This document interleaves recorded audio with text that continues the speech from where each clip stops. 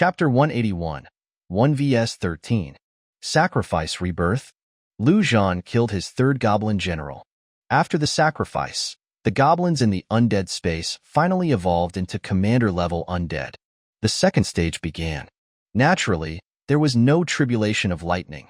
The evolution went smoothly. Zhan took a moment to glance at their attributes. Damn, the highest agility was only a little over 500. Trash. If they weren't commander level, they wouldn't even deserve to be in his undead space. Zhan was about to continue searching for the next commander when an extremely dangerous aura suddenly descended from above. There, a green-clad man fell from the sky, opening his mouth to spit out several streams of green saliva, like sharp arrows. In his mouth, the tongue was clearly that of a snake. Zhan snorted coldly. The wings of death behind him instantly unfurled and flapped powerfully. A wave of death wind instantly swept out, blowing away all the poisonous projectiles. The next second, the green-clad man opened his mouth again, his entire person suddenly transforming into a giant serpent. The terrifying snake scales, the triangular tongue. It was clearly a king cobra. High-level demons could freely transform between human and demon forms. The demon form was clearly stronger. The cobra's head opened, spewing out a large cloud of poison. The poison spread with incredible speed, reaching Zhan in the blink of an eye. Zhan snorted coldly, but his figure directly vanished from the spot, appearing in midair at the same time. He thrust his sword towards the king cobra. On the ground, the poison spread, and a large number of demonic creatures instantly died, without any chance to struggle.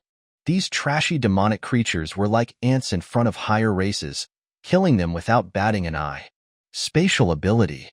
The king cobra spoke human words, clearly not expecting Zhan to have a teleportation skill. But he wasn't afraid. He twisted his serpentine body and opened his jaws, actually trying to bite the sword with his teeth. Clearly, this thing underestimated Zhan or overestimated itself. It did bite the sword, but Zhan suddenly exerted force, almost shattering its teeth. Fortunately, at that moment, a terrifying flame descended from the sky, looking as if it would hit Zhan. Zhan had no choice but to withdraw Blood Requiem, flap the wings of death, and flash to the side. Otherwise, he could have directly pierced through the king cobra's head. Haha, Liang Feng, I saved your life. Calling me father isn't too much to ask, is it? In the air, a fireman engulfed in flames laughed loudly. He was the peerless genius of the fire clan within the Five Elements clan. Fire fiend. You don't really think this mere human could have killed me? Liang Feng transformed back into human form, coldly snorting. He was a little scared inside, as he had indeed been careless just now. But even though he felt soft inside, he had to be tough on the outside. They were all top-tier geniuses ranked in the top 100 of the Heavenly Pride ranking, definite competitors. Zhan narrowed his eyes. These two guys were only hero level, but they gave him a dangerous feeling. Whether it was the poison or the fire, they could both probably hurt him. Otherwise, he wouldn't have needed to dodge. He hadn't expected there to be such talented and powerful warriors among the myriad races. Just then, another small fireball shot straight towards him.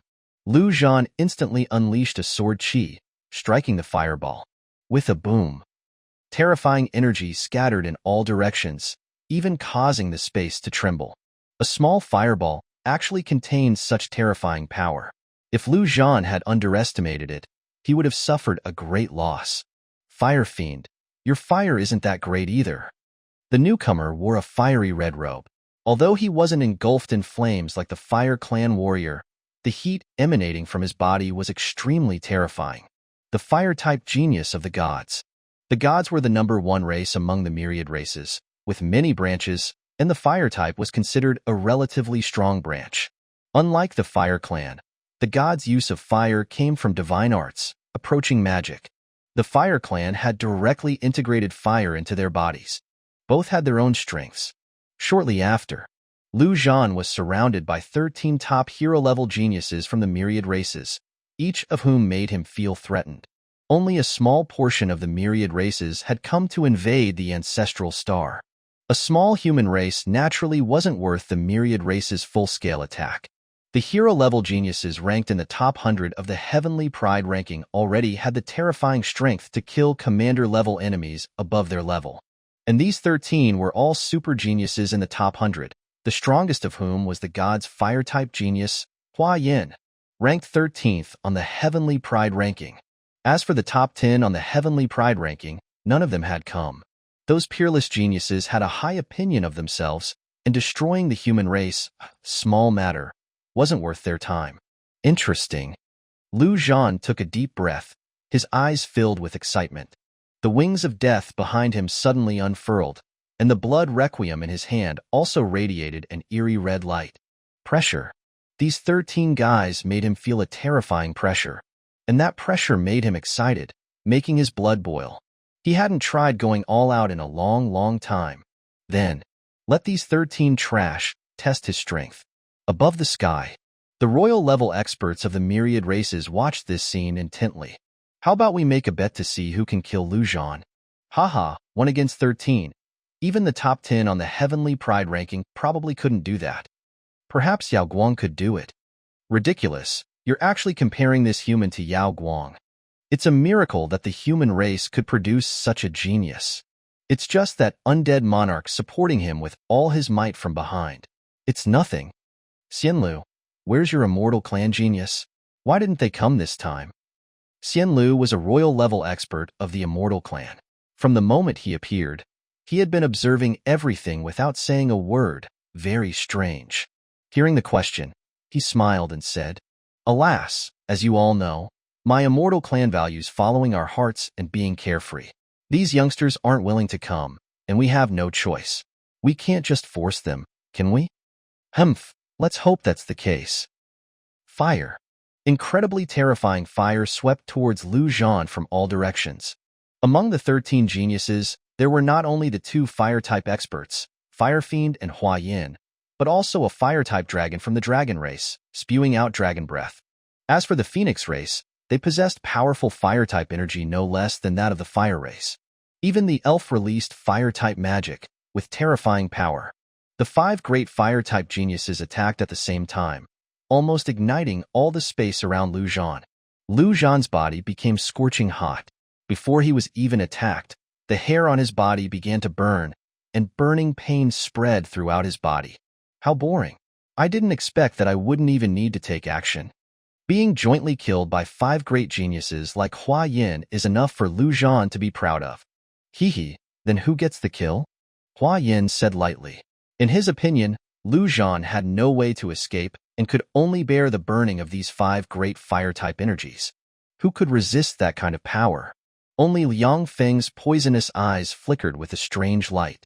He knew that this guy had spatial abilities and escaping was definitely not a problem. But he had no intention of reminding anyone. If one of the geniuses in front died, his ranking on the Heavenly Pride ranking would rise by 1. Chapter 182. Instant Kill. Zhan stopped in the air, motionless, allowing the terrifying fire energy to approach. Indeed, as the King Cobra had thought, he could have escaped long ago if he had wanted to. The reason he didn't escape was because he was waiting for a chance to kill with 1 blow. And when those terrifying flames completely engulfed him, the opportunity arrived. Zhan's figure directly disappeared from the spot. Under the cover of the flames, in that instant, the geniuses didn't even realize that Zhan had disappeared. Ligia fluttered her beautiful elven wings, her lovely face incredibly adorable. However, just now, this beautiful female elf unleashed a devastating fire-type magic. The fiery red light reflected on her face, making her even more beautiful. Ligia's flames attacked him first. I think the kill should be mine. But as soon as she finished speaking, she heard a chilling voice in her ear. Die! Ligia's beautiful face changed drastically, but it was already too late. A blood-colored sword appeared directly behind her small head. Then, terrifying energy erupted. Crimson Blood Demon Blade. Boom! Among the top 10 races, in terms of physique, the elf race was undoubtedly the weakest. But the elf race were natural masters of magic. They could unleash devastating magic with a wave of their hand, and also release incredibly powerful defensive magic. So in terms of defense, the elf race was not inferior to the dragon race, which was famous for its physical strength. But at this moment, Ligia didn't expect Zhan, who was clearly being burned, to appear behind her. She only had a layer of low-cost protective magic, and her defense was naturally average. How could she resist such a violent sword? In an instant, the beautiful elf exploded under blood requiem, unable to leave even a corpse behind. Elven blood rained down from the sky. Above the sky, the elf race's royal-level experts' face turned grim. The top 100 geniuses were all seeds with the potential to become royal-level experts in the future, and the race naturally valued them extremely highly. Haha. Zhan laughed loudly. Geniuses? Is that all there is? After mocking them, he directly unfurled the wings of death and flew away quickly. In order to kill the elf instantly, he had gone all out, not even giving her a chance to reincarnate as an undead. The other 12 geniuses' expressions changed drastically. Ligia's ranking wasn't low, as she was 48th. And she just died like that? What if it were them? In an instant, several geniuses had already developed the intention to retreat, but several others felt that Zhan had only taken advantage of the element of surprise. Why resort to surprise attacks? It was because he couldn't win in a direct confrontation. Hua Yin was one of them. His face was cold as he reached out and pointed at Zhan, who was flying away. He roared, "The god says, you are guilty, and you shall be punished by the chains of fire." As soon as he finished speaking, Zhan, who was fleeing, suddenly felt his hands and feet completely bound by burning fire chains. Carelessly, he almost fell to the ground. At the same time, the king cobra, Yufeng, opened his mouth, and several poisonous darts shot out instantly. He was confident that as long as Zhan was poisoned, he would definitely not be able to escape from his grasp. Zhan naturally knew how powerful the poison was, but, bound by the fire chains, he didn't have time to escape. With a thought, an undead demon fighting in the distance suddenly disappeared and, in the next second, appeared in front of him. Returning the undead to the undead space and summoning it out again took less than a second to complete. Bang, bang, bang, bang. The poisonous darts were all blocked by the undead demon. As an undead, poison naturally had no effect on it. Then, Zhan shook his body, finally breaking free of the fire chains. The god says, you are guilty, and you shall be imprisoned in the prison of fire. In the next second, Hua Yin had already cast his divine art again. Around Zhan, a prison of flames instantly formed, instantly surrounding him. God says, you're fucking courting death. Zhan was furious. This god race was just a talking god of war, just talking and talking. Just then, the 10-second cooldown was over. Zhan's figure directly disappeared from the prison, appearing in front of Hua Yin at the same time. He struck with his sword. The god says, a fire shield will protect me. Hua Yin's face changed, and he said loudly. Earlier, because he was surrounded by flames, he hadn't noticed how Zhan had escaped. But now, he saw it clearly. It was spatial ability. Spatial ability could be said to be one of the most powerful abilities. But his reaction was much faster than Ligia's. A burning shield instantly appeared in front of him, blocking the sword. Hua Yin retreated quickly, away from the energy's blast range, and at the same time, he spoke again. The god says... But he had only said 2 words when he saw Zhan already charging towards him with his sword, cursing. Still God my ass. Zhan realized that there was only one way to fight this god race. That was to keep attacking him constantly so that he wouldn't have time to speak. If it were a one-on-one fight, Zhan could have completely suppressed Hua Yin, but now it was one against many. The other geniuses would naturally not just watch Zhan keep attacking. Haha, Hua Yin, let me come. Not far away. The Fire Clan's fire fiend laughed loudly. The flames on his body burst out instantly, as if he had activated a super scion state. In an instant, he had already rushed behind Zhan and punched him. Zhan didn't look back, but flapped his wings and slammed them hard.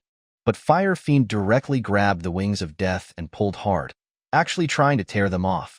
Unfortunately, he underestimated the level of the wings of death and couldn't tear them off at all. Since that was the case, Fire Fiend directly released flames, burning towards Zhan along the wings of death. Zhan snorted coldly and had no choice but to abandon his attack on Hua Yin, turning his sword and striking at Fire Fiend. Fire Fiend wasn't afraid at all, actually punching Blood Requiem. The fist and the sword collided, and terrifying energy exploded. But the two of them didn't retreat at all. Instead, they kept attacking, fist after fist, sword after sword. In just a few seconds, they had collided hundreds of times. Unlike other races' use of elements, the Five Elements clan integrated all the elements into their bodies. They were definitely close-quarters combat fanatics. They didn't need weapons because their bodies were the greatest weapons. The other several geniuses of the myriad races, including Hua Yin, didn't attack. Firstly, indiscriminate attacks could easily injure Fire Fiend by mistake, and secondly, it was the dignity and pride of being a genius. Although a tag-team battle wasn't very glorious, it was still a little better than a group attack. The reason they had attacked at the same time at the beginning was because they felt that Zhan was nothing special and not worth them taking seriously. They wanted to destroy him sooner rather than later. But Zhan's various performances had already shown that he was an absolute genius who was worthy of being ranked in the top 50 of the Heavenly Pride ranking. A one-on-one fight was the greatest respect for him. Of course, not all geniuses talked about martial ethics. For example, the King Cobra of the demon race was always paying attention to the battle to see if there were any opportunities to attack. Chapter 183, The Real Commander-Level Warrior. Haha, awesome. I haven't had such an awesome fight in a long time. On Fire Fiend's body, the flames burned brighter and brighter as he shouted while fighting. Human, your strength is very strong. You're worthy of me remembering. Zhan sneered in his heart. Did this guy really think he could have a 50-50 fight with him? He was only using 60 to 70% of his strength now. If he went all out, he would have extinguished this fireman's flames long ago. Since these guys wanted to talk about martial ethics and have a one-on-one fight, he naturally couldn't ask for anything better. Dragging out the time was exactly what he wanted. It would be best if he fought with this fireman for 3 days and 3 nights, and see how terrifying the number ones the more you fight, the stronger you get ability could stack up to. At that time, he would kill gods when they blocked his path and destroy demons when they got in his way. Just as Zhan was thinking, suddenly, he sensed a dangerous aura approaching rapidly. Instinctively, he tilted his head to the side. A green poisonous arrow instantly shot past his face. It was Yufeng, who didn't talk about martial ethics. If it wasn't for the sake of dragging out the time, Zhan would have killed him in the first instant. But for the sake of the overall situation, he could only suppress this anger for now. And just as Zhan's side was deadlocked, the undead city seemed to have also fallen into a stalemate. Among them, the greatest contributor, without a doubt, was the forbidden spell mage, Huang Shengren. This old man, under a full-scale eruption, was as terrifying as a bug-level existence. The most terrifying thing was that this old man could actually cast a super magic array. As long as a mage stood in this magic array, their power would be doubled and their consumption would be halved. It could be called a super cheat. In the air, even dragons, existences with top-tier magic resistance, couldn't withstand the bombardment of magic. Of course, human casualties were also quite tragic. The mage team led by Huang Shengren had to focus all their energy on the demonic creatures in the air. If they relaxed even a little, the protective shield would be at risk of breaking. Attacks on the ground could only be left to other professions. Melee professions such as warriors had already rushed out of the protective shield and were fighting with a large number of demonic creatures. Among them, Zhan was the most brutal. This blood blade old ancestor had completely killed his way into a frenzy. The blood blade was frantically absorbing the blood of various demonic creatures, as if roaring with incomparable excitement. Zhan knew that this state was extremely dangerous. If he continued to kill, the blood blade was very likely to exceed his control. But he couldn't stop, and he couldn't stop. In the past, he only lived to avenge his daughter. During this time since joining the undead kingdom, he had already regarded himself as a person here. He wanted to fight for the undead kingdom until he died in battle.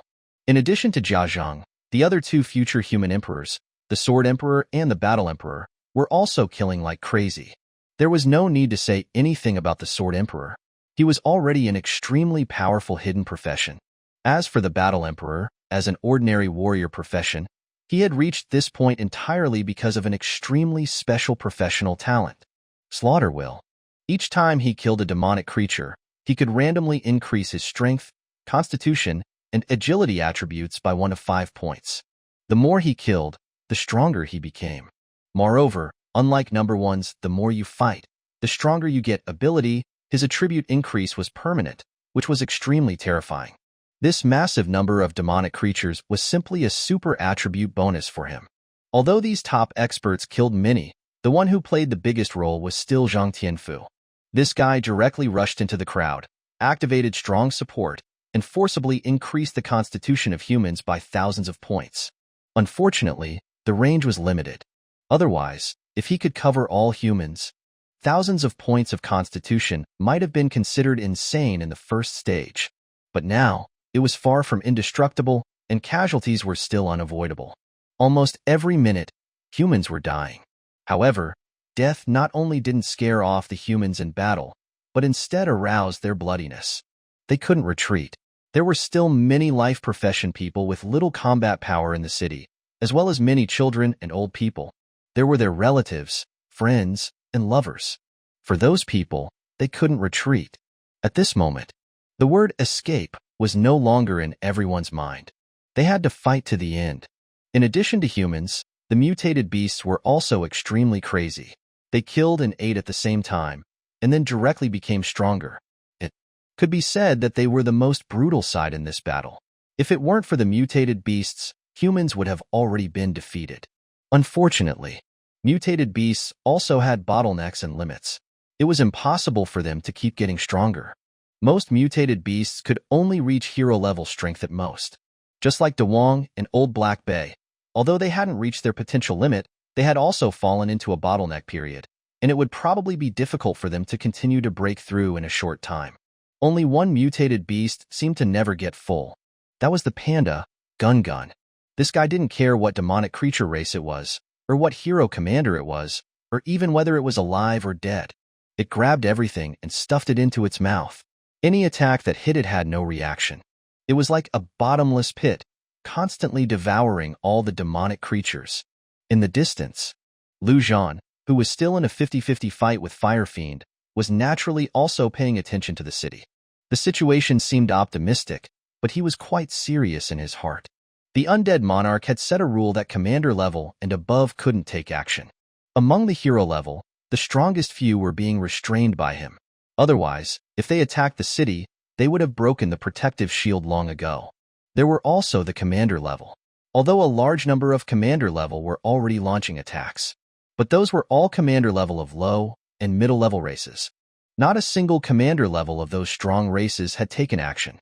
If they took action, the consequences were unimaginable, and Zhan wasn't sure if he could withstand it. While thinking, Zhan flapped the wings of death again, knocking down a poisonous dart. In this short period of less than 10 minutes, Yufeng didn't know how many surprise attacks he had launched. Even Fire Fiend couldn't stand it anymore and cursed. Yufeng, get out of here. Hee, Fire Fiend. Aren't I helping you? Yufeng stuck out his snake tongue, smiled, and shot out 2 more poisonous arrows at the same time.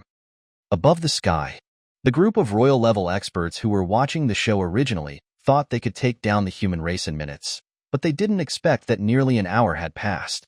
They still hadn't broken the protective shield, and the strength of the human race had exceeded their expectations. As expected of the race known as the spirit of all things, if the human race is given some more time, their future will be unimaginable. Hee, don't forget that you dragons were just mounts of the human race in the beginning. That's just a rumor. Where's the examination? Furthermore, you demons are just a combination of human experts and local natives, human bastards. Black Dragon Emperor, some words can't be said randomly. What? Could it be that this emperor has hit a sore spot for you demons? Enough. These are all cliches. What's there to argue about? Ancient times are ancient times, and now is now. The human race was the supreme race in the universe during ancient times, and no one can erase that. Otherwise, there's no need for us to come to this ancestral star. These human races originally wanted to keep them to wait for the spirit treasure to erupt completely. Maybe they would still be useful, but they didn't want to join the undead monarch. Shia, take action. Yes. Among the myriad races, a male elf flew out, a true commander-level warrior. Chapter 184. The Monstrous Gun. Di Shiya's eyes were filled with rage, unable to restrain the urge to act. The Ligia who had just been killed by Zhan was the most outstanding descendant of their family. For her to die in vain like this was a heavy loss to the family. Of course, Di Shiya wouldn't directly attack Zhan. To put it euphemistically, a duel was going on between geniuses over there. It wouldn't be proper for an elder to interfere. It was still far from the point of completely tearing off the mask. Di Shiya flew to the top of the protective shield, preparing to attack when she saw a beam of black energy shooting straight towards her. Huang Shengren observed the overall situation and naturally discovered the existence of this terrifying threat. Without hesitation, he acted to kill it. Di Shiya sneered. Dark magic had extremely strong destructive power. If this attack was directed at a hero level, they would definitely not be able to withstand it. But she was a powerful commander level. Di Shiya stretched out her small palm, and a small black energy beam shot out. When it came to magic, the elven race was afraid of no one. In an instant, the small black beam directly shattered Huang Shengren's attack and headed towards the protective shield. On the ground, Huang Shengren's expression changed slightly, and he shouted loudly, "All mages, release magic towards the sky together." In an instant, all kinds of magic flew towards the sky. Huang Shengren immediately waved his staff. Under the effect of the magic array, all the magic actually converged together, forming an extremely terrifying multicolored energy. With a boom, the moment the multicolored energy rushed out of the protective shield, it collided with the black beam. The two energies were directly deadlocked in the air. Interesting. A smile appeared on the corner of Di Shiya's mouth. Humans actually had such methods, which really surprised her a bit. But that was all there was to it. Di Shiya's wings behind her fluttered violently, and the black beam she shot out instantly increased in power by double. Boom! The human's seven-colored beam instantly collapsed, and the powerful energy directly bombarded the protective shield. Only the sounds of crackle could be heard continuously. The protective shield, like glass, completely shattered, and the entire undead city was unreservedly displayed in front of the myriad races.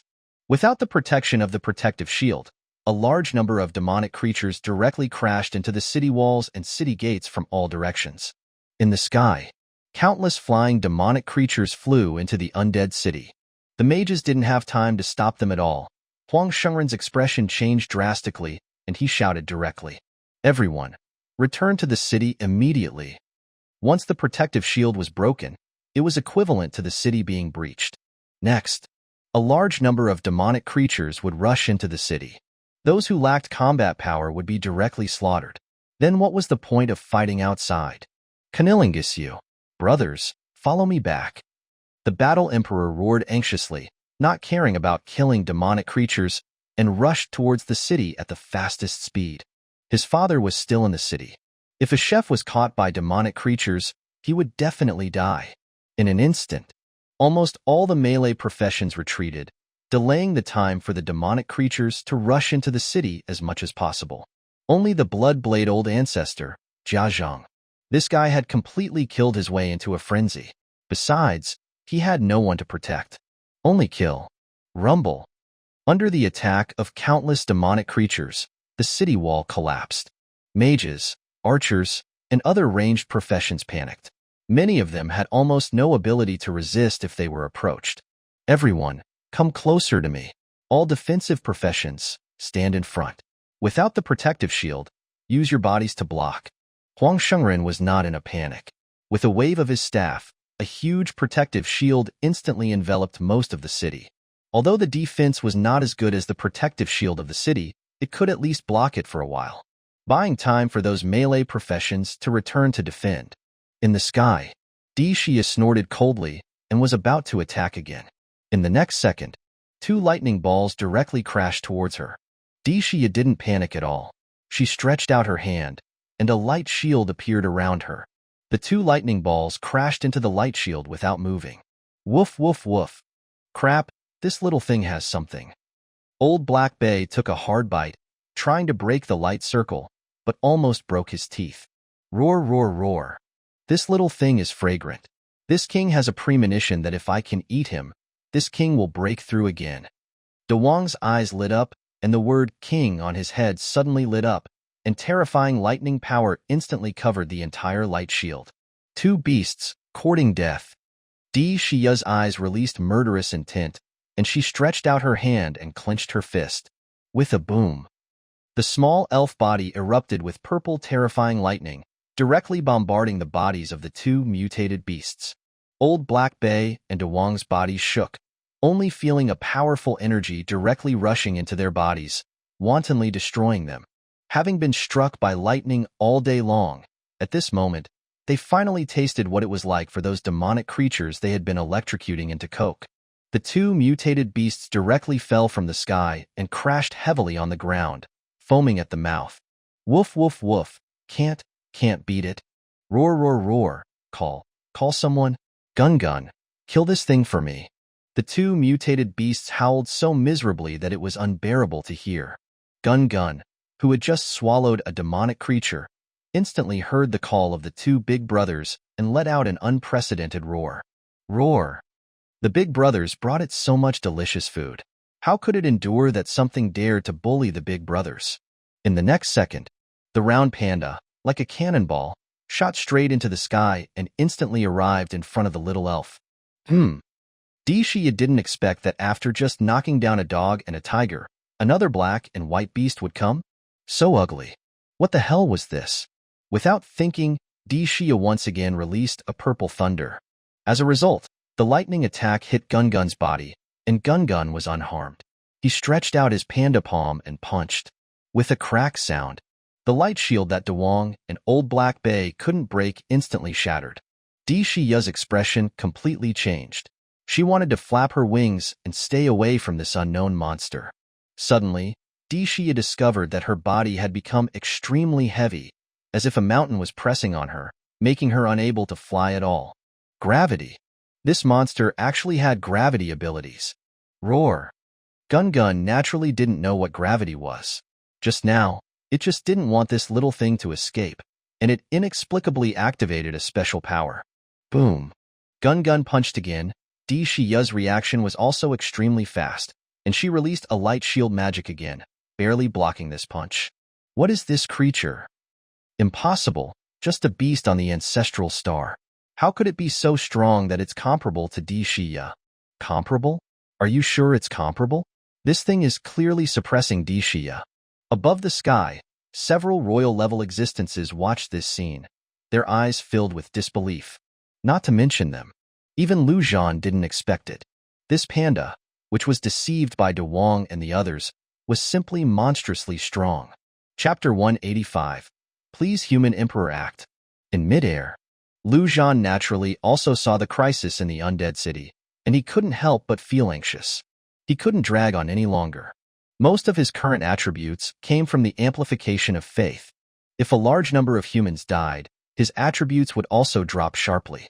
At that time, before number 1 came out of the mountain, he would be hacked to death. Zhan, I'm going to use my full strength. Just then, Fire Fiend laughed loudly, and the flames on his body rose again, a full meter high. In the next second, he heard Zhan roar.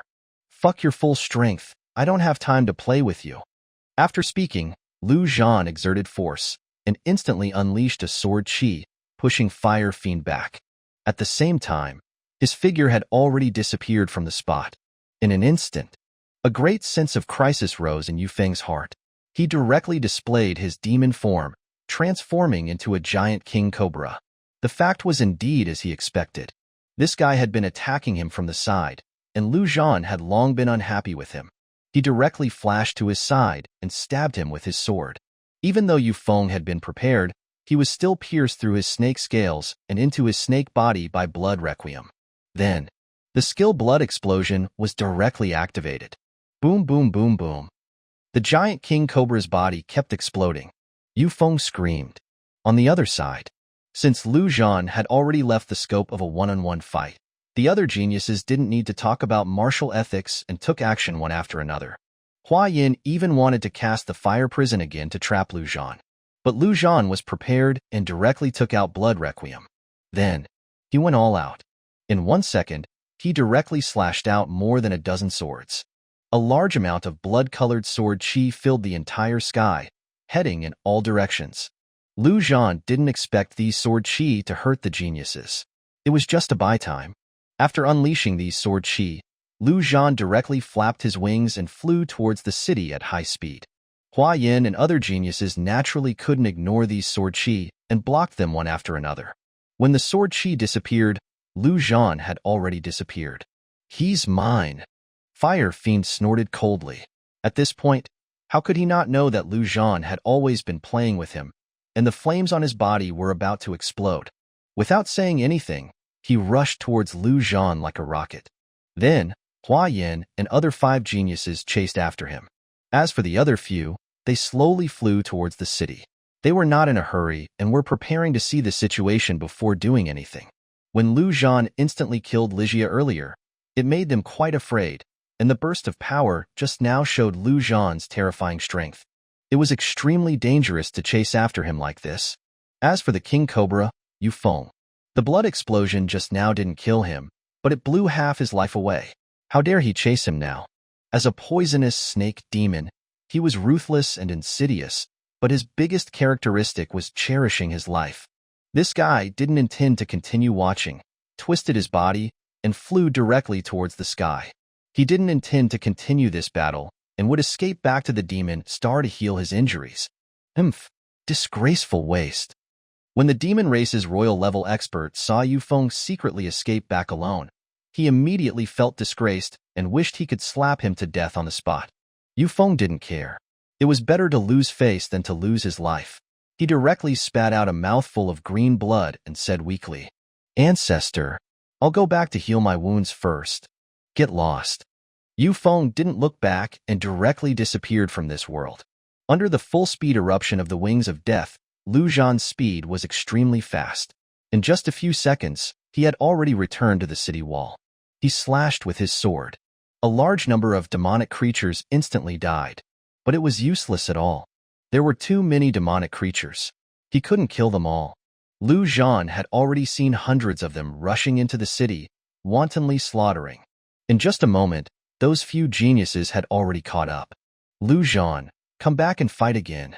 Fire Fiend roared and punched from behind, directly condensing a huge flame fist and blasting towards Lu Zhan.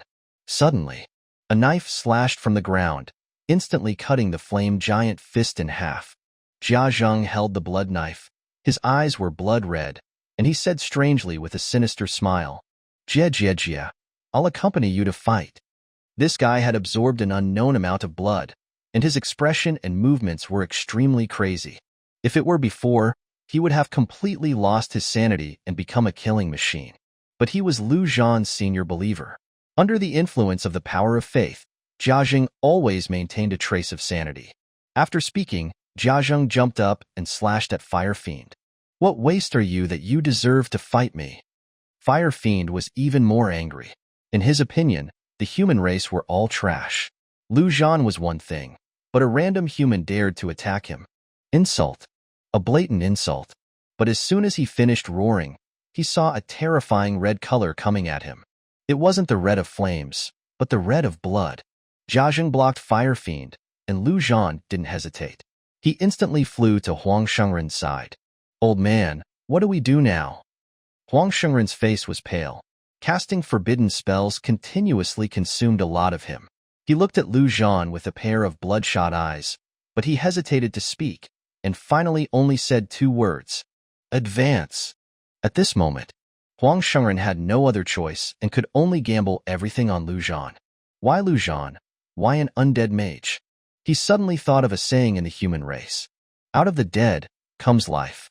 If the human race wanted to be reborn, perhaps the answer was in death. Since Lu Zhan's current undead strength was not enough to change the battle, it meant that he was not strong enough. Then he would make him stronger. There was only one fastest way. Profession advancement.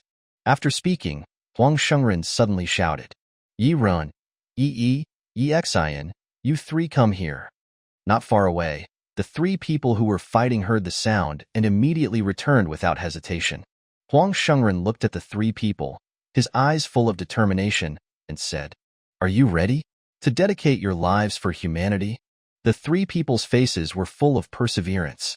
They nodded and all stood in front of Zhan, saying at the same time, "Please, human emperor, act." Obviously, Huang Shengren had told them something. Zhan's body shook, his eyes full of shock and disbelief. The three people looked similar. It was obvious that they were three brothers. But what shocked him the most was, these three people were actually holy professionists. He had once told Huang Shengren about his advancement task, but he didn't expect that Huang Shengren had already arranged it for him. If these three people attacked him or even cursed him, he could kill them without hesitation. But now, looking at the unwavering dedication in the eyes of the three people, Zhan's hand holding the sword trembled. "What are you waiting for?" Huang Shengren's eyes widened and roared. The three of Yiren knelt down directly. Their eyes were so fiery and determined. "Please, human emperor, act. Please, human emperor, act. Please, human emperor, act." Chapter 186. The Heavenly Demon Naduo. "Cunnilingus, your mother." Zhan only felt that his heart was like a fire that was burning hotter and hotter, burning him to the point of collapse.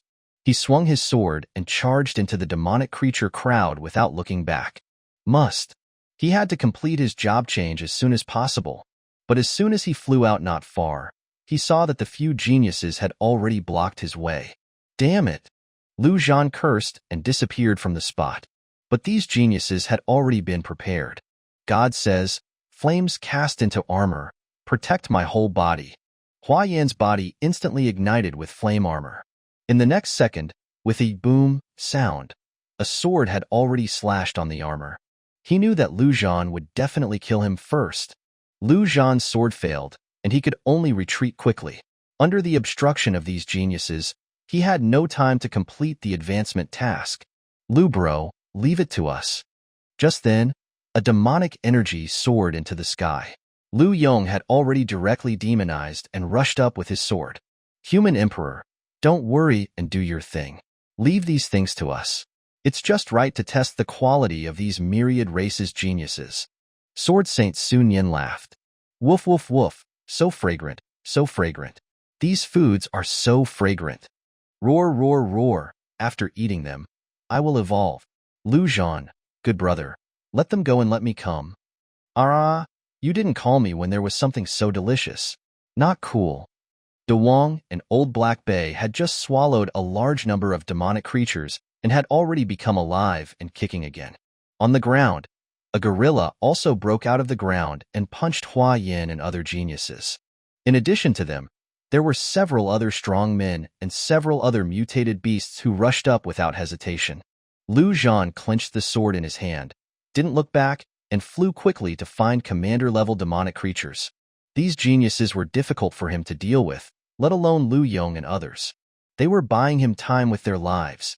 Above, the heavenly demon Tali finally managed to kill 10 heavenly demon undead, and he was already covered in wounds. These undead were too terrible, especially the heavenly demon general. If it weren't for the heavenly demon's powerful special abilities, Tali would have been beaten to death alive. "Ha ha ha, come on, you group of undead. I'm going to tear you all apart. Helian, you were a waste in front of me when you were alive. You still want to fight me after you die. What do you have?" Tali's heart was greatly stimulated. He was a dignified, peerless genius. How could he bear to be beaten like this by a group of undead? Above the sky, the demon race's royal-level existence obviously couldn't stand it anymore, frowned, and said, "Naduo, go deal with it and bring Tali back." Behind him, a commander-level heavenly demon instantly flew out. The strong race's commander level were still in the sky, not joining the battle. This battle was only part of the annihilation of the human race. These strong races had another purpose. That was to consume the numbers of the myriad races. This was a tacit understanding between strong races. The myriad races had one characteristic, that was that the weaker the strength, the stronger the reproductive ability. Races like the giant dragons and the heavenly phoenixes, who ranked in the top 10, had extremely difficult reproduction. Others, like the demon race and the god race, although the number was not as rare as the giant dragons, it was not much. But those middle and low-level races were different. They were extremely easy to give birth. Almost every minute and second, new lives were being born. For example, goblins. They really started with 10 heads and 1 pregnancy. The highest record was even 1 mother goblin giving birth to 100 small goblins at one time. It was so terrifying. If these things were allowed to breed, they would burst their planets sooner or later. This was not conducive to the balance of the universe, nor was it conducive to the rule of these strong races. But it was obviously a bit unethical to kill them directly. At least on the surface, these strong races had to maintain a certain prestige. Therefore, strong races would occasionally come up with some names and start some race wars. This time, destroying the human race was obviously a very good opportunity. Originally, if the human race was too weak, these strong races would even have to find ways to consume the number of demonic creatures. But now, the human race was stronger than they expected, which suited them well. It was estimated that a lot of myriad races would be consumed in one battle. Therefore, these strong races' royal-level experts were not worried at all and stood in the sky, fishing steadily. Dishiya and Naduo took action because the elf race and the demon race had lost a certain amount of face and had to show something. The heavenly demon Naduo instantly flew to Tali's side. He waved the giant sword in his hand casually and blasted a heavenly demon undead into pieces.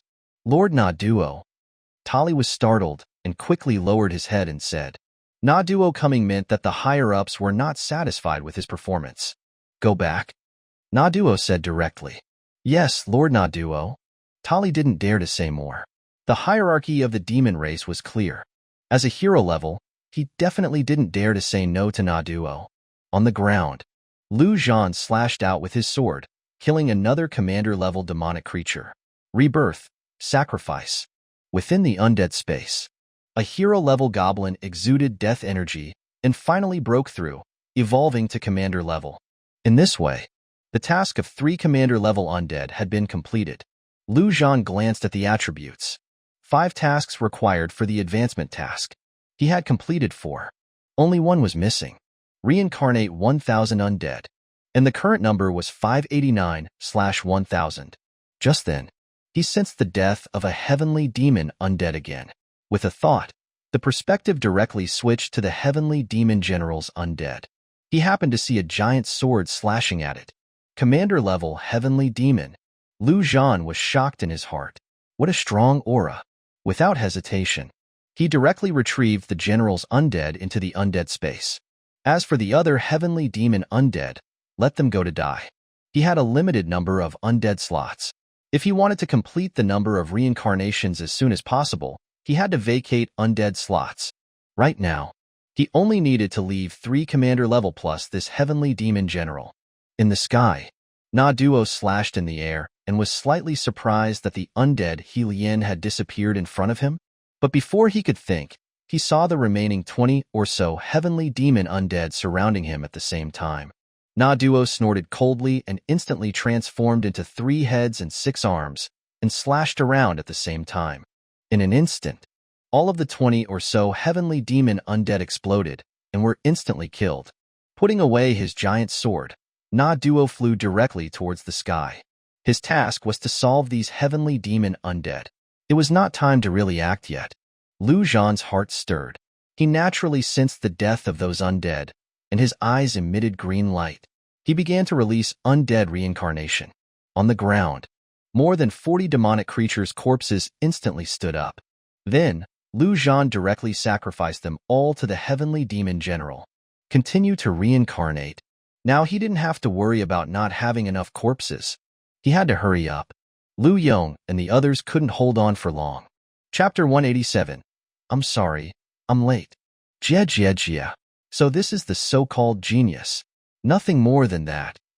At this moment, not only had Jia Zheng's eyes turned blood red, but even his entire face and skin faintly revealed a blood-red hue. He looked like a mad demon, his voice unlike his usual self, resembling an evil patriarch. He was constantly absorbing blood, never stopping for a moment. There was too much blood around him, so much that he couldn't absorb it all in time. His blood knife seemed to be emitting terrifying wails at all times. With each slash, a large number of blood spirits rushed out, attacking their target. At this moment, the Fire Fiend, who was ranked in the top 100 of the Heavenly Pride ranking, was actually being suppressed and slashed by Jia Zheng. only able to defend with all his might and unable to counterattack at all. Fire Fiend's expression had gone from confidence at the beginning to panic. That strange knife could even absorb his fire. How was that possible? How could such a freak appear in the human race? In a moment of panic, a blood spirit directly broke through his protective flames and drilled into his body. Instantly, Fire Fiend felt the fire blood within his body draining away. Jia Jia Jia, I like your blood. Jia Zheng's distorted face was full of strange laughter, and his attacks became even fiercer. Cunnilingus your mother. Wang Jiang. In the city, Lu Yong was covered in blood, and several places on his body were directly burned. These geniuses were too strong for them. Lu Yong and the others couldn't beat them at all. If they wanted to stop them, they could only let countless brothers block them with their lives. In less than 10 minutes, nearly 100 humans had died. And that was far from enough. Himph, a bunch of trash, wasting my time. Hua Yin snorted coldly. God says, you are all guilty and need to be burned in flames to atone for your sins. The next second, the bodies of hundreds of people in front of him inexplicably burst into flames. Those who were slightly weaker were directly burned to ashes alive. Brothers, I'm here. At this moment, a loud shout came. Zhang Tianfu was running from a distance and directly activated strong support. As a defensive profession, all of this guy's skills and equipment were to increase defense. He really didn't add any agility. When all the humans returned to defend just now, he had run back at the fastest speed. But he was still too slow. He finally ran now.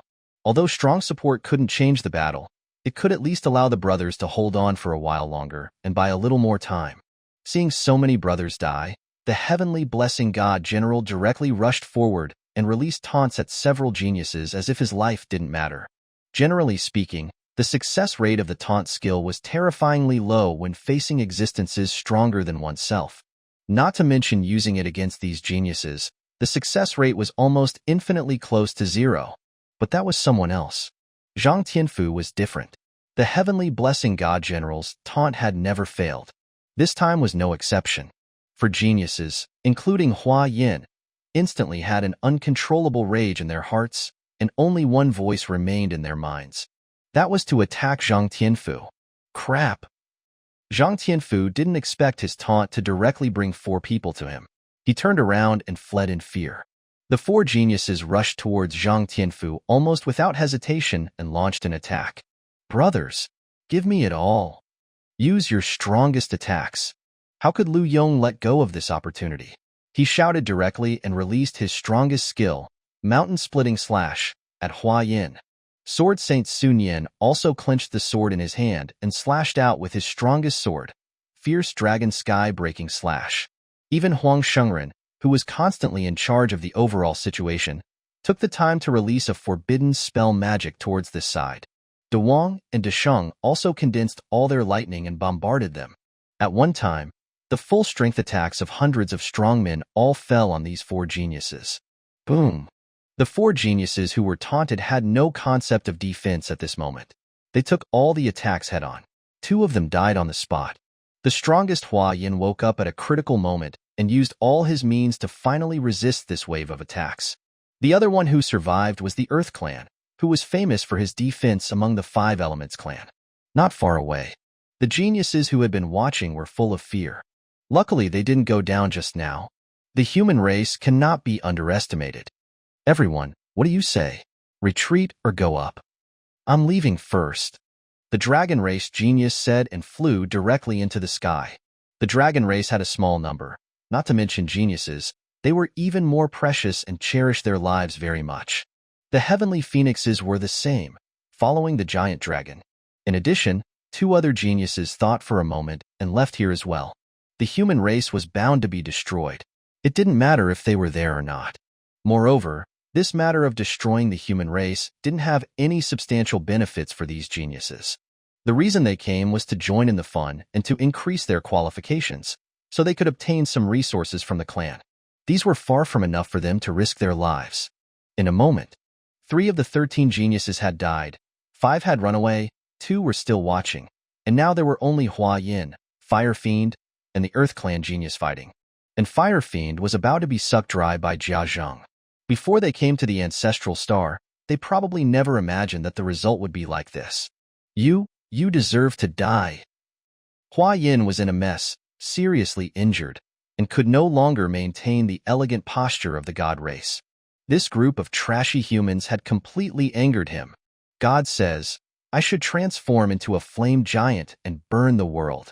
As soon as the words fell, Hua Yan's body erupted with an incomparably terrifying flame, and then he directly turned into a flame giant. The terrifying heat waves spread out. Some people who were closer were burned in an instant. Quick, retreat first. Lu Yong's expression changed drastically. He was 10 meters away from the giant, but he still felt a burning pain. How could it be? How could it be so strong?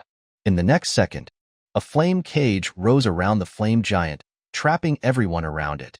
Hua Yan's eyes released a powerful killing intent, looking at Lu Yong. It was this human. That slash just now had made him so embarrassed. Lu Yong, who was trapped in the flame cage, had nowhere to escape. He raised the giant sword and jumped up without fear, slashing down.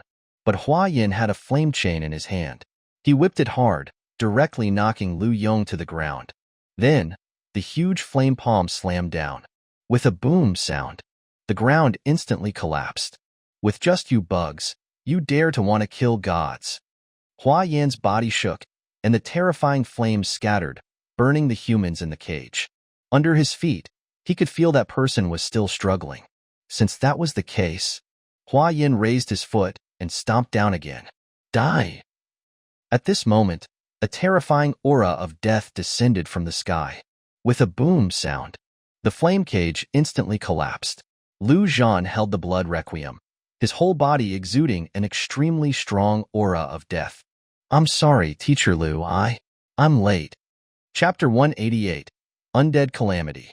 Lu Zhan's figure instantly disappeared into the air, then appeared next to the flame giant's leg. He swept his sword horizontally.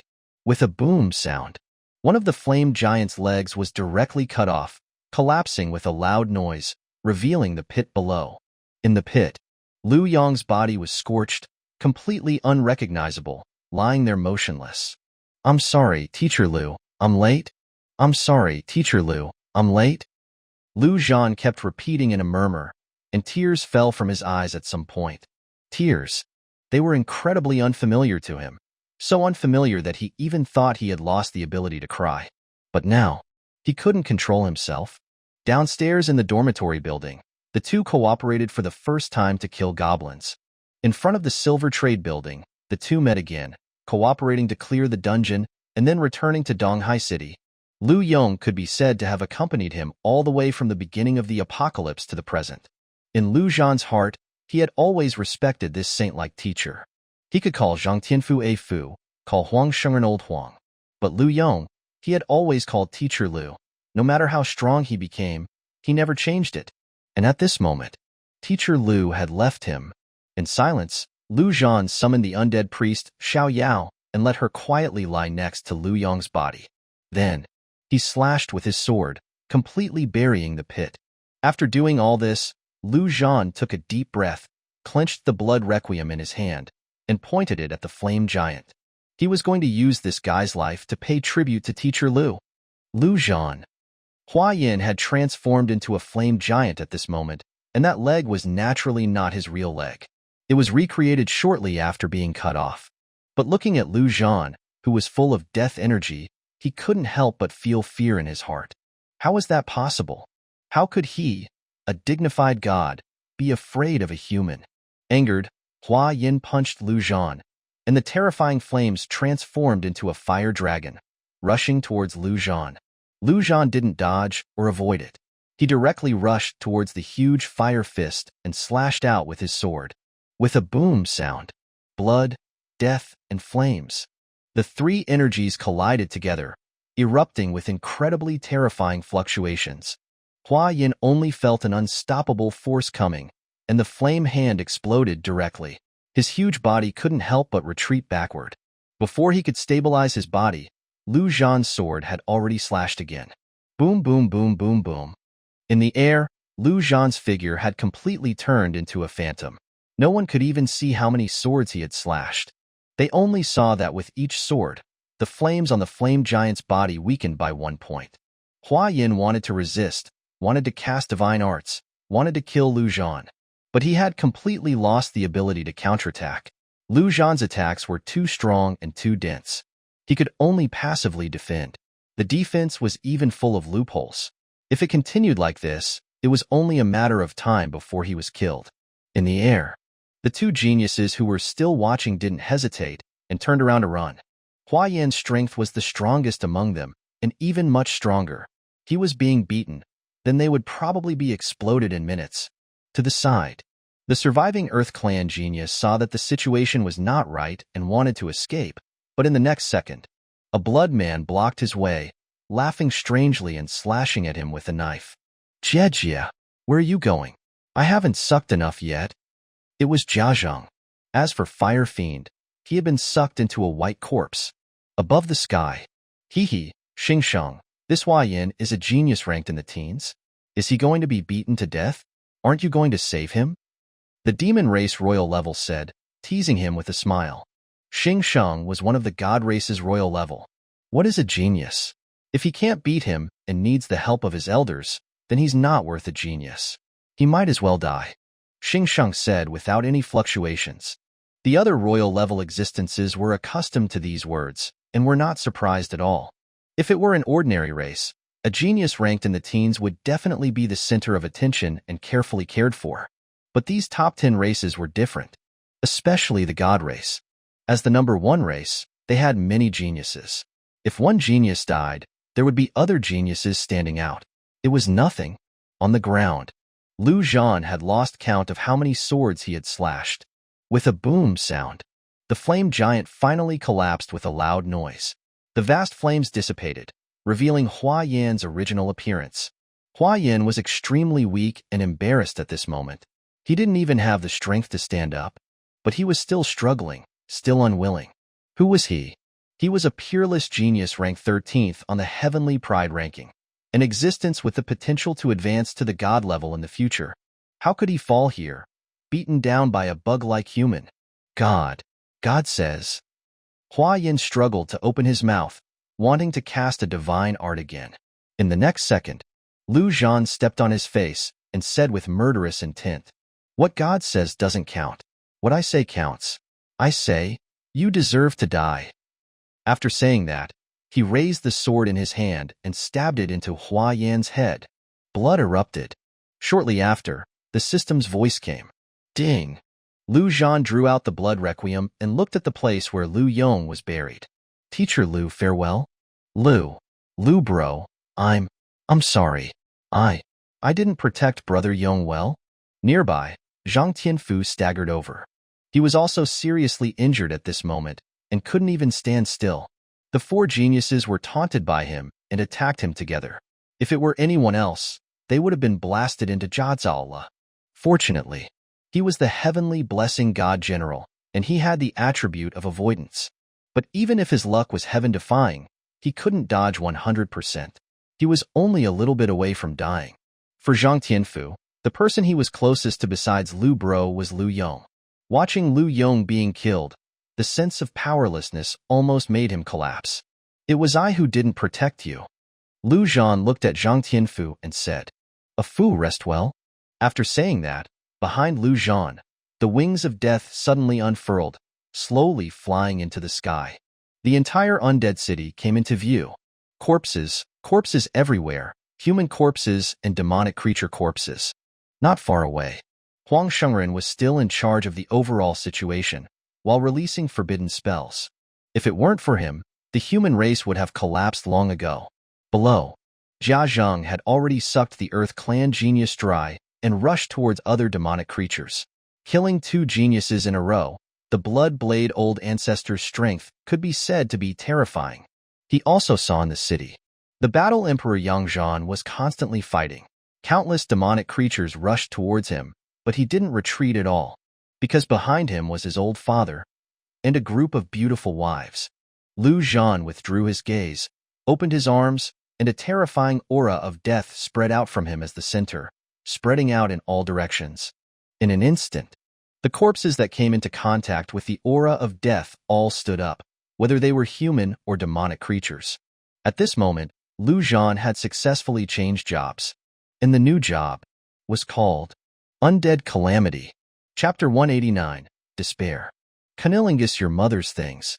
All of you give me death. Zhan cursed while fighting. He didn't know how many demonic creatures he had killed to this point, but these things were still rushing forward continuously, as if they could never be killed. Son, open your mouth, catch this. Behind him, Ding shouted and threw out a freshly made bun. Zhan didn't stop moving his hands, and at the same time turned his head and caught the bun in one bite. After eating it, his fatigue disappeared instantly, and he became lively again.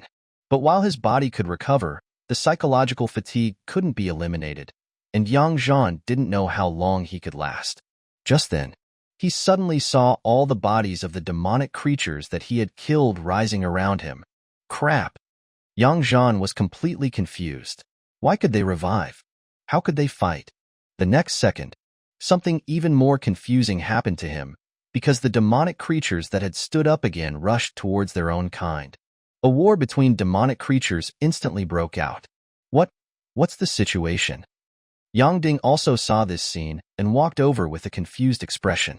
Zhan seemed to have thought of something and suddenly said in a trembling voice, "It's His Royal Highness the Human Emperor, the Undead." The same scene happened in various parts of the Undead City. Humans went from being confused at first to excited. What place was this? Undead City. What did they believe in? It was death. With a boom sound, Zhan's strength, which was flying in the sky, increased rapidly, and the voice of faith rising constantly rang in his mind. In just 5 minutes, the aura of death he released had spread throughout the entire city and was still spreading outside the city. This was the strongest skill of the Undead Calamity. The undead who stood up again were not real undead, but walking corpses controlled by the aura of death. Their strength was not as good as the undead that Zhan had reincarnated, and their attributes were not even as good as they were when they were alive. Zhan naturally couldn't enjoy the attribute bonus of the talent. But so what? There were far too many walking corpses, and their numbers were still increasing. In addition to the help of humans and mutated beasts, the situation reversed instantly. Inside Undead City, a large number of demonic creatures were besieged to death and then stood up again, joining the team that was besieging the demonic creatures. In just 10 minutes, there were no living demonic creatures in the entire city. The walking corpses, like locusts, rushed out of the city and directly launched a counterattack. This was the Undead Calamity. It's really fucking perverted. Relief appeared on Huang Shengren's face. All of this effort had not been in vain. Lu bro, this is my Lu bro. Invincible. Zhang Tianfu was extremely excited and roared loudly. Above the sky, the royal level of the myriad races were also watching this scene, with some sighs, some surprises, but no worries.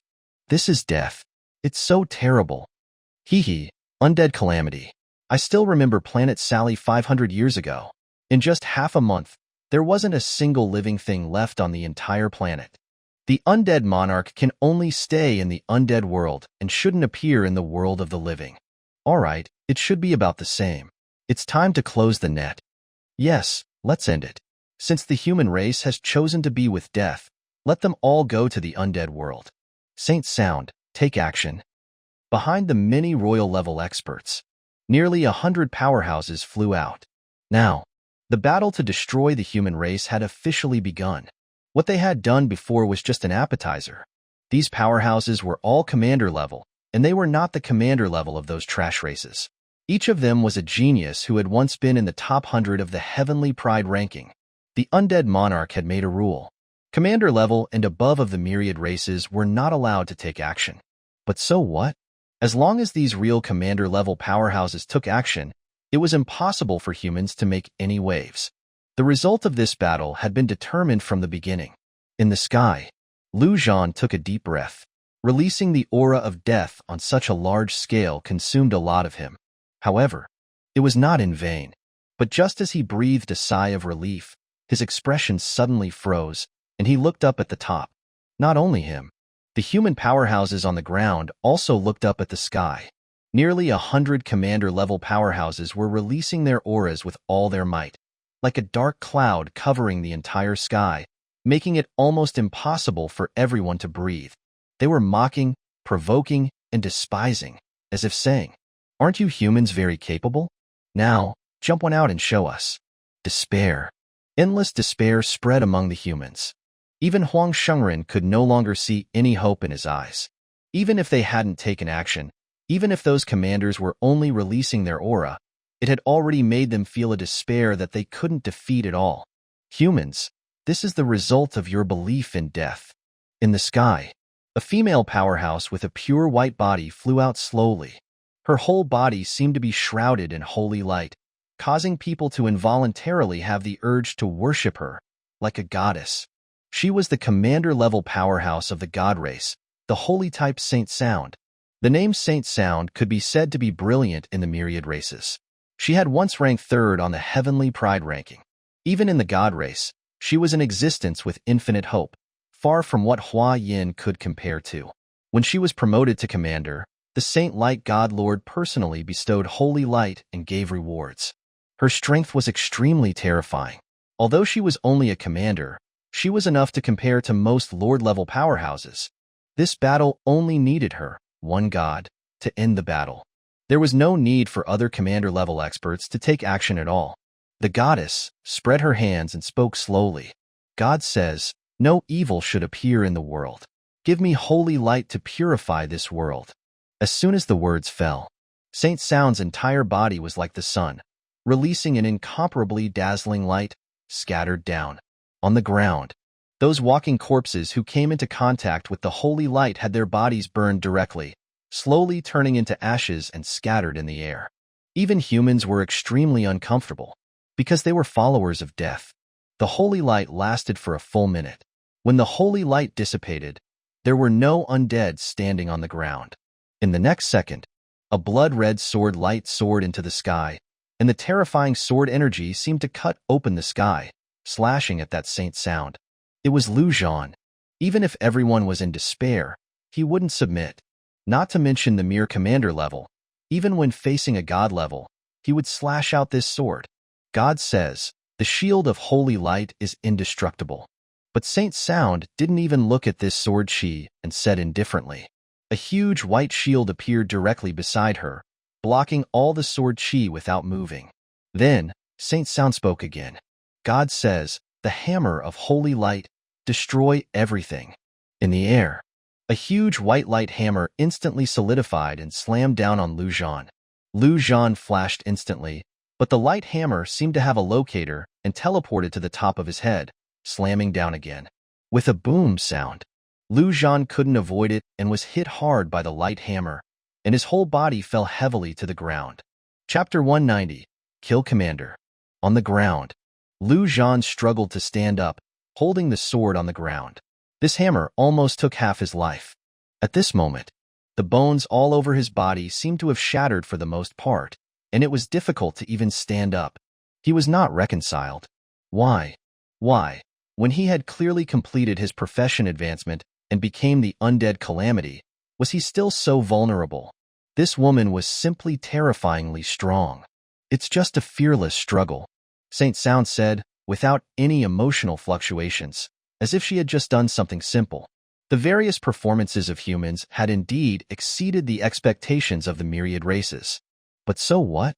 The myriad races had been inherited for tens of thousands of years.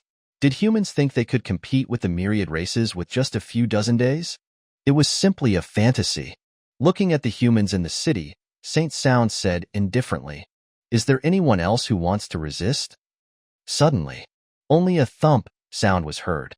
On the ground, Zhan actually knelt down directly and said with a trembling voice, Spare my life. Please, goddess, let me go. I don't want to die. I can use this ring, change my life." After speaking, Zhan took off the ring of the world, placed it in his hand, and showed it to Saint Sound. Lu bro. Human Emperor, what are you doing? Why do you do this? You are the human emperor. How can you kneel down? Stand up. Our human race can die standing, but we must never live kneeling. Zhang Tianfu and the others looked incredulous and cursed angrily. They were in despair, but they still had dignity. The human emperor had begged for mercy, which meant that the entire human race had begged for mercy. Zhan didn't move, as if he didn't hear anything.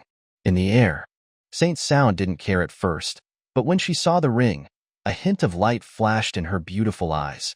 With her vision, what good things hadn't she seen? But that thing exuded an aura she had never seen before. It really made her heart flutter. Therefore, Saint Sound slowly flew down without any defense. She didn't need any defense.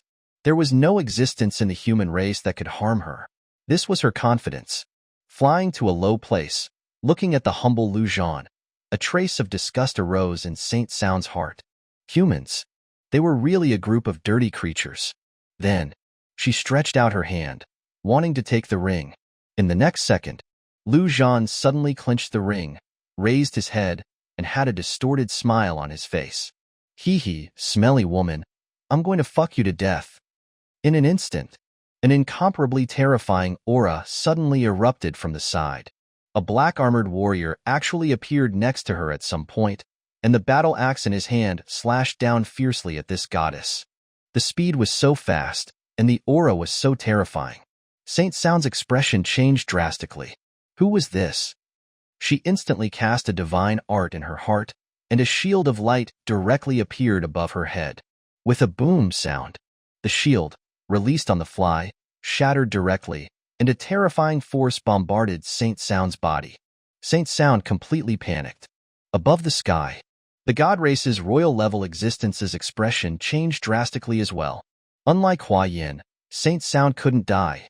She was an existence who would definitely be ranked among the royal level in the future. Even for the entire god race, she was an incomparably precious, peerless genius. If Saint Sound died, this royal level, would also be severely punished. Just then, a voice full of death energy rang in the void. Try to take action if you dare? Xing Shang could only restrain the urge to take action and said anxiously, Save Saint Sound. The god race will reward you greatly. In an instant, nearly 100 commander-level experts took action at the same time, flying towards Saint Sound. But it was already too late. Zhan had hidden number 1 for so long. It was for this moment. At this moment, number 1, who had activated Berserk, going all out, its terrifying strength exceeded everyone's imagination, including those so-called god levels of the myriad races. Saint Sound continuously cast various defensive divine arts, but she couldn't stop this death-like black-armored warrior at all. The battle axe struck her body again and again, shattering her holy clothes, and her body was covered with wounds. Haha, smelly woman, give me all your madness now. Zhan laughed like a madman, raised the blood requiem, and stabbed it into the body of this goddess. Humans, stop! An angry shout rang in the air. Then, terrifying power accompanied by an arrow instantly arrived, directly knocking number 1 out. In the air, a commander-level elf drew his bow again and shot an arrow at Zhan. Zhan didn't even dodge and stabbed Blood Requiem hard, and activated the skill Blood Explosion at the same time. Boom! Saint Sound's body began to explode directly, and white blood splattered out. And Zhan was also hit by the terrifying arrow, and his entire chest was almost penetrated. To the side, number 1 wanted to rush up to protect him, but dozens of commander-level powerhouses launched an attack on it, and it couldn't rush out at all. Not enough. Not enough time. Even though number 1's strength was strong enough to be stronger than every commander present, it couldn't fight nearly 100 commander-level powerhouses. Perhaps that's all that could be done. Zhan sighed in his heart and directly retrieved number 1 into the undead space. There was no need to let this little guy be buried with him. He glanced at Saint Sound. The goddess's body had fallen to the ground, motionless. Haha, killing one didn't hurt. And it seemed that this woman was an important figure among the myriad races. That was enough. Zhan turned his head and shouted loudly towards Huang Shengren with the only remaining strength.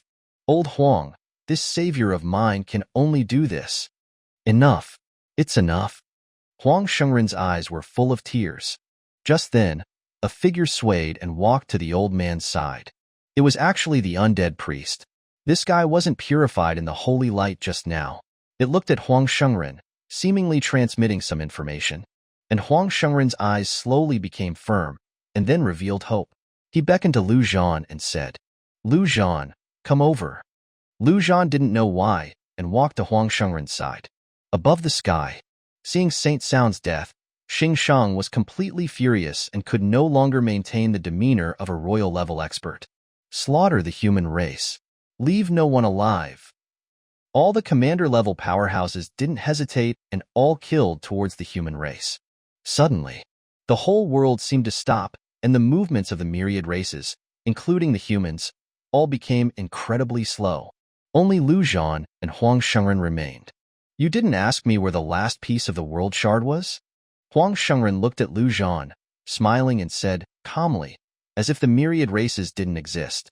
"Yeah, old man, now you should tell me," Lu Zhan said while spitting blood. "I'm fucking about to die." "Hee hee, don't worry. I'll give you the last piece now." Huang Shengren smiled hee. The next second, his whole person directly turned into a wisp of smoke and instantly entered the ring of the world on Lu Zhan's hand. Lu Zhan froze in place, as if his ability to think had stopped. So, Huang Shengren was the 10th piece of the world will. Chapter 191. Carrying all of humanity. Lu Zhan had always been intensely curious about Huang Shengren. This old man knew far too much, and was capable of far too much. He tried to pry information from him many times, but the old man's lips were sealed tight. Too tight. But even with Lu Zhan's wildest imagination, he never would have guessed that the old man wasn't human at all. It was clear now. The world will was, quite literally, the will of this world. Humanity was the master of this world, and simply put, the so-called world will was the will of the human race. Huang Shengren's purpose was to protect humanity.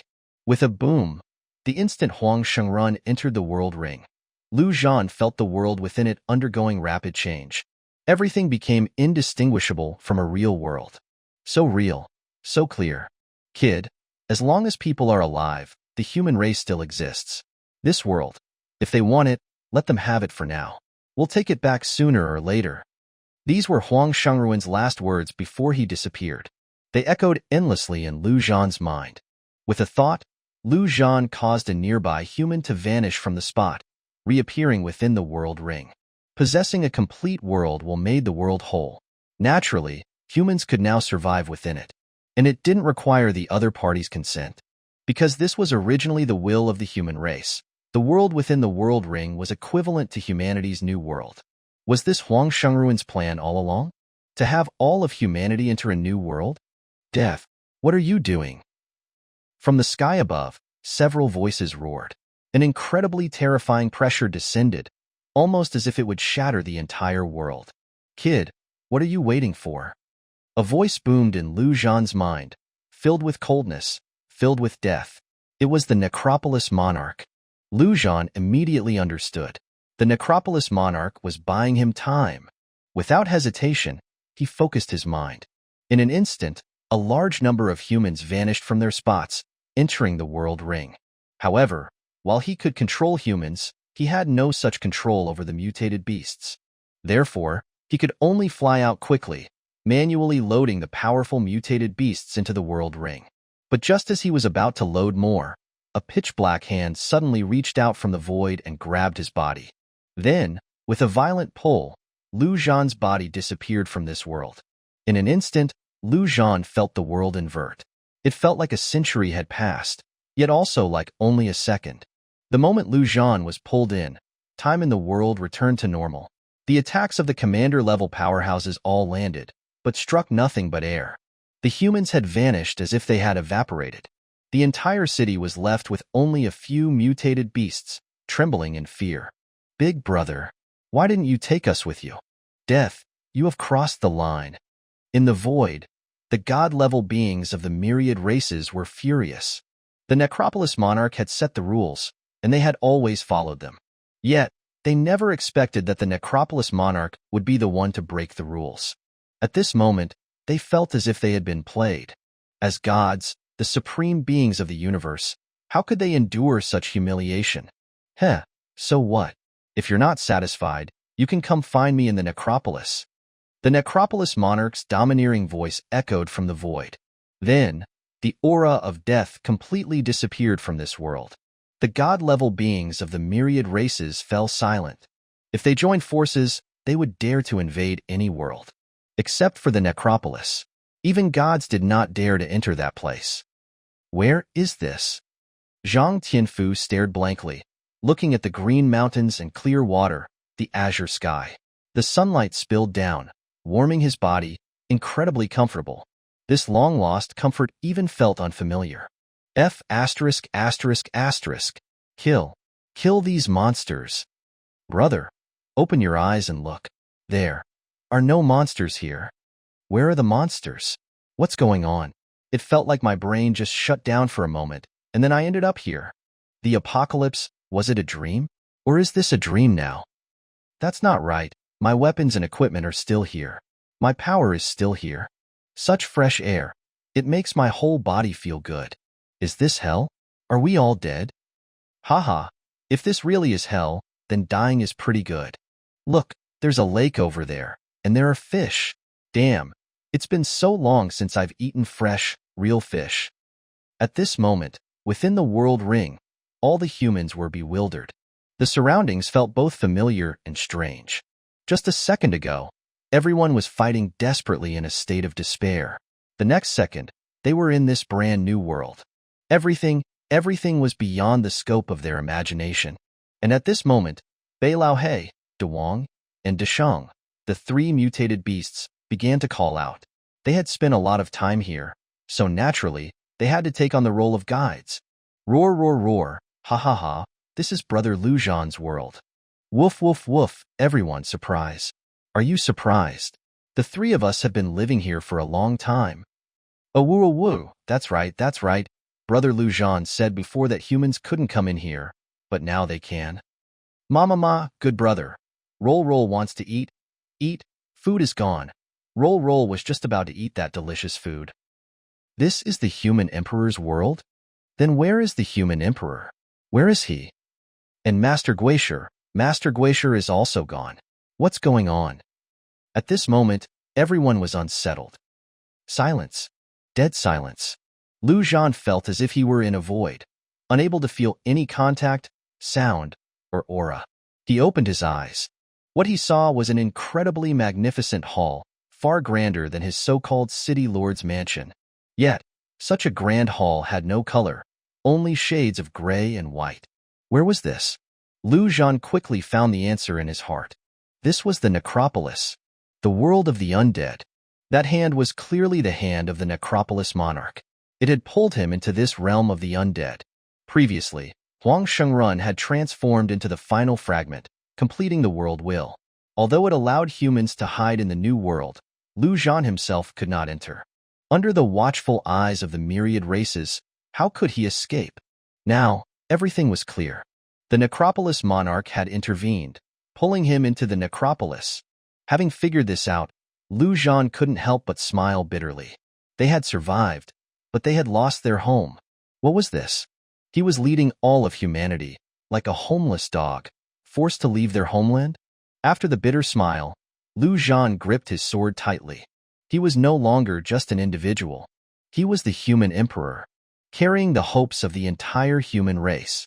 Then, one day, he would return home in glory and trample those so-called myriad races under his feet. Let the human race once again become the supreme beings of the universe. Chapter 192. The Necropolis Monarch. Lu Zhan willed it, and his perspective instantly shifted to the inside of the world ring. He had tried to enter himself, but discovered that his physical body couldn't enter, only his consciousness.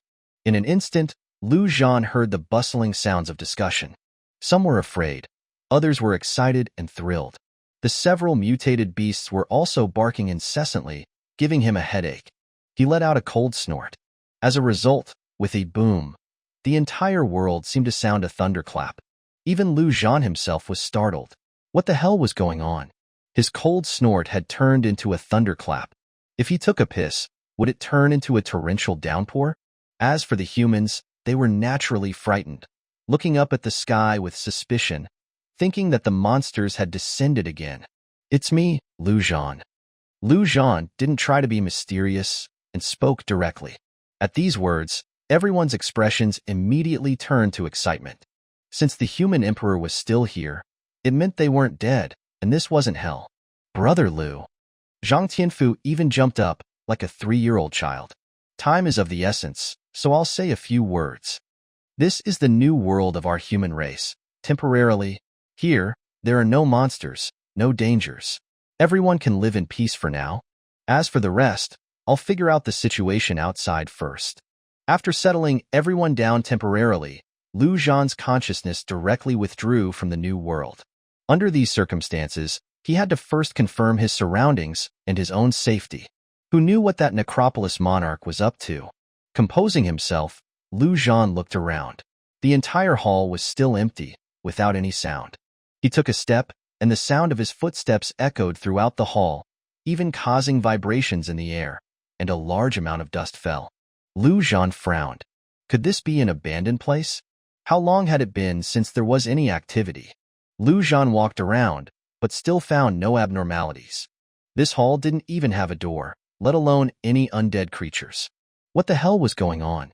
Was he going to be trapped here forever? Just then, a faint sound came from the top of the hall. Zhan's heart immediately became vigilant, and he looked in the direction of the sound.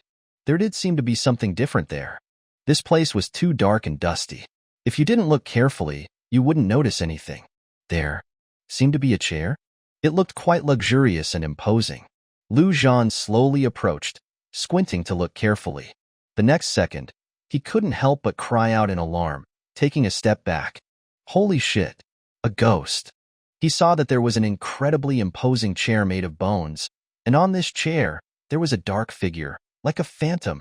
But soon, Zhan reacted, and weakly said, "Necropolis, monarch, lord." Could this figure be the Necropolis monarch? His ultimate superior?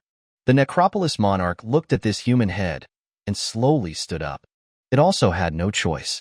This guy had been wandering around the hall for half a day, and still hadn't discovered its existence. Therefore, it could only make some noise to let Zhan discover its presence. To be honest, this made the dignified Necropolis monarch feel very embarrassed. Zhan widened his eyes, watching this figure slowly walk down from the throne, trying to see the other party's appearance clearly. He was full of curiosity about this Necropolis monarch. What did they look like? Why did they save him? What were they planning? A moment later, Zhan froze in place, feeling as if his brain had shut down. He finally saw the appearance of this Necropolis monarch. An incredibly graceful figure was perfectly displayed by the tight-fitting black robe. On the exquisitely beautiful face, there were no emotional fluctuations, only extreme coldness. Even someone like Zhan, who had experienced all kinds of beauty, couldn't help but feel his breath stop at this moment. Too beautiful. Beautiful enough to take your breath away. Beautiful without any flaws. So perfect that it felt unreal. Most importantly, the Necropolis monarch was actually a female? No, a she. Zhan felt his worldview being severely overturned. But the Necropolis monarch's next words almost made his soul leave his body. Beautiful, isn't it? Want to get on me? As soon as these words were spoken, an incredibly dense aura of death instantly spread out, causing Zhan to feel as if he had fallen into an ice cellar. What the hell did this mean? Zhan silently said a word in his heart. Yes. But his face was filled with terror, unsure how to react. Although I won't feel anything, my organs are still there, and they're well maintained. If you want to, it should be very comfortable. The Necropolis monarch continued to speak, even taking a step forward, closer to Zhan. Damn it. This woman was pushing her luck. Zhan really wanted to disregard everything and, fortunately, he still had his reason. He quickly took a step back and said righteously, "Lord Monarch, I have no such thoughts." How boring. The Necropolis monarch said. After speaking, she fell silent. A long silence. Zhan didn't dare to speak randomly and could only let his imagination run wild. Could this Necropolis monarch just be a woman who had been lonely for too long? Why save him? Was it because of his handsome appearance? Or was it because of his enduring and powerful abilities? Damn, Then what if she wanted to force herself on him? This was her territory. How could he resist? If he didn't resist, would he enjoy it? Damn. At this moment, Zhan really wanted to take out his phone and post a question. Question. If I'm forced by the Necropolis monarch, does it count as fucking a ghost? Just like that, one was silent, the other was lost in wild thoughts. Time passed unknowingly for over an hour. The Necropolis monarch naturally felt nothing. The shortest time she had been silent was measured in months. An hour was nothing. Finally, Zhan couldn't take it anymore. If you want to do it, then do it quickly. Anyway, close your eyes, and it'll be over. What the hell is this? Doing nothing, saying nothing. Zhan simply spoke, bringing up the biggest question in his heart. Lord Monarch, why did you save us humans?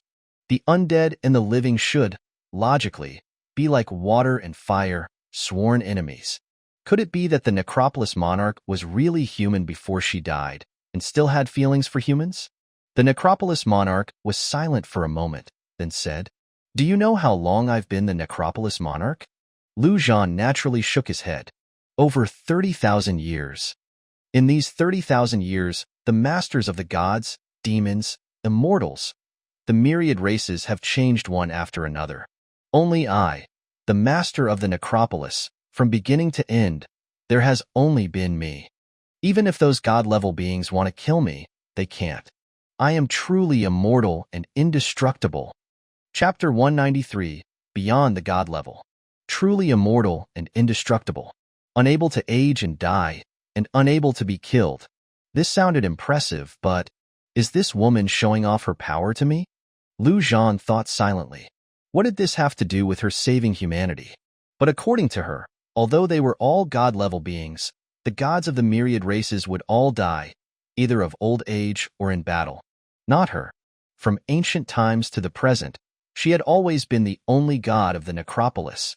Zhan was still pondering, when suddenly, the aura of death surged. The Necropolis monarch spoke leisurely, like an ultimate resentful woman filled with resentment. Do you know how I've spent these 30,000 years? My eyes only see gray and white, no color. My body has no feeling, no pain, no pleasure.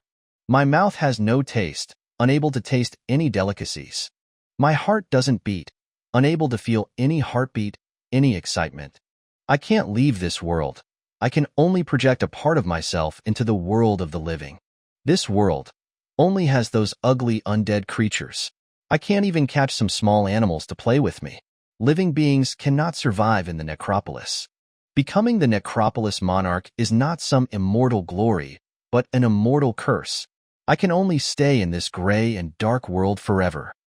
Zhan listened quietly. One could imagine that this Necropolis monarch must have been a little fairy who loved to write small essays before she died. Damn it, this was a bit hard for him to accept. But the last sentence made his expression change.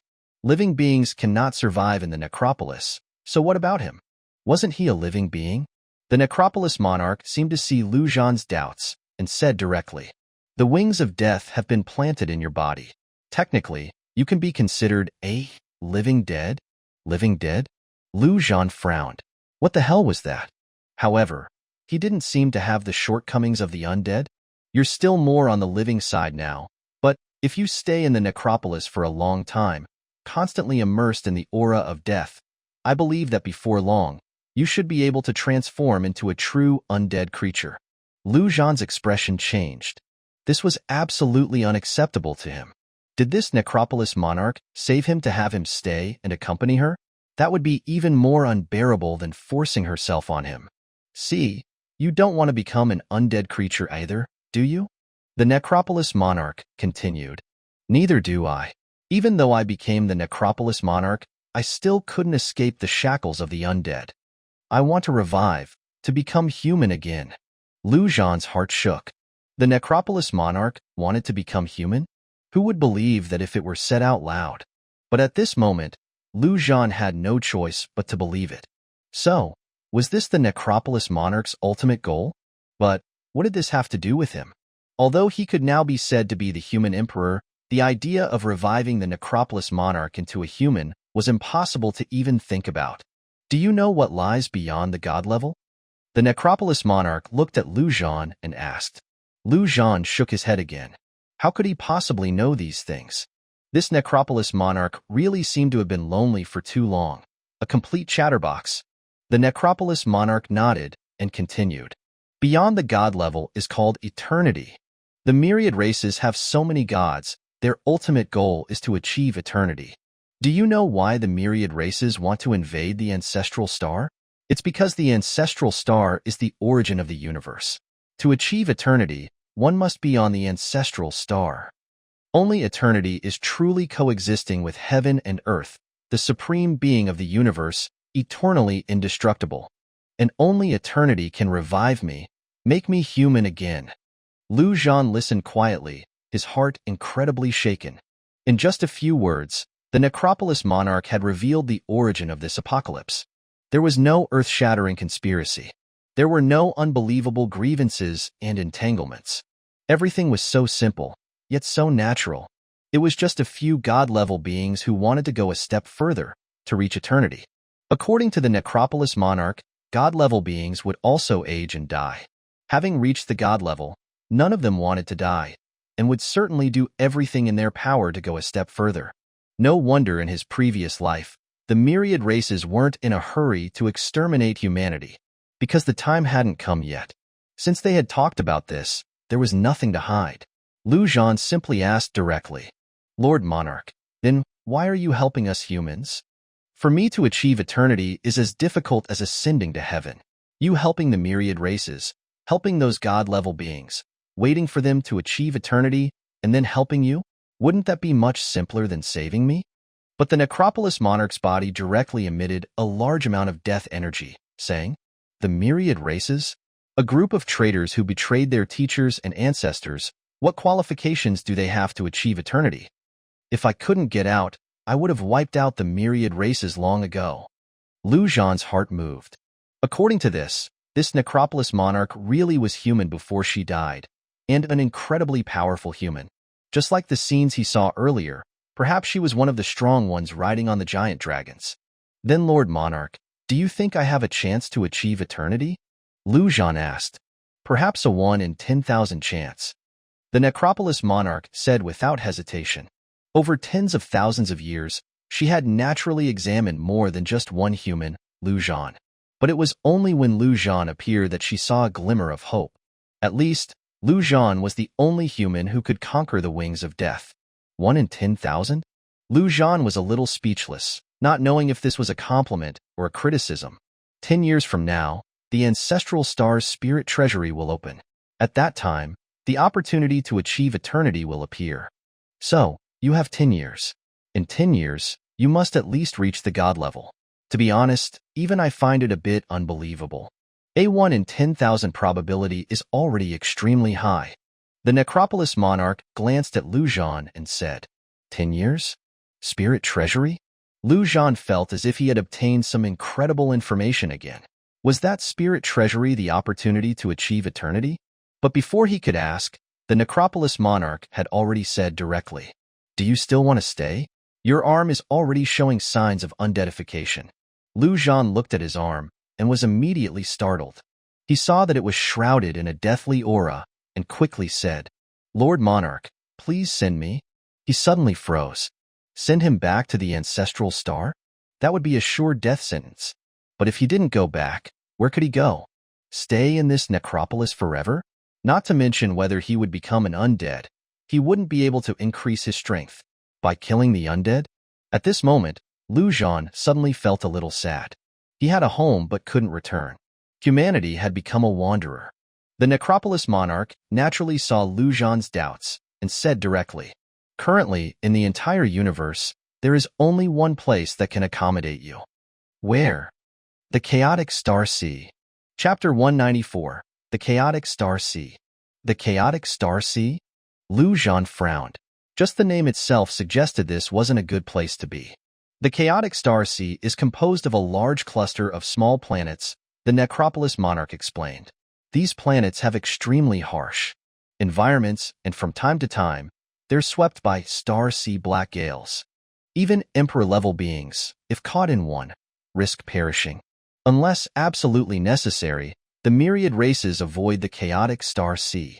It's arguably the only place in the entire universe not under the control of the myriad races. Because of this, some of the most vicious and ruthless criminals, those wanted by the myriad races, and the depraved and chaotic, all hide in the chaotic star sea. It's also known as the universe's dumping ground. Given Zhan's current status, no matter where he went in the universe, he would quickly be found by the myriad races. His only option was the chaotic star sea. Coincidentally, there's a race in the chaotic star sea that worships me, though I usually ignore them. Which race? The Nether race. The chaotic star sea. It was composed of 108 planets, seemingly held together by a strange attraction, orbiting in a way that prevented them from interfering with each other. Here, there was no distinction between day and night, because the planet at the very center constantly emitted a dazzling light, illuminating all the other planets. No creature dared to approach the central planet, known as the Void Star. Anything that came close would be instantly reduced to nothingness. The other 107 planets were simply named by number, from Planet 1 to Planet 107, based on their size and resources. At this moment, on Planet 107, a great battle was underway. Great Priest, the clansmen can't hold on much longer. Has the Master abandoned us? Master, come and save your followers. We've been abandoned. The Master doesn't care about us. Kill. Fight with me. This is the crucial moment for the survival of our Nether race. On the desolate plains, hundreds of people were completely surrounded. These individuals were dressed uniformly, all in black, even wearing black masks that only revealed their eyes. These people were the Nether race, and they were all that remained of their clan. Surrounding them were a group of hideous-looking creatures. These things were neither human nor monster, and they had no uniform appearance. They were simply as ugly as they could possibly be. These creatures were another race on Planet 107, the Corrupted. Legend had it that this race was once made up of normal members of the myriad races, but due to their worship of the otherworldly demonic Desire Mother Tree, they fell into the abyss of desire and could not extricate themselves, slowly transforming into these ugly creatures. The Corrupted were inherently greedy, all their actions driven by desire, with no rationality whatsoever. Such beings naturally couldn't be tolerated by the universe and could only flee to the chaotic star sea. And even within the chaotic star sea, the Corrupted were hunted by all the races and could only hide on the weakest planet, 107. Planet 107 had 7 or 8 small factions, basically all unwanted outcasts. Their strengths were roughly equal, and they had always kept each other in check, living in relative peace. But recently, for some unknown reason, the strength of the Corrupted had suddenly increased significantly, and they had begun to devour the other races. The most terrifying thing was that the Corrupted possessed an incredibly fearsome ability, desire infection. Any living being infected by them would degenerate into a Corrupted. In just half a month, all the other races on Planet 107 had been assimilated into the Corrupted. Now, only the Nether race was still holding on, struggling to survive. It looked like they wouldn't be able to hold on much longer. Mingyuan, why persist? Join us, it's so much better. Among the Corrupted, a monster spoke with a strange laugh. This monster was 2 meters tall, its entire body covered in blades. Its 4 limbs were like sharp blades, and its head was like a giant saber. This was the so-called Great Commander of the Corrupted, and Mingyuan was the current patriarch of the Nether race. The Nether race was led by 2 leaders, the Patriarch and the Great Priest. Everyone, the Nether race does not fear death. Mingyuan roared. He knew there was no point in talking to these Corrupted. They were a bunch of lunatics. As he spoke, a humanoid monster beside him also roared. A large amount of deathly energy spewed from its mouth. The Nether race had 2 main techniques. One was necromantic magic, which the Great Priest was most proficient in. The other technique was corpse refinement, a technique passed down from their ancestors, refining corpses into a special type of undead creature, a jiangshi. The one beside Mingyuan had already been refined to the level of a flying jiangshi, a true humanoid weapon. Kill. The Corrupted monster didn't waste any more words, and with a flick of its head, a terrifying blade energy swept out. The other Corrupted also charged. From within the Nether race, a large number of jiangshi, controlled by their masters, rushed out. Zhangshi were not afraid of desire infection, which was the main reason the Nether race had been able to hold on until now. The battle erupted instantly. In terms of individual strength, the corrupted were not particularly strong. Otherwise, they wouldn't have been driven to such a remote backwater. But they had numbers on their side. And that desire infection was too terrifying. If you were scratched or bitten by them, you would gradually be devoured by desire, making it impossible to defend against. The Nether race's Zhangshi were not invincible either. Before long, several Zhangshi had fallen. The corrupted charged towards the Nether race clansmen. The great priest waved his staff, shouting loudly, "Great Necropolis monarch, your subjects beg you to grant us the power of the undead." Necromantic roar. In an instant, a large number of spirits flew out from the great priest's staff, charging towards the corrupted. However, this type of attack, targeting the spirit and soul, was not very effective against the corrupted. These creatures didn't know what fear was. Their souls had already been corrupted and riddled with holes. A necromantic roar passed, and only 7 or 8 corrupted fell, proving almost useless.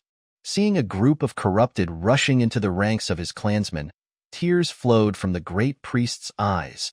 Ming Yuan knelt down directly, looking up at the sky and roaring, "Great Necropolis monarch, why don't you open your eyes and look?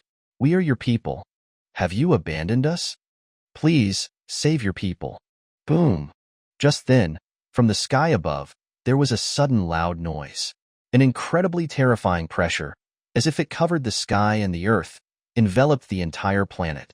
At this moment, even the corrupted, driven only by desire, couldn't help but stop their attacks, looking up at the sky in terror. The faces of all the Nether race members were filled with incomparable surprise, and they all knelt down. As followers of death, how could they not be familiar with this aura? This was the aura of death. The Necropolis monarch had heard their call.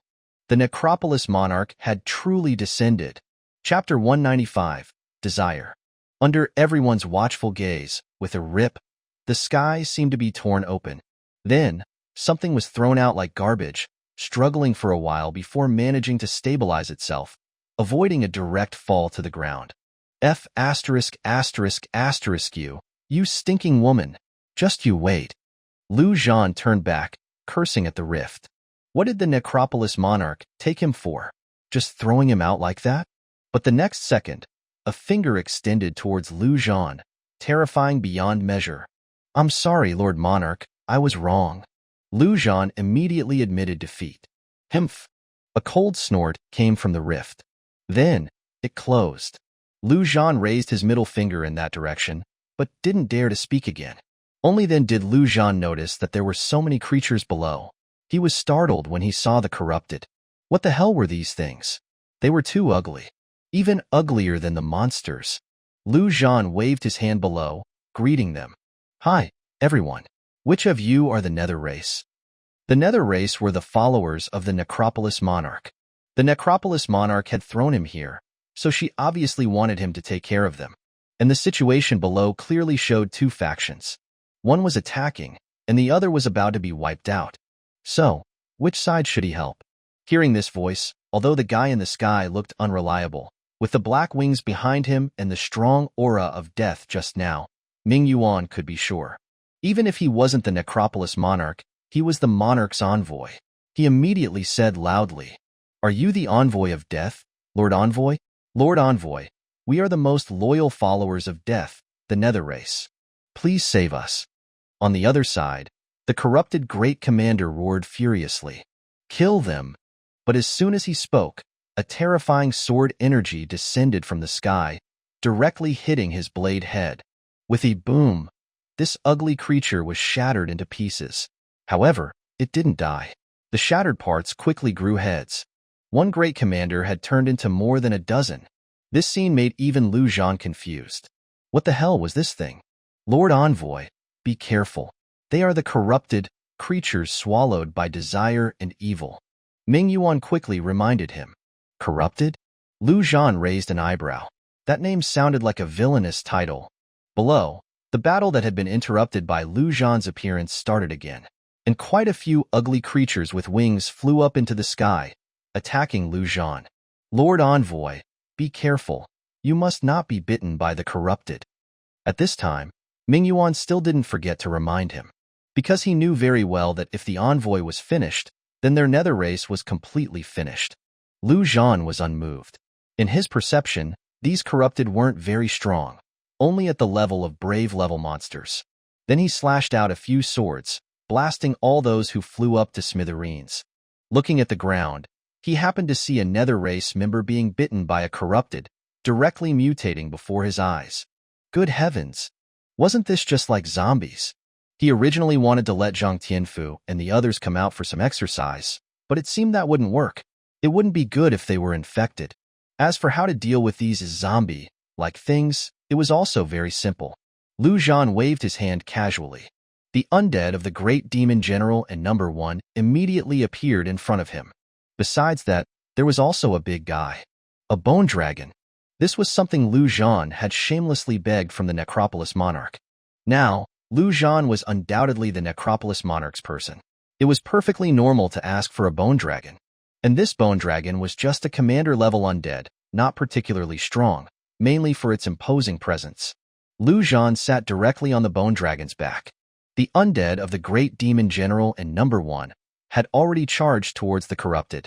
The corrupted's desire infection was basically useless against the undead. The two undead naturally rushed into the corrupted, slashing wildly. And in Zhan's mind, he could still hear the system's voice.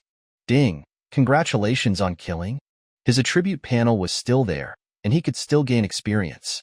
According to the Necropolis monarch, this was actually a reward from the laws of heaven and earth.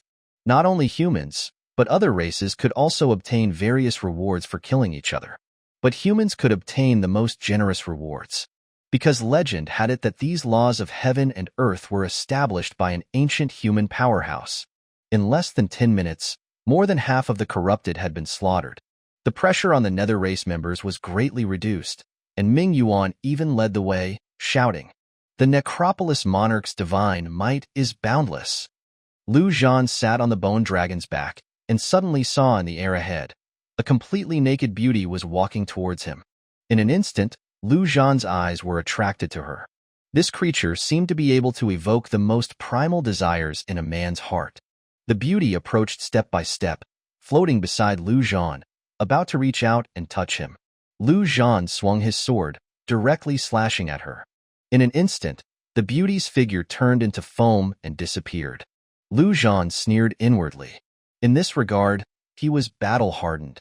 How could he be seduced by this little bit of desire? But the feeling just now had made him feel an urge to rush forward regardless of everything. This was definitely not the reaction of a normal man seeing a beautiful woman. But the next second, Zhan suddenly felt extremely hungry.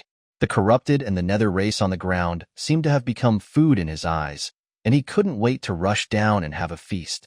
"Damn it, get out of here!" Zhan roared. The wings of death spread out, and a powerful aura of death burst forth. First lust, then gluttony. Obviously, something was affecting his mind from the shadows. Not far away, a small winged creature appeared out of thin air, like a little demon. He, human, the Desire Mother Tree will always be watching you." Zhan slashed directly with his sword, but this little demon was not at all flustered. It was directly hit by the sword energy and dissipated into the air. And with the disappearance of this little demon, the strength of the corrupted on the ground decreased rapidly. In just a few minutes, they had all been killed by the two undead. Zhan frowned. Desire Mother Tree? What the hell was that? That little thing gave him an uneasy feeling. This was his first time leaving the ancestral star and coming to the universe. It was said that in this universe, besides the myriad races, there were many strange and bizarre things. Many strong individuals had fallen unknowingly. His current strength in the entire universe should be in a neither high nor low position.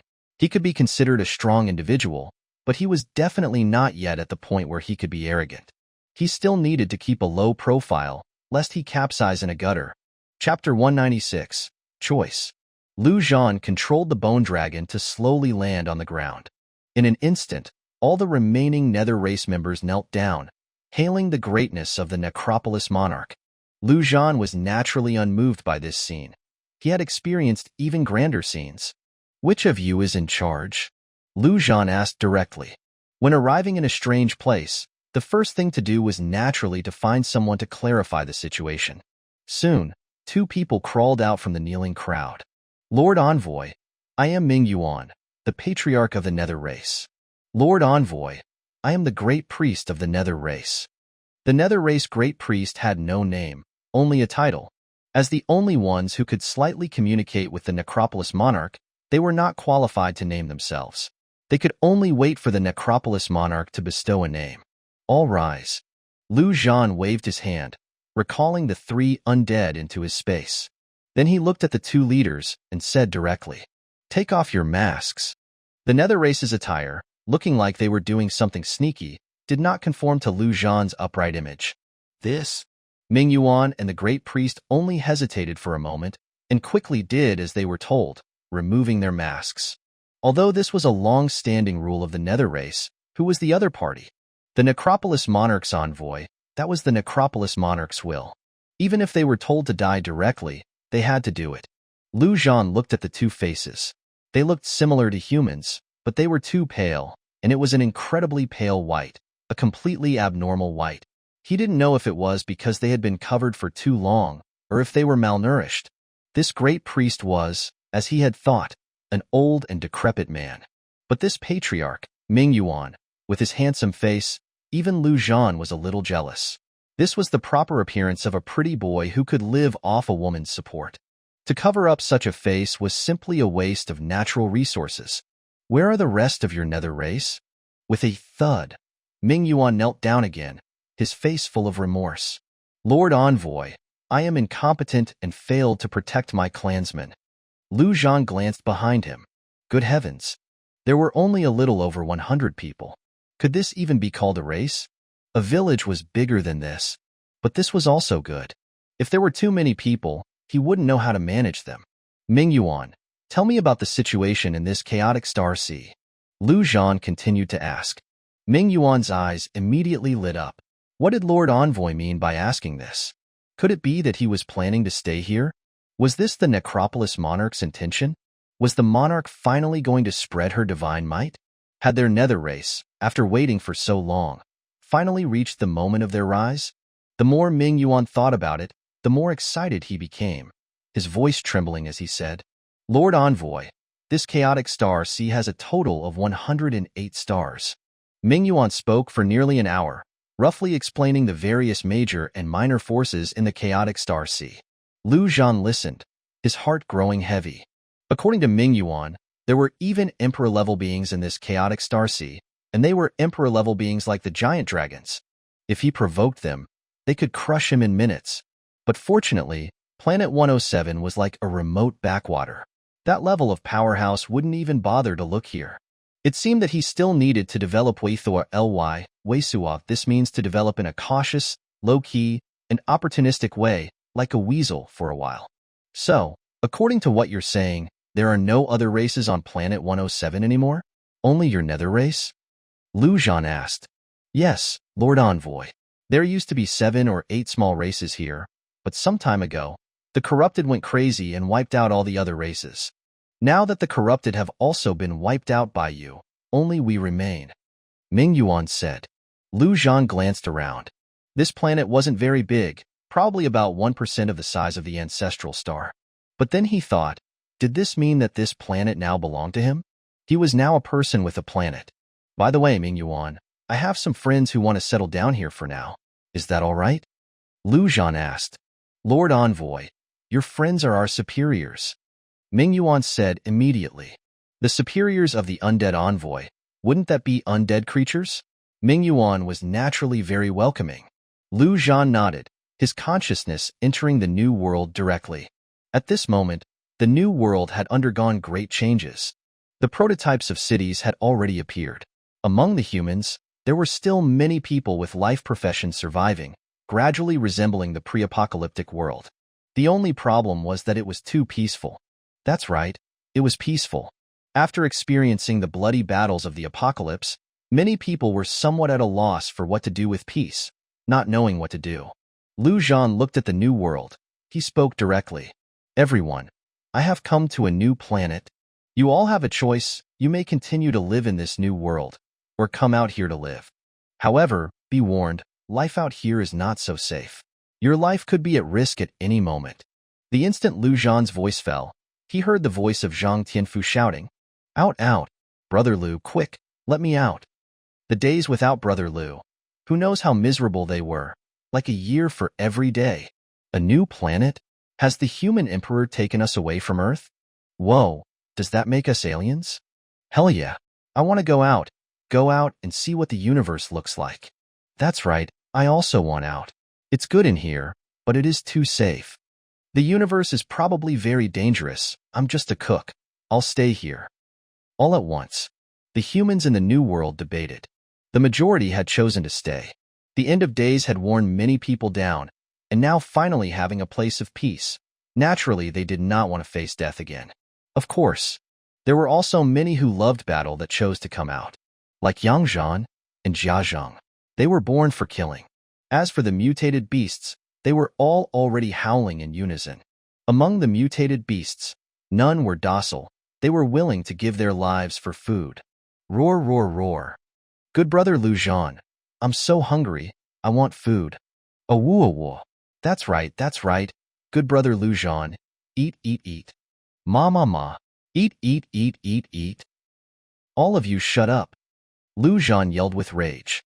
This group of animals were giving him a headache with their howling. All right, for those who want out, you just need to think about it in your head. I can't hear. I will pull all of you out. This was also a new ability he discovered. As the master of the world, he was able to hear the thoughts of all living things. If anyone planned to betray him, betray the human race, he could pull them out and kill them in a moment. On planet 107, all the Nether people bowed low, respectfully looking at Lu Zhan, excitedly anticipating the arrival of the undead army. After a moment, one after the other figures began to appear. After a full 10 minutes, the entire area was filled with figures, thousands of them densely packed. Ming Yuan widened his eyes, a look of shock on his face. As expected of the undead army, so many. The Nether race, even in their most prosperous moment, did not have this many people. However, is this how undead look? Chapter 197, Space. Let me introduce you. This side is the human race. These are the mutated beasts, and over here is the Nether race. Lu Zhan stood in the middle, introducing the three factions. Ming Yuan looked at the vast crowd, his mind filled with confusion. Aren't these undead creatures? What's the human race? What are mutated beasts? Why do humans look so similar to us? As a tiny, insignificant race in the universe, the Nether race really didn't have the qualifications to know about the human race. However, as long as they were friends of Lord Envoy, they were their superiors. With a thud, Ming Yuan knelt down directly, shouting, "Greetings, lords." Behind him, the 100 or so members of the Nether race followed suit, all kneeling down. This actually confused Zhang Tianfu and the other humans. What's going on? Is this how aliens greet each other? Kneel first when you see someone? All right, all of you, stand up. Lu Zhan was also speechless and directly said to Ming Yuan and the others, "Remember, from now on, without my orders, no one is allowed to kneel." Looking at such a large group of people, Lu Zhan also had a headache. Lu Yong was gone, and Huang Shengrun was also gone. He really didn't know how to manage them. After thinking for a while, Lu Zhan could only pull out the War King, Yang Zhan. Yang Zhan, you arrange things. This Yang Zhan had been a leader before and was quite experienced in management. Then, Lu Zhan directly summoned the Bone Dragon and sat on it. He planned to first explore the entire planet to see if there were really no other living beings. It only took half an hour for Lu Zhan to explore the entire planet. There were indeed no other living beings. When he returned to the original place, Zhang Tianfu and the others had already become quite familiar with the Nether race. Everyone was Brother Lu's people. There was no need to differentiate between them. Speaking of which, in terms of appearance, there really wasn't much difference between the Nether race and the human race. It was just that the Nether race's bodies were much paler, and compared to humans, their bodies seemed to have almost no sensation. Pain, taste, fatigue, soreness, etc. The Nether race couldn't feel them at all. Lu Zhan even asked about that aspect. Ming Yuan said that their Nether race felt nothing during that, It was purely for procreation. It was like the souls of humans were placed inside the bodies of the undead. Zhan even suspected that if humans continued to worship death, would they eventually become the nether race? But this was no longer important. According to the Necropolis monarch, if he could achieve eternity, he could directly revive that strongest undead into a human. So what did the rest matter? And if he couldn't achieve eternity, then the entire human race would be completely finished. So what did it matter if they became the nether race? Zhan flew down from the sky, and Zhang Tianfu and the others naturally hurried to meet him. Around them, some architects were already building houses. Ming Yuan and the other nether race members were naturally dumbfounded by these methods. Houses? What were those? All along, the living beings on this planet were almost like wild creatures, at most digging holes or something. The chaotic star sea was always bright, and there were no weather changes. Rain, snow, and the like had nothing to do with this place, so there was no need to hide from anything. But this planet was indeed a bit lacking. It lacked water sources, let alone wood, stone, and other materials. Without materials, the architects couldn't create something out of nothing and could only build extremely simple houses. Zhan looked for a while and then had an idea. There were no materials here, but there were in the New World. In the New World, there were large forests, mountains, all untapped. He could directly move them out and transform this world. For him, resources were not a problem at all. Thinking of it, he did it. Zhan immediately called Yang Zhan and the others over and began the transportation work. Brother Liu, are we about to enter space? I'm a little nervous. Above planet 107, a bone dragon was flying higher and higher. On the dragon's back, Zhang Tianfu tightly hugged the dragon bone, nervously and excitedly saying, "Pathetic." Zhan glanced at Zhang Tianfu, disdainfully saying. However, the twitching eyelids betrayed him. Although he was the human emperor, although his strength was great, to be fair, it was also his first time entering outer space. It was impossible not to be nervous. Could he breathe in space? Would any meteorites hit him? Would there be any pressure or something? These were all things he had never experienced before. Brother Fu, don't worry. Although I am weak, I have been out a few times. You are so strong, there will definitely be no problems. At the dragon's tail, Ming Yuan said, with their current physical qualities, as long as they didn't encounter the Star Sea Black Gales or encounter some hostile powerhouses, there would be no danger in entering space. Planet 107 was truly too barren. Sometimes, Ming Yuan had to go to other planets to trade for some supplies. Of course, with his status and strength, he could only go to planets after number 100. He couldn't even get close to planets within number 100. How about you go into the New World? I'll let you out when we get there. Zhan said. That won't do, Brother Liu. This is my first time. How can it be so casual? Zhang Tianfu quickly refused. Zhan ignored this guy. According to the ancestral star's time, it had already been 2 or 3 days since he entered the chaotic star sea. The human race had already established a firm foothold on planet 107. These few days, there were basically no abnormal situations. It was impossible for living beings from other planets to come here. But the human race couldn't just stay here in peace forever. That Sundara Necropolis monarch had said that if he didn't reach the god level within 10 years, she would suck his life force dry. And their human race had no cultivation techniques, they could only rely on killing. Killing the myriad races. The more they killed, the stronger they became. Then, they would directly start a war. This time, Zhan was preparing to take Zhang Tianfu and Ming Yuan out to explore the way first. Ming Yuan, as a local, would naturally act as a guide. As for Zhang Tianfu, he was a lucky charm.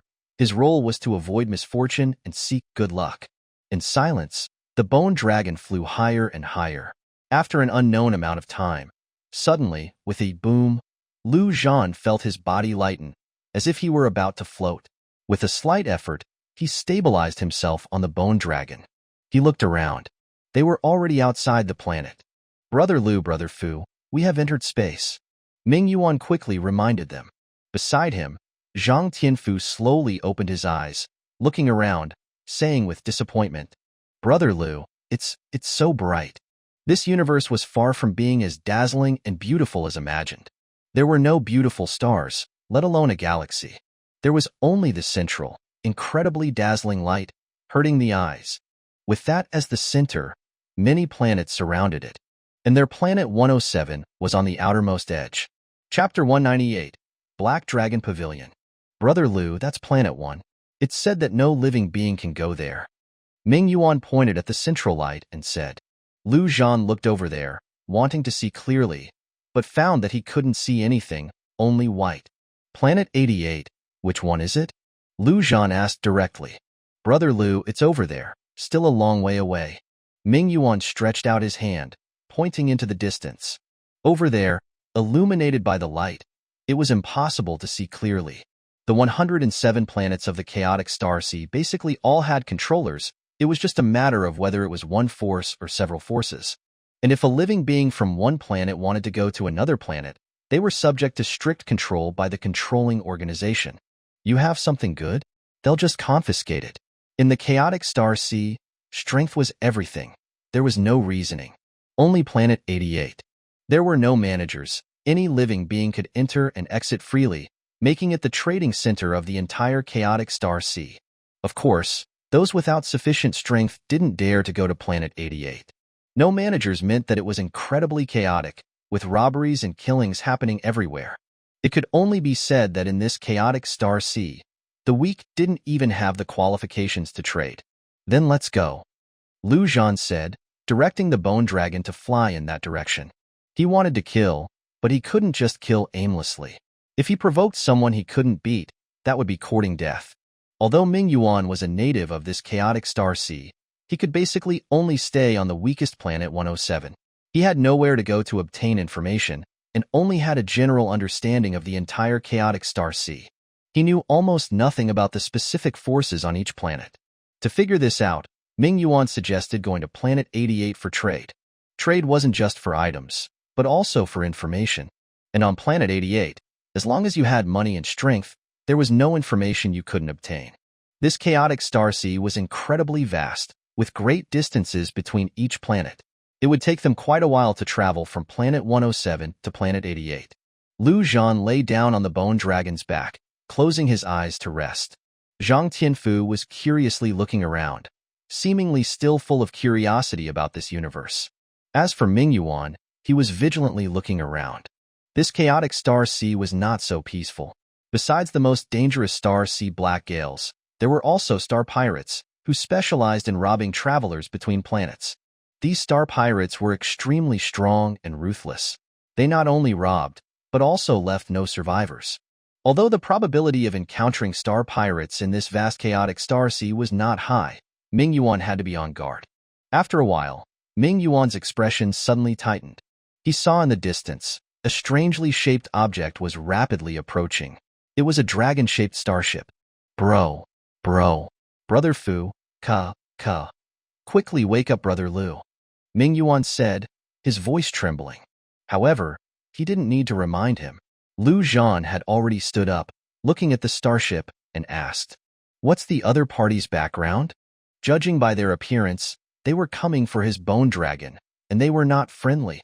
Lu Zhan, in the entire chaotic star sea, only one force dares to use the shape of a dragon, the Black Dragon Pavilion on Planet 7. I'm sorry, Brother Lu, I didn't remind you. The Black Dragon Pavilion will not allow any other force to use anything dragon-shaped, Ming Yuan said with a look of despair. Black Dragon Pavilion? Is the leader a black dragon? Lu Zhan asked, also speechless. Damn it, this dragon race really had a fated connection with him. On the ancestral star, there was such deep grievances and entanglements. He didn't expect that the first enemy he encountered in the chaotic star sea would still be related to dragons. Yes, Brother Lu, I've heard some rumors. The leader of the Black Dragon Pavilion is an emperor-level giant dragon who betrayed the dragon race. His strength is incredibly terrifying. Ming Yuan watched the spaceship get closer and closer, trembling more and more violently. What are you afraid of? Do you think our Necropolis monarch can't beat that so-called emperor-level dragon? Lu Zhan patted Ming Yuan's shoulder, smiling. An emperor-level dragon certainly wouldn't be out wandering around, so there was nothing to fear from the powerhouses in this dragon-shaped starship. Ming Yuan's face trembled, and he quickly knelt down. I'm sorry, Lord Monarch, I was wrong. While they were talking, the dragon-shaped spaceship had already approached. The dragon's mouth suddenly opened, and a beam of terrifying energy shot towards the bone dragon. The people of the Black Dragon Pavilion were too lazy to say anything, and directly wanted to kill Zhan and the others.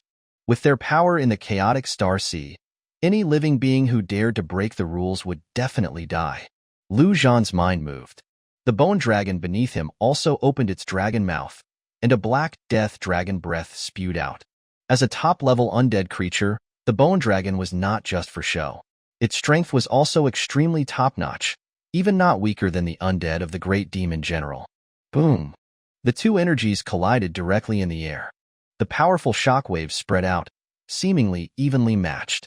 Inside the spaceship, a monster with a dragon's head and a lion's body stood in the control room, his eyes filled with anger and contempt. He was the son of the Black Dragon, the leader of the Black Dragon Pavilion. Swan and I, a bone dragon. No dragon would allow the existence of such a creature. This was a provocation to the entire dragon race. Even though the Black Dragon Pavilion had betrayed the dragon race, they could not tolerate the appearance of a bone dragon. Although Swan and I was not a pure-blooded dragon, he considered himself a dragon. Seeing the bone dragon, he immediately attacked without hesitation. However, what he didn't expect was that this bone dragon was actually quite strong. Thinking of this, Swan and I directly opened the ship's door and walked out of the starship, preparing to take action personally. But as soon as he went out, an incredibly terrifying sword energy had already slashed down towards him. Just a second ago, when Zhan saw the figure of Swan and I appear, he had already directly used the skill flash, flashing to the top of its head. Before the other party could react, the blood fiend demon blade Zhan struck out with a single sword. Boom! The terrifying energy directly rushed into Swan Ni's body, wreaking havoc. Zhan even activated the skill blood explosion.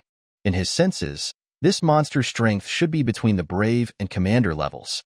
If he faced it head-on, it would be a bit difficult to deal with. Since that was the case, it was naturally more straightforward to launch a sneak attack. In less than 3 seconds, the system's voice had already sounded in his ear, and this kill had also allowed him to level up. After Zhan turned this monster's corpse into an undead, he didn't even look at it, directly sacrificing it to number 1. Now that the battlefield had reached the entire universe, the commander level number 1 was already a bit inadequate. It was time to continue strengthening it. At this time, on Planet 7, suddenly, the entire planet shook violently. A dragon's roar resounded through the sky.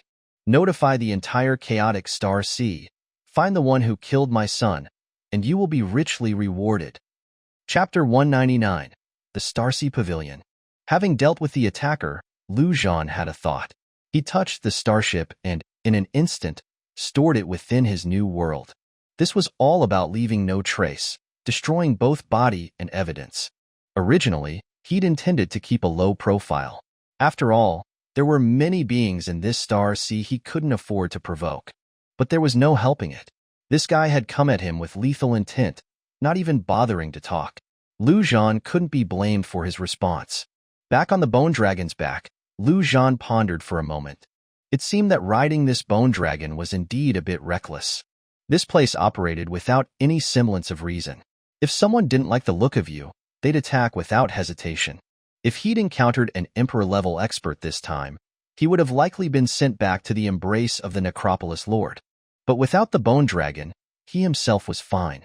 He could fly. The problem was that Ming Yuan and Zhang Tianfu couldn't fly. He couldn't exactly carry them both, could he? He was just starting to worry when, suddenly, energy fluctuations appeared again to his front left. A dozen or so humanoid creatures, riding bizarre-looking flying vehicles, were rapidly approaching. Brother Liu, they're star pirates. They specialize in robbing travelers passing between planets, Ming Yuan said urgently. Zhan's eyes lit up. He asked, "What are those things they're riding?" These weren't robbers. They were clearly kind souls coming to deliver transportation. Brother Liu, those are star motorcycles, Ming Yuan replied, his eyes filled with envy. These things could be ridden in space and weren't cheap. Even if the entire Ming clan sold everything they owned, they couldn't afford a single one. Star motorcycles, excellent. If Huang Shengren were still here, he'd definitely want to get his hands on one. Zhan sighed inwardly, but a smile blossomed on his face. He patted Zhang Tianfu on the shoulder and said, "Well done, Fu." He was just thinking about needing something, and someone delivered. It was hard to say that the god of fortune, Tianfu, wasn't wielding his divine power. "Hee, Brother Lu. As long as you're happy," Zhang Tianfu replied, looking bewildered, but it didn't dampen his spirits. If Brother Lu was happy, he was happy. A few moments later, the dozen or so star pirates had completely surrounded the three. Their leader was surprisingly a member of the Yao clan, with a human body and a dog's head. He held a bone club and pointed it at the three with extreme arrogance, saying, "You see us." But before he could finish his sentence, his dog head had already fallen from his neck. Just a random passerby, and he wanted a line? Lu Zhan sneered inwardly. Around them, a black-armored warrior moved like a phantom between the star motorcycles. It was number 1. In less than 10 seconds, everything was taken care of. No survivors. Lu Zhan had a thought and transmigrated all the corpses, sacrificing them to number 1. Then he kept 3 star motorcycles and stored the rest in his new world. Destroying the bodies and erasing the evidence, he was already quite proficient in this process. "Let's go. The 3 of us are now interstellar rangers," Lu Zhan declared, mounting a star motorcycle. He had no idea what kind of energy these things used, but he'd ride it for now. If it ran out of fuel, he'd just ditch it and switch to another one. The speed of the star motorcycle was pretty good. At full throttle, it was even faster than the Bone Dragon. The 3 of them sped through the stars and didn't encounter any further mishaps. They arrived at planet number 88 without any trouble. However, just as they reached the outskirts of the planet, 3 aliens flew out and said, "Halt. To enter planet 88, you must pay an entry fee of 100,000 star coins." Lu Zhan glanced at Ming Yuan. Was that a thing? And what were star coins? Ming Yuan understood immediately and quickly said, "Star coins are the universal currency of the universe. As for the entry fee, to my knowledge, Planet 88 doesn't have such a rule. These guys are just here to scare newcomers." Lu Zhan nodded. This truly was the chaotic Star Sea. Robbers, indiscriminate killers, those who demanded protection money. Everything you could imagine, it was all here. It was chaotic enough. But this kind of place, he liked it. The more chaotic, the better. He could kill monsters and level up without restraint. Now, these so-called myriad races were, in Lu Zhan's eyes, just like monsters in a game. And what he needed to do was simply kill monsters and level up. It was straightforward and brutal. Therefore, Lu Zhan summoned number 1 again, and the 3 scoundrels were swiftly dealt with. Around the planet, there were even quite a few strangely shaped creatures lurking. If Lu Zhan had actually paid this time, they would have come up and demanded another fee. Layer upon layer of extortion, Lu Zhan would probably have been stripped bare before he even entered. However, after witnessing Lu Zhan's strength, these creatures naturally didn't dare approach, instead waiting for the next batch of lambs. Lu Zhan started the motorcycle and officially entered Planet 88. With a boom, the surrounding scenery instantly changed. Planet 88 was a desolate expanse of barren mountains and jungles, seemingly devoid of any life. Only in one place, a settlement resembling a city had been built. "Brother Lu, this is my first time here too," Ming Yuan said cautiously from beside him. With his level of strength, coming here alone would be pure suicide. He had only heard some rumors about Planet 88. "It's okay, let's go down and take a look," Lu Zhan said, riding the motorcycle towards the settlement. As they drew closer, all sorts of powerful auras appeared in Lu Zhan's senses. This settlement wasn't large, only about half the size of the city of the undead, but it was teeming with powerful individuals. Lu Zhan even sensed an aura that made his heart tremble. An emperor. Since he could sense one, it meant there were probably several of them here. Not every emperor liked to flaunt their aura so openly. "Let's go down and keep a low profile," Lu Zhan said before they even reached the settlement. He didn't know if the news of his exploits as the human emperor had reached this chaotic Star Sea.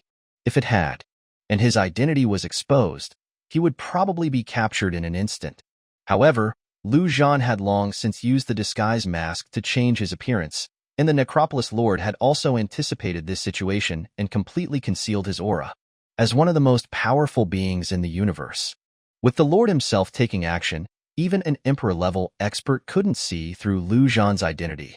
Of course, that was as long as Lu Zhan didn't expose himself. Not far from the settlement, the three landed on the ground. Lu Zhan put away the 3-star motorcycles and they walked towards the settlement. There were no guards, no one blocking their way.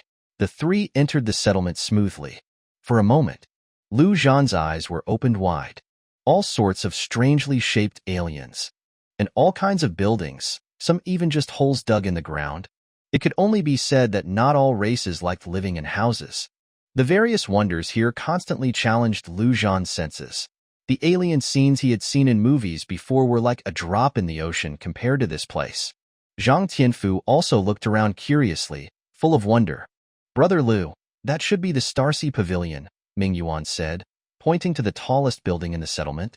The Starsea Pavilion was one of the most powerful factions in the chaotic Starsea, occupying planet number 7 and controlling the most resources in the entire Starsea.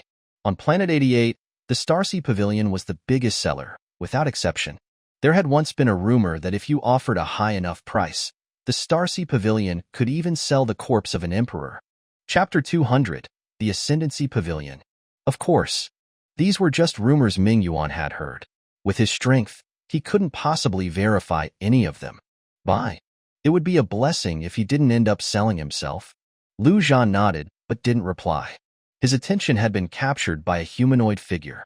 Lu Zhan hadn't expected to encounter an acquaintance in this chaotic Starsea, and an enemy, at that Yao clan prodigy, Liang Feng.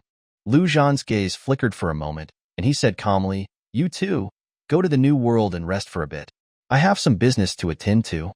With that, the three walked to a deserted corner. When they emerged, only Lu Zhan remained. This place was too chaotic. If he let Zhang Tianfu and Ming Yuan roam freely, they might provoke someone. It was safer for them to enter the New World directly. Afterward, Lu Zhan followed Liang Feng. Liang Feng strolled down the street, in extremely high spirits. Although his act of fleeing last time had dealt a considerable blow to his image, but so what? He had never cared about things like image. What he cared about was that his ranking on the prodigy list had risen by several places. Because of the last campaign against the human clan, several prodigies ahead of him had died. However, speaking of which, that human emperor was truly terrifying. He'd heard that he even killed the commander-level Shang Yin in the end.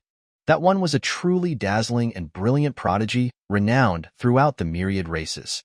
He never expected her to die just like that. Every time he thought of this, Liang Feng felt incredibly fortunate that he'd run fast enough at the time.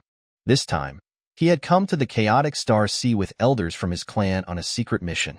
However, in a place like this, completing the mission was one thing, but another aspect was naturally to broaden his horizons and enjoy himself. Planet 88 of the chaotic Starsea was famous throughout the entire universe, known as a place where anything could be traded. At this moment, he was heading to a special establishment. Legend had it that even female immortals from the Immortal Clan offered their services there. The Immortal Clan. They were extremely mysterious and aloof among the myriad races, although their overall strength was not as great as the God Clan. In terms of arrogance, the Immortal Clan surpassed even the God Clan. If you dared to flirt with a female immortal outside, the Immortal Clan's big shots would come knocking on your door in minutes, demanding an explanation. But in this chaotic Starsea, they actually offered female immortals, allowing you to do as you pleased. How could Liang Feng not be tempted to taste the delights of a female immortal? A few moments later, Liang Feng stopped in front of a building that exuded an ethereal, immortal aura. The name was also simple and easy to understand. Ascendancy Pavilion.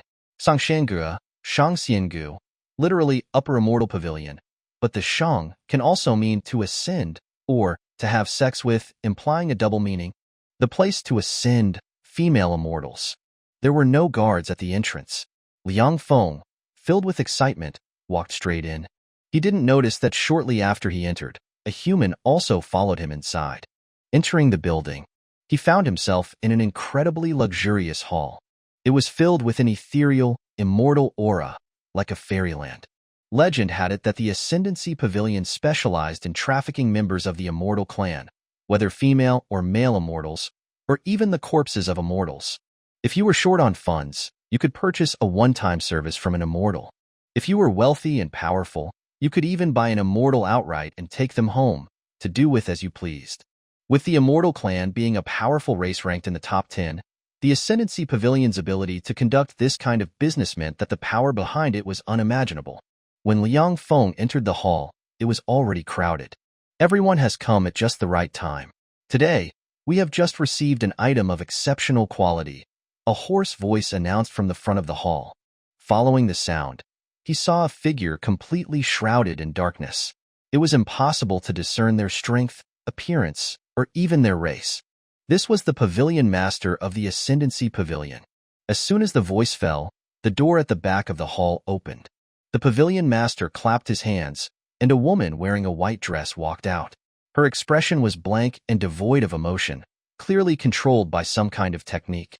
And in the instant the woman appeared, the hall instantly fell silent, except for the sound of heavy breathing. Even Zhan, who was at the very back, couldn't help but feel a moment of disorientation. She was too beautiful, and it was the kind of beauty that seemed untouched by the mortal world. It wasn't just her figure and appearance, but also the aura that emanated from her entire being, captivating and mesmerizing. A female immortal. This was a true female immortal. Not far in front of him, Liang Feng was so excited that his whole body trembled, feeling an impulse he couldn't control, because he recognized this female immortal. The female immortal Miao Xian, ranked 79th on the prodigy list. Liang Feng himself was only ranked 83rd. That the Ascendancy Pavilion could kidnap a prodigy ranked in the top 100 was simply outrageous. At this moment, Liang Feng had only one thought in his mind. That was to acquire Miao Xian. No matter what means he had to use, even if it meant exhausting all his resources. The Yao clan had many cultivation techniques, and even different Yao clans had different methods. But there was one technique that was common to all Yao clans and extremely effective. That was to absorb Yin to supplement Yang, or to absorb Yang to supplement Yin. Naturally, the stronger the opponent was, the better the effect of this technique. If he could get his hands on this female immortal Miao Xian, his strength would increase dramatically. Perhaps many of you here do not recognize this individual, so please allow me to introduce her first. This is none other than Miao Xian, from the Immortal Clan, ranked 79th on the prodigy list. Her value, I believe, needs no further explanation. Don't get any ideas, everyone. If the Immortal Clan found out that you bought a prodigy like this and took her home, you would face the disaster of clan extermination. Therefore, for your sake, the Ascendancy Pavilion has designated this Miao Xian as a non-sale item, offering only one-time services. Furthermore, I must emphasize that this is Miao Xian's first time, so the price will naturally be much higher. The starting bid is 1 million star coins. The moment this price was announced, it instantly scared away more than half the people. 1 million star coins was enough to buy a female immortal as a maid. But now it could only buy a single encounter, and this was just the starting bid. It was insane. At the very back of the hall, Zhan was also shocked beyond words. This was his first time in this place. He had originally intended to follow Liang Feng to see what kind of scheme he was up to. He never imagined that this place would be that kind of establishment. Liang Feng had come here just to buy sex? It truly was Planet 88. They even sold female immortals here. It was truly an eye-opener. He had no concept of 1 million star coins, but judging by the reactions of those around him, he knew it was definitely not a small amount. I bid 1.05 million, 1.07 million, 1.5 million. Everyone, please, show some mercy. Let me have her first time. You can have her second, third time. The price will be much cheaper then. I bid 2 million. Let me have her first time. I can guarantee that I will train her to be incredibly perfect. Your enjoyment will be much greater then. 2.3 million. Everyone. This is an immortal clan prodigy, not an ordinary female immortal. Be careful that the immortal clan doesn't find out and exterminate your entire clan. It's better if I do it. I'm not afraid. 5 million. At this moment, Liang Feng spoke directly, determined to win. Chapter 201. Without a trace. In an instant, all eyes in the hall focused on Liang Feng. 5 million. To buy a single encounter. This guy was a complete sucker. Even if the opponent was a female immortal from the prodigy list, it was still a losing proposition. Liang Feng was incredibly excited internally, but outwardly he remained extremely calm. Coming here to do this kind of thing, he had naturally prepared a disguise. As long as he didn't make a move, he believed no one would be able to tell he was Liang Feng from the prodigy list. Of course, Liang Feng never imagined that before he even entered this place, he had already been targeted. However, just as Liang Feng thought he had secured the deal, someone else called out a bid from the side. 6 million. Damn it! Liang Feng cursed inwardly. Fortunately, he was a frugal person, and coupled with his inherent greed and unusual status, he had managed to accumulate a considerable fortune. What was all his past frugality for? Wasn't it for crucial moments like this, to be put to great use? Others might be bidding for lust, but Liang Feng was different. He was doing it for power, so no matter what, he had to win. With this thought in mind, Liang Feng directly called out a truly astronomical number. 10 million. This was also his entire fortune, intended to directly intimidate other competitors. Sure enough, when this price was announced, the entire hall fell silent. An exorbitant price. This was a truly exorbitant price. 10 million star coins, in the chaotic star sea, could even get an emperor-level existence to make a move for you. And now, it was just for the first time with a brave-level female immortal? Crazy. It was truly crazy. Some even suspected that the bidder was from the immortal clan itself. Only the immortal clan would offer such an exorbitant price to save one of their own, right? But if it was the immortal clan, wouldn't they just forcefully take her? Why bid? That was also highly unreasonable. Undoubtedly, Liang Feng directly won this round. Esteemed guest, congratulations. This way, please. The pavilion will directly prepare the immortal character number 1 room for you. The pavilion master said directly. Please, esteemed guest, be gentle and cherish her. If she's damaged, there will be compensation required. With that, the female immortal Miao Xian actually walked through the crowd and took Liang Feng's arm, everything appearing as if it were her own free will. Only her eyes remained dull and lifeless. Liang Feng didn't care, reaching out and grabbing a handful, feeling ecstatic. Afterward, accompanied by Miao Xian, he walked towards the door on the side. That was the door leading to the immortal character number 1 room. However, no one noticed that behind them, another person was following. Just now, Zhan had directly activated his invisibility skill, disappearing silently and without a trace from the hall. He could still use the skills of his believers, so it wouldn't be an exaggeration to say he was omnipotent. The skill he was using now was from one of his believers, a hidden-class transparent assassin, Wuxi, without a trace, which was truly silent and traceless. The only problem was that strong individuals had a special sensitivity to auras. But Zhan's aura had been personally concealed by the Necropolis Lord, so it was naturally impossible for these people present to sense it. Just like that, Zhan silently followed Liang Feng and the female immortal, twisting and turning. They first paid the money, and only after a while did they reach the immortal character number 1 room. This room was decorated extremely seductively. It was likely that any normal person who walked in would inevitably feel their blood rush, regardless of whether they were male or female. Entering the room, closing the door, Liang Feng no longer hid himself, directly removing his disguise. In this state, he didn't have to worry about Miao Xian recognizing him. Hee Miao Xian, I remember we had a brief encounter not long ago. I fell in love with you at first sight then. I never imagined I would have the opportunity to be intimate with you today. As Liang Feng spoke, he began to make his move. The female immortal Miao Xian didn't resist at all, instead cooperating slightly.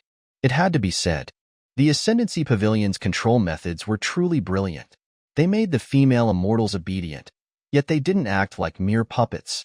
In his excitement, Liang Feng's lower body suddenly changed, directly revealing his snake tail.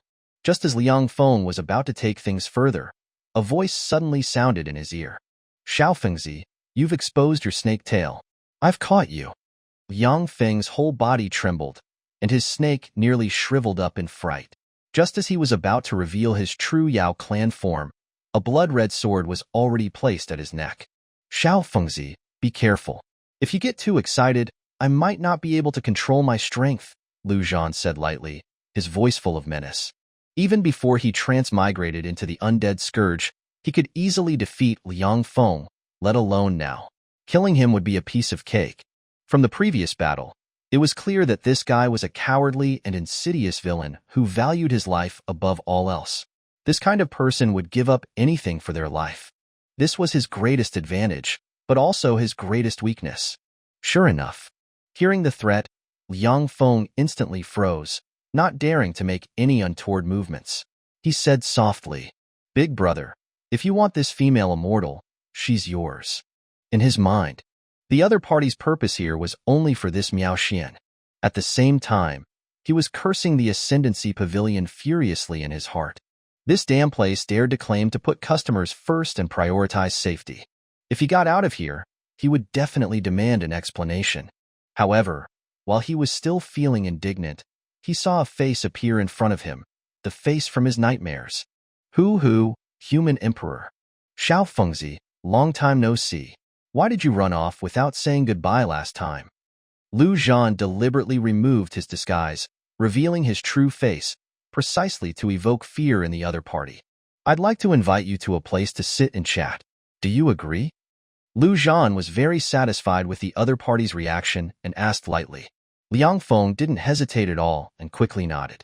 After the great battle, he had also inquired about what happened afterward. He heard that this human emperor had not only killed the commander-level prodigy Sheng Yin, but had also escaped under the noses of many emperor-level experts. His strength was terrifying to the extreme. Under the current circumstances, he had no ability to resist and had to comply. Say agree, Zhan said coldly. Nodding was useless. Agree. After Liang Feng finished speaking, he had already disappeared from the spot. Zhan had just kidnapped him to the New World. It was, after all, not safe here. The New World. It could be said to be a perfect prison, the kind from which no one could escape. And in the New World, he was the omnipotent god. Liang Feng couldn't stir up any trouble. Having kidnapped Liang Feng, Zhan was about to leave directly. Suddenly, a pair of hands grabbed him, and then, an incredibly graceful body pressed against him, clinging to his body. It was the female immortal Miao Xian. Clearly, under control, she had completely lost the ability to discern, only knowing how to complete her work. If it were any other place, Zhan wouldn't mind enjoying himself. But this place wasn't safe. What if he was discovered? The power behind this kind of place was definitely not something he could defeat.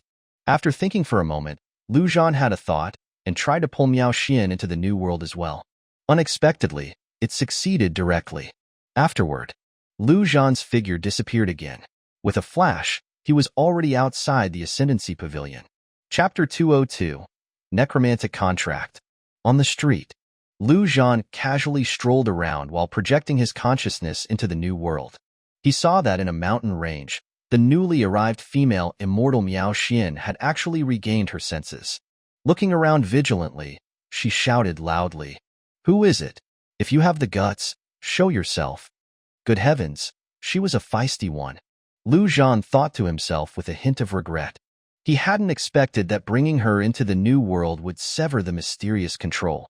In that case, he probably wouldn't be able to enjoy the female immortal. Although with his strength, dealing with this female immortal wouldn't be a problem. But Zhan had never liked using force. It wasn't fun. I am Zhan. Zhan responded directly. In his territory, there was no need to hide. The name of the human emperor should have resonated throughout the universe. Originally, Zhan thought Miao Xian would be bewildered. After all, in the previous battle, he hadn't seen this prodigy. She probably hadn't participated at the time. Who? Human emperor. To his surprise, the moment Miao Xian heard his name, she immediately calmed down, even showing a hint of reverence in her expression. Interesting.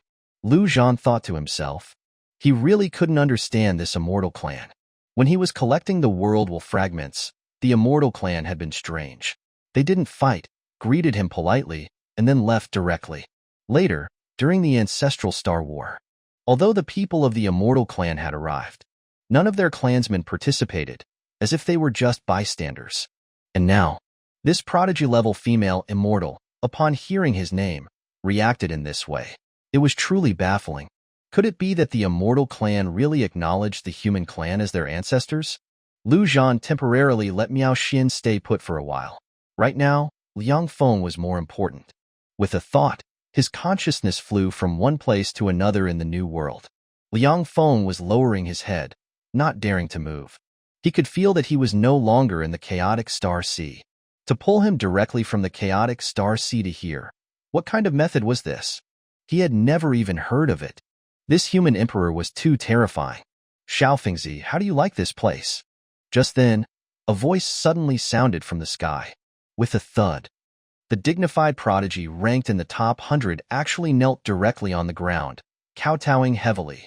Greetings, human emperor. Good heavens. This grand gesture even bewildered Lu Zhan a little. This was a person with great puoli, courage/boldness. However, this guy's decisiveness saved him the trouble of torturing him. Lu Zhan pondered for a moment and suddenly had a thought. The next second, a deathly aura suddenly appeared out of thin air and with a whoosh, entered Liang Feng's body. Liang Feng's expression changed slightly, but he didn't dare to move. Resist? How could he resist? He didn't even know where the other party was. The human emperor seemed to be everywhere. He thought of a terrifying possibility. This was the human emperor's world. He naturally knew about things like storage spaces, but a space that could directly imprison living beings he had never seen before. Too terrifying. Xiaofengzi, what I just infused into your body is called a necromantic contract. Within a month, the power of the contract will directly transform you into an undead creature, and the kind without consciousness, a walking corpse. Lu Zhan said lightly. You should be familiar with the power of the undead. Even if you search the entire universe, no one could dispel it, not even god-level beings. In this world, only two beings can dispel it. One is the Necropolis Lord, and the other is me. So, you understand what you need to do for this month. The necromantic contract was naturally fake. Lu Zhan didn't know such a thing. But so what? He believed Liang Feng would believe it, because this was the power of the undead. In this universe, everyone was deeply wary of the power of the undead. If it were some kind of mental control, Liang Feng might still harbor some fantasies, like finding a Yao clan ancestor to dispel it. But with the power of the undead, Liang Feng definitely wouldn't dare to try anything. Sure enough, Liang Feng, kneeling on the ground, said loudly, Human Emperor, from now on, I, Liang Feng, am your most loyal servant. If you tell me to go east, I will never go west. I, Liang Feng, am your dog, your undead. Your will is my everything. Liang Feng truly didn't dare to have any doubts. Becoming undead, for him, was even more unbearable than death. Lu Zhan sneered. This Liang Feng was indeed a good dog. Then, Lu Zhan directly asked, What is your purpose in coming to this chaotic star sea? Human Emperor, this time I came with elders from my clan to snatch something in the chaotic star sea. Liang Feng didn't hesitate at all. What thing? Lu Zhan was puzzled. He had originally thought they might be here to capture him, but it seemed he was overthinking it. I don't know. This matter is extremely confidential. The elders haven't revealed anything. But to my knowledge, it's not just our Yao clan. Many other races have also come, the God clan, the Demon clan, the Elf clan. Liang Feng said, What is the strength of that elder from your clan? Lord level. Lord level. A Yao clan lord level was not someone he could deal with right now.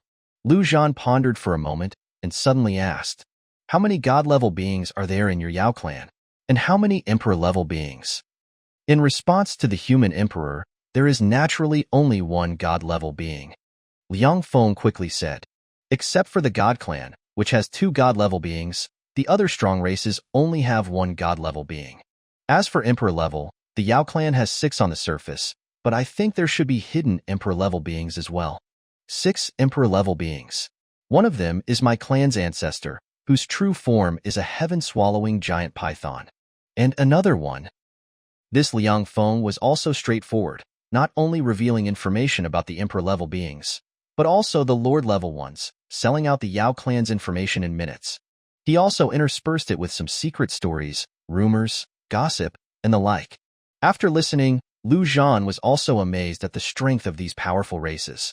The human clan was like ants in front of these races, with no ability to resist at all. 10 years. Could he really reach the level of a god-level being? Collecting his thoughts, Lu Zhan said, I give you 1 day to find out what that thing is. Tomorrow, I will be waiting for you at the entrance of the Pinduoduo department store. At this moment, outside, Zhan happened to walk to the entrance of this Pinduoduo department store. Yes, human emperor, Liang Feng said directly. The lord level who brought him here was an elder of his Snake Yao clan. He would pester and coax him, and it shouldn't be a problem. Zhan nodded, found an empty place, and with a thought, Liang Feng appeared in front of him out of thin air. Human emperor. Liang Feng's heart trembled, and he knelt down without hesitation. Chapter 203. Allegiance. Go. Zhan nodded and said directly, with an indifferent demeanor. If he showed too much concern, it might make Liang Feng suspicious. Sure enough, seeing Zhan's arrogant attitude, Liang Feng completely gave up any thoughts of resistance, determined to unconditionally obey the human emperor's orders to save his own life first. After Liang Feng left, Zhan projected his consciousness back to where Miao Xian was. Miao Xian seemed to sense Zhan's attention and knelt down directly, saying respectfully, Miao Xian greets the human emperor. Zhan, who was walking on the road, couldn't help but raise an eyebrow. Good heavens! She knelt down directly? What was this attitude? From beginning to end, the myriad race's attitude towards the human clan was one of disdain and contempt, let alone these powerful races ranked in the top 10. As the omnipotent god of this world, Zhan could sense a little of Miao Xian's inner thoughts.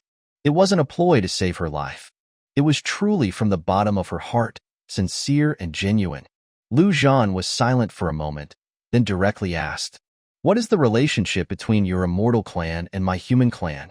Since the other party was so straightforward, he didn't need to beat around the bush. They could speak openly.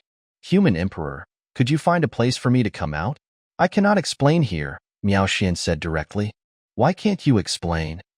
She was, after all, a prodigy on the prodigy list. Zhan had to be on his guard. Clearly, the tactic he used on Liang Feng probably wouldn't work on Miao Xian. This is the human emperor's world, independent of the universe. My clan's ancestor cannot project their consciousness into my body, so I naturally cannot explain, Miao Xian said. You mean you want your immortal clan ancestor to explain it to me? Zhan was shocked. The immortal clan ancestor, they had to be at least emperor level. Was his human emperor title that prestigious? This, Miao Xian couldn't be lying, or it would be too ridiculous. Coupled with the immortal clan's various behaviors all along, what Miao Xian said was very likely true. On this street, Zhan naturally couldn't just let her out. After thinking for a moment, Zhan simply left the settlement directly. Planet 88 was very large. Apart from this settlement, the rest of the place was deserted. After a full half-hour, Zhan arrived at a wasteland, with no sign of life as far as the eye could see. But this place didn't even have a place to sit, which was also troublesome. Thinking about it, Zhan's consciousness entered the new world and found the human settlement. I need architects to help me build a house. Who wants to volunteer? The next step, almost all the architects raised their hands. To build a house for the human emperor, this was a great honor. Zhan had a thought and chose 6 of the highest level architects, instantly moving a large pile of materials out as well. Just keep it simple. It's just a temporary residence, Zhan said directly. Don't worry, human emperor, we understand, the highest level architect among the 6 said, patting his chest. And so, nearly half an hour later, a majestic and incomparable palace appeared in front of Zhan. Was I not clear at the beginning? I said to keep it simple, Zhan asked, somewhat speechless, looking at the palace in front of him. It is simple. For the human emperor, this is already the simplest it can be, the great architect said matter-of-factly. All right. Zhan waved his hand helplessly. Thank you for your hard work. Then, he let the 6 architects return to the new world. Walking through the gate, Zhan naturally didn't have the mind to admire the luxury of the palace. He took out the blood requiem, calmed his mind, and prepared himself. Then, with a thought, Miao Xian's figure appeared in front of him. If this female immortal made any suspicious movements, Zhan would not hesitate to kill her. However, the moment Miao Xian appeared, she knelt down again, extremely respectful. Human emperor, please wait a moment. Zhan nodded, but he didn't dare to relax in the slightest. He knew that at this moment, Miao Xian was probably calling upon the immortal clan ancestor.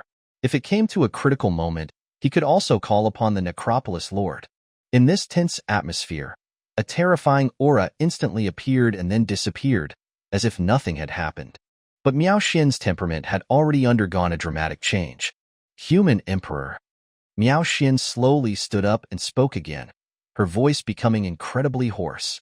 Hearing this voice, Zhan finally breathed a sigh of relief. With the other party's status, being able to address him as Human Emperor already indicated their attitude. Are you an emperor or a god of the immortal clan? Zhan put away the blood requiem and asked directly. This old one is the 178th generation immortal ancestor of the immortal clan, titled Dao Shang Tianzuan Shan Xian Laozu Miaoshan Xianzuan. Human Emperor, you may call me Miaoshan. Miao Xian said. As for this old one's strength, according to the Human Emperor's understanding, it is the realm of a god. Sure enough, it was a god-level being. Zhan was shocked in his heart. The being in front of him gave him the same feeling as the hand of the demon lord. But Zhan had, after all, interacted with the true body of the Necropolis Lord. Facing this wisp of consciousness of a god-level being, he naturally wasn't afraid. He asked directly, "What is your immortal clan's stance?" If they were enemies, then they would fight openly. If they were friends, then it would be even better. They could sit down together and discuss how to resist the other races. But the immortal clan was just like a bystander, doing nothing. Not only were the myriad races uncomfortable, but Zhan, the Human Emperor, was also uncomfortable.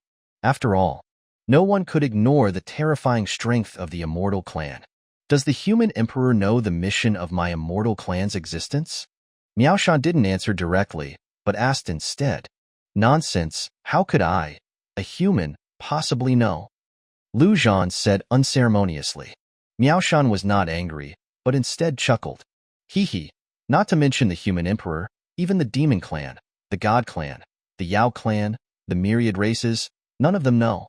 My immortal clan has existed for 30,000 years, waited for 30,000 years, and it was to wait for the appearance of the Human Emperor. Speaking of this, Miao Xian's beautiful face became excited, as if she had completed some great mission. Wait for my appearance? Ridiculous. Zhan snorted coldly. Wasn't I already here? When the myriad races were slaughtering my human clan, where was your immortal clan? My immortal clan is loyal to the Human Emperor, but not loyal to the human clan, Miaoshan said directly.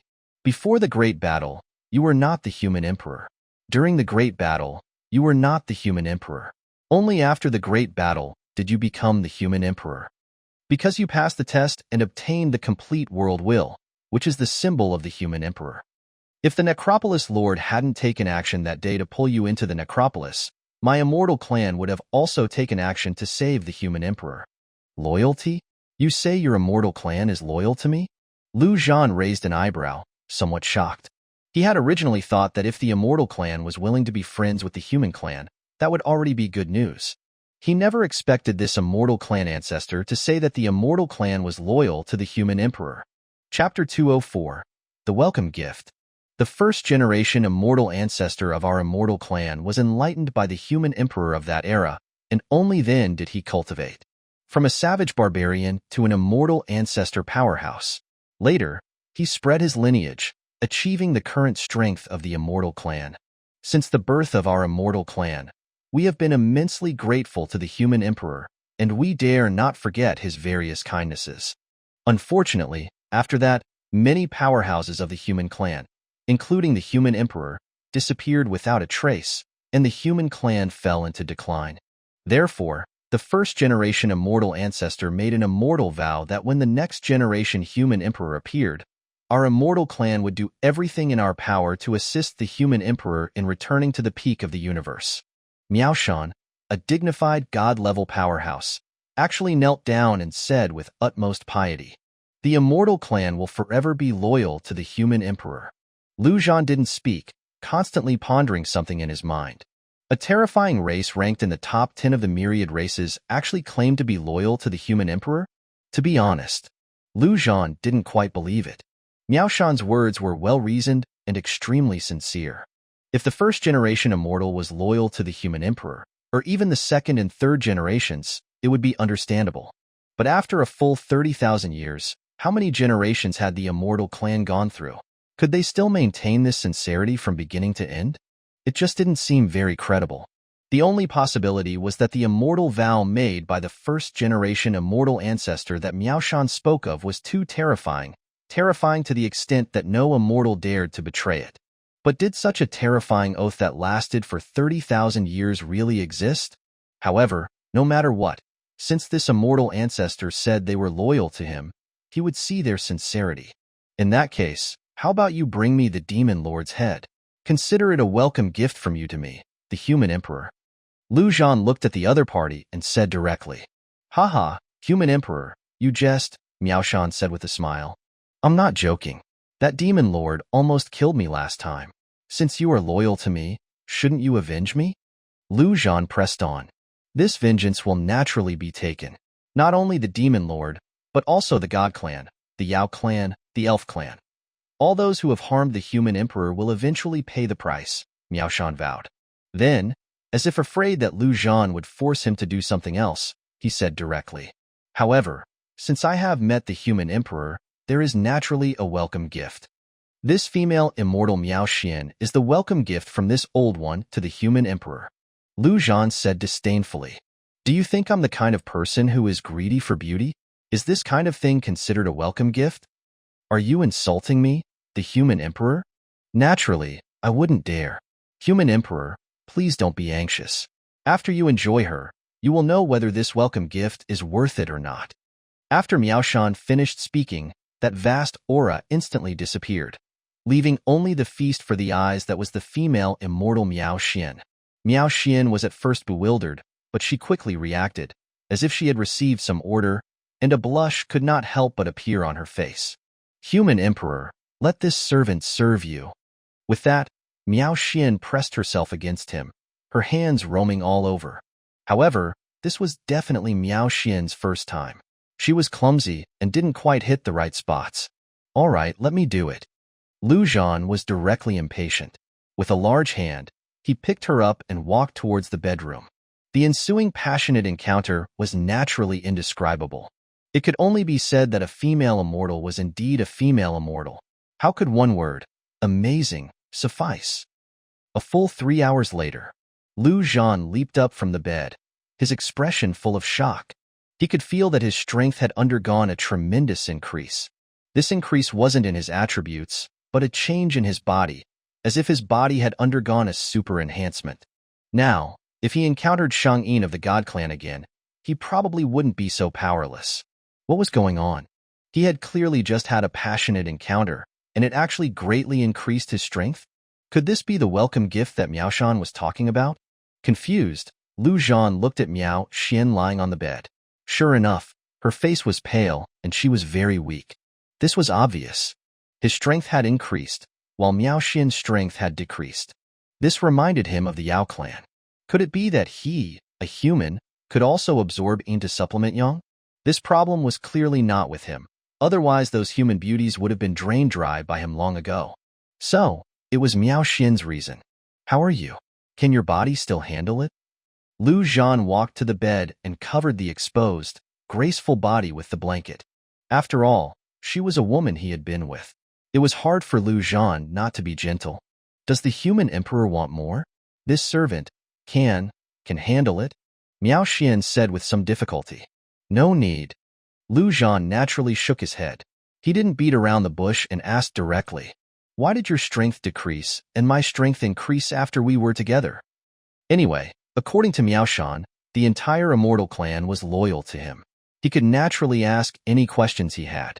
Miao Xian struggled to sit up and said weakly, "The immortal ancestor said that all the women of our immortal clan are prepared as furnaces for you, human emperor. You may pluck us at will." Furnaces. Damn. Lu Zhan's heart couldn't help but race. All the women of the immortal clan were his furnaces. This was simply too astonishing. It was so astonishing that Lu Zhan even felt a little afraid. How could he possibly handle it? But everything that had just happened was truly and keenly felt. This Miao Xian seemed to be his furnace. Interesting. Could it be that the immortal clan was really a chess piece laid down by the ancient human clan powerhouse to protect the human clan? At this moment, even Zhan couldn't help but be shocked into silence. A full 5 minutes later, he weakly asked, "Then what if those of other races get with you?" "Naturally, it would be useless. We are specially prepared for the human emperor, so we are naturally only effective for the human emperor," Miao Xian said slightly apologetically. "Human emperor, please forgive me. Actually, this also had an element of testing. If you had not yet become the human emperor, you would naturally not be able to obtain the effect of the furnace." Zhan nodded. There was naturally nothing to blame for this. He continued to ask, "Then what about the men of your immortal clan?"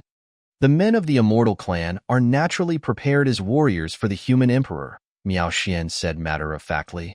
"Of course, if the human emperor has a need, they can also serve as furnaces, offering themselves to you at any time." Zhan quickly shook his head. "No need, no need. Men." He would absolutely not have the slightest interest. For a time, Zhan didn't know how to continue this topic, so he could only change the subject and ask, "By the way, how did you get captured by that Ascendancy Pavilion?" Speaking of this, a trace of anger suddenly appeared on Miao Xian's pale face, and she said resentfully, "That Ascendancy Pavilion deserves to die. I originally followed Immortal Master Bihua to this chaotic star sea to snatch something, but I never expected to fall into the Ascendancy Pavilion's trap and be captured by them. Fortunately, the human emperor saved me, and I was spared from being insulted by those filthy things. Like the Yao clan, they were also here to snatch something. What exactly was it? That it could attract 2 powerful races? Perhaps even more. The God clan, the Demon clan, and others had very likely also arrived in this chaotic star sea." Chapter 205, Number 1 Hound. Ascendancy Pavilion. Immortal Character Number 1 Room. "How is it? Have you found anything?" the pavilion master asked lightly. However, anyone could hear the anger contained within, like the surging waves hidden beneath the calm sea. Since the establishment of the Ascendancy Pavilion, how many years had it been? Naturally, various incidents had occurred during this time. The Immortal Clan had directly attacked. Guests had tried to directly snatch the female immortals. Female immortals had accidentally escaped control. But never like this. The guest and the female immortal had disappeared mysteriously at the same time. This was a blatant slap in the face of the Ascendancy Pavilion. As if to say, "Ascendancy Pavilion? That's it? Come and go as you please." This was provocation, an insult. How could the dignified Ascendancy Pavilion tolerate this? "Pavilion Master, we're close to tracking them down." For some reason, there was no signal before. The Deputy Pavilion Master said, his heart filled with trepidation. "The signal just appeared not long ago, and it's not in the market, so the positioning is a bit slow." In addition to the methods used to control the female immortals, the Ascendancy Pavilion also placed positioning items on each item. When the incident first occurred, for some reason, the man in black tried countless times, but he couldn't find any positioning information. Afterward, the Deputy Pavilion Master sent all the members of the Ascendancy Pavilion to search the entire market. Nothing was found. The Deputy Pavilion Master returned to the Ascendancy Pavilion with a very uneasy heart, originally intending to honestly accept punishment. But just now, he stubbornly searched for the positioning again, and unexpectedly, there was a response. "Found them, Pavilion Master." With the accurate positioning, the Deputy Pavilion Master quickly said. The Pavilion Master nodded and said directly, "Dispatch the immortal hunting team. Bring the prey back to me. Kill all the others. By the way, bring number 1 hound. This guy shouldn't be simple." The Deputy Pavilion Master was shocked. Number 1 hound was the Ascendancy Pavilion's secret weapon. He reckoned that it hadn't been deployed for decades. Yes. No matter who it was, as long as they weren't an Emperor-level powerhouse, with number 1 hound deployed, there wouldn't be any surprises. And Emperor-level powerhouses, one move could affect the whole situation. Unless it was a critical moment, they generally wouldn't take action. Inside the palace, Zhan lay on the bed and asked lightly, "What exactly is the thing you're trying to snatch?" Miao Xian quickly stopped what she was doing and said, I don't know, but when the Immortal Master arrives, the human emperor can ask her personally. Immortal Master Bihua should know something." Just now, Miao Xian had already used the Immortal Clan's secret method to notify Immortal Master Bihua to come here to pay respects to the human emperor. What is Immortal Master Bihua's realm? Immortal Master Bihua is very powerful, a Zhao top talent among Lord-level beings. That Immortal Master Bihua, she, how old is she? Lu Zhan asked, pretending to be serious. Miao Xian doesn't know that either, but she's at least 1,000 years old, Miao Xian guessed. Good heavens. A female immortal over 1,000 years old. Lu Zhan hesitated a little. Should he still pluck her? Human Emperor, should this servant continue? Continue. Lu Zhan had just finished speaking. Suddenly, he had a thought. He felt several powerful auras rapidly approaching this place. Looking at Miao Xian, it was clear that she had also sensed it. She shook her head. It's not Immortal Master Bihua's aura. Then, she seemed to think of something, and her expression suddenly became flustered. Human Emperor, could it be the people from the Ascendancy Pavilion? Put your clothes on first. Lu Zhan finished. It seemed that the Ascendancy Pavilion had other methods besides the control methods on the female immortals. He had thought too little of this. Lu Zhan had a thought and said to Miao Xian, "You go to the new world and hide first." After Miao Xian disappeared from this world, sure enough, those several auras suddenly stopped in place, as if they had lost their direction. On a wasteland, the Deputy Pavilion Master stopped in mid-air, frowning. What was going on? Had the positioning information suddenly disappeared again? Deputy Pavilion Master, what's wrong? Behind him, a member of the Immortal Hunting Team flew up and asked. The target has disappeared. The Deputy Pavilion Master's face turned ashen. He had to complete the mission. Otherwise, he would definitely die. Escape? Impossible. Joining the Ascendancy Pavilion had already determined their fate. They were the Ascendancy Pavilions in life, and also the Ascendancy Pavilions in death. This guy might have a means of blocking positioning. Spread out and search. Remember, send a signal the moment you find them, the Deputy Pavilion Master said. Yes. Soon, the 8 members of the Immortal Hunting Team had already dispersed. Beside the Deputy Pavilion Master, only a figure shrouded in darkness remained, motionless. It was number 1 Hound. The Deputy Pavilion Master naturally wouldn't just wait. He quickly moved forward. After a while, he saw a slightly magnificent palace suddenly appear in front of him, and he was immediately shocked. When did such a palace appear on Planet 88? Could Miao Xian be inside? While the Deputy Pavilion Master was hesitating, he saw the gate of the palace open, and a humanoid creature walked out. Seeing this figure, the Deputy Pavilion Master was even more surprised. He couldn't sense this guy's aura. Someone who could survive in this kind of place naturally couldn't be an ordinary creature. Could the other party be an emperor? God Clan? Immortal Clan? Or Yao Clan? Among the strong races, only these races like to use the form of humans. The Deputy Pavilion Master guessed wildly. He could never have guessed it was a human. Scram before I get angry. Lu Zhan looked at the 2 figures in the air, standing with his hands behind his back, and cursed directly without expression. Just now, he could have completely put away this palace and fled directly. But that didn't fit his style as the dignified Emperor Lu. When he was on Ancestral Star, he was the king, he was the overlord, how domineering he was. The strong attack of the myriad races left a fire burning in his heart that had nowhere to vent. If he came to this chaotic star sea and still had to run and escape everywhere, it would be extremely frustrating. Lu Zhan didn't like this feeling. Of course, if the other party was too strong, and he couldn't win, he still had to run if he had to. Having backbone didn't mean you didn't want your life. What if he couldn't escape? He'd shout, "Lord Necropolis, save me." That Necropolis Lord was sitting there all day, so idle that he was about to turn to dust. If he gave him something to do, he should thank him. Arrogant enough, the Deputy Pavilion Master felt a surge of anger. After joining the Ascendancy Pavilion, there were really not many who dared to speak to him like this. But because the other party was too arrogant, it made him a little hesitant to move.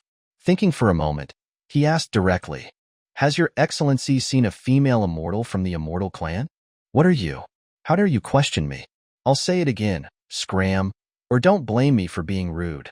Lu Zhan didn't answer, but cursed directly. In his senses, This Deputy Pavilion Master should be a Lord-level powerhouse. But not the extremely strong kind of Lord-level.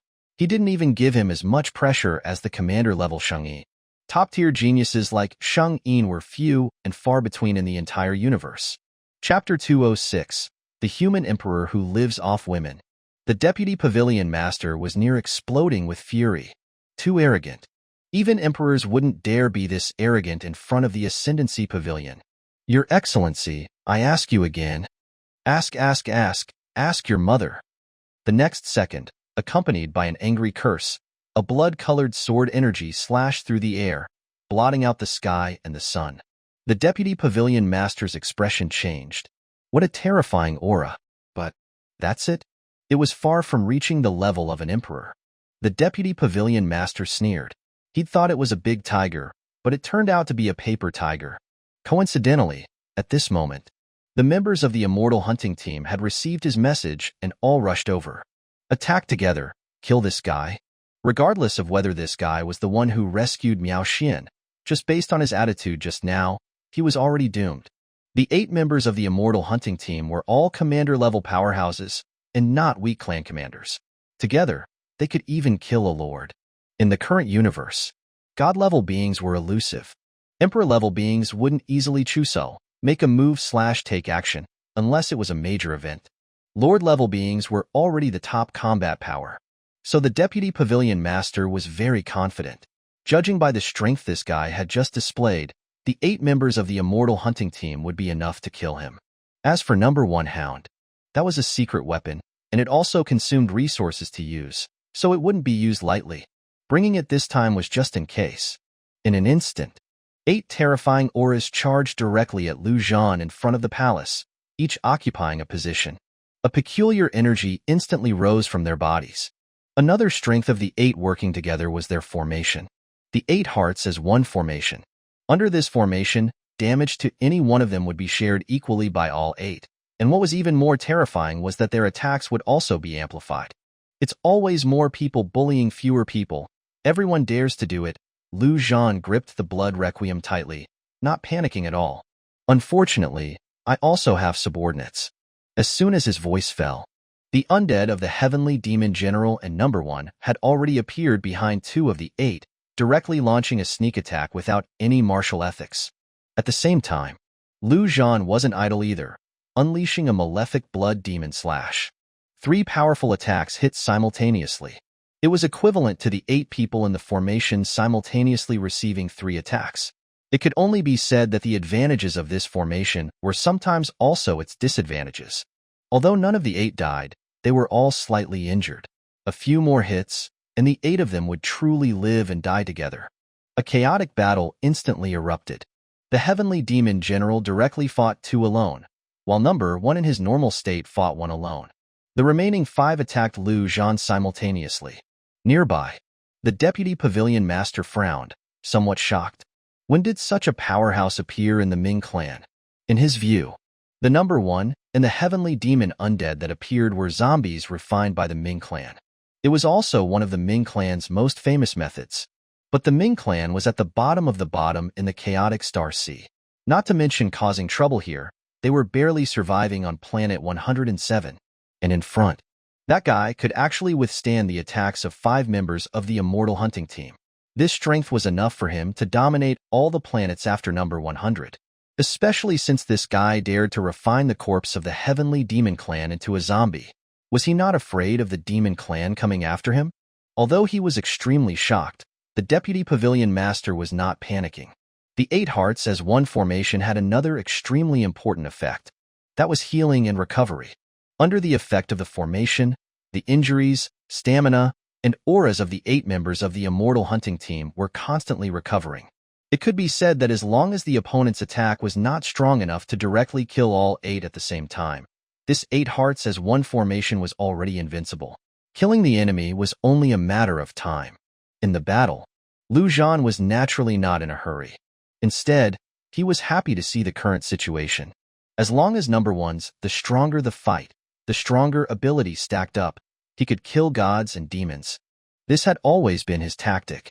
Although it was old-fashioned, it was simple, brutal, and always worked. Both sides were calm and confident of victory. The battle stalled in this strange atmosphere.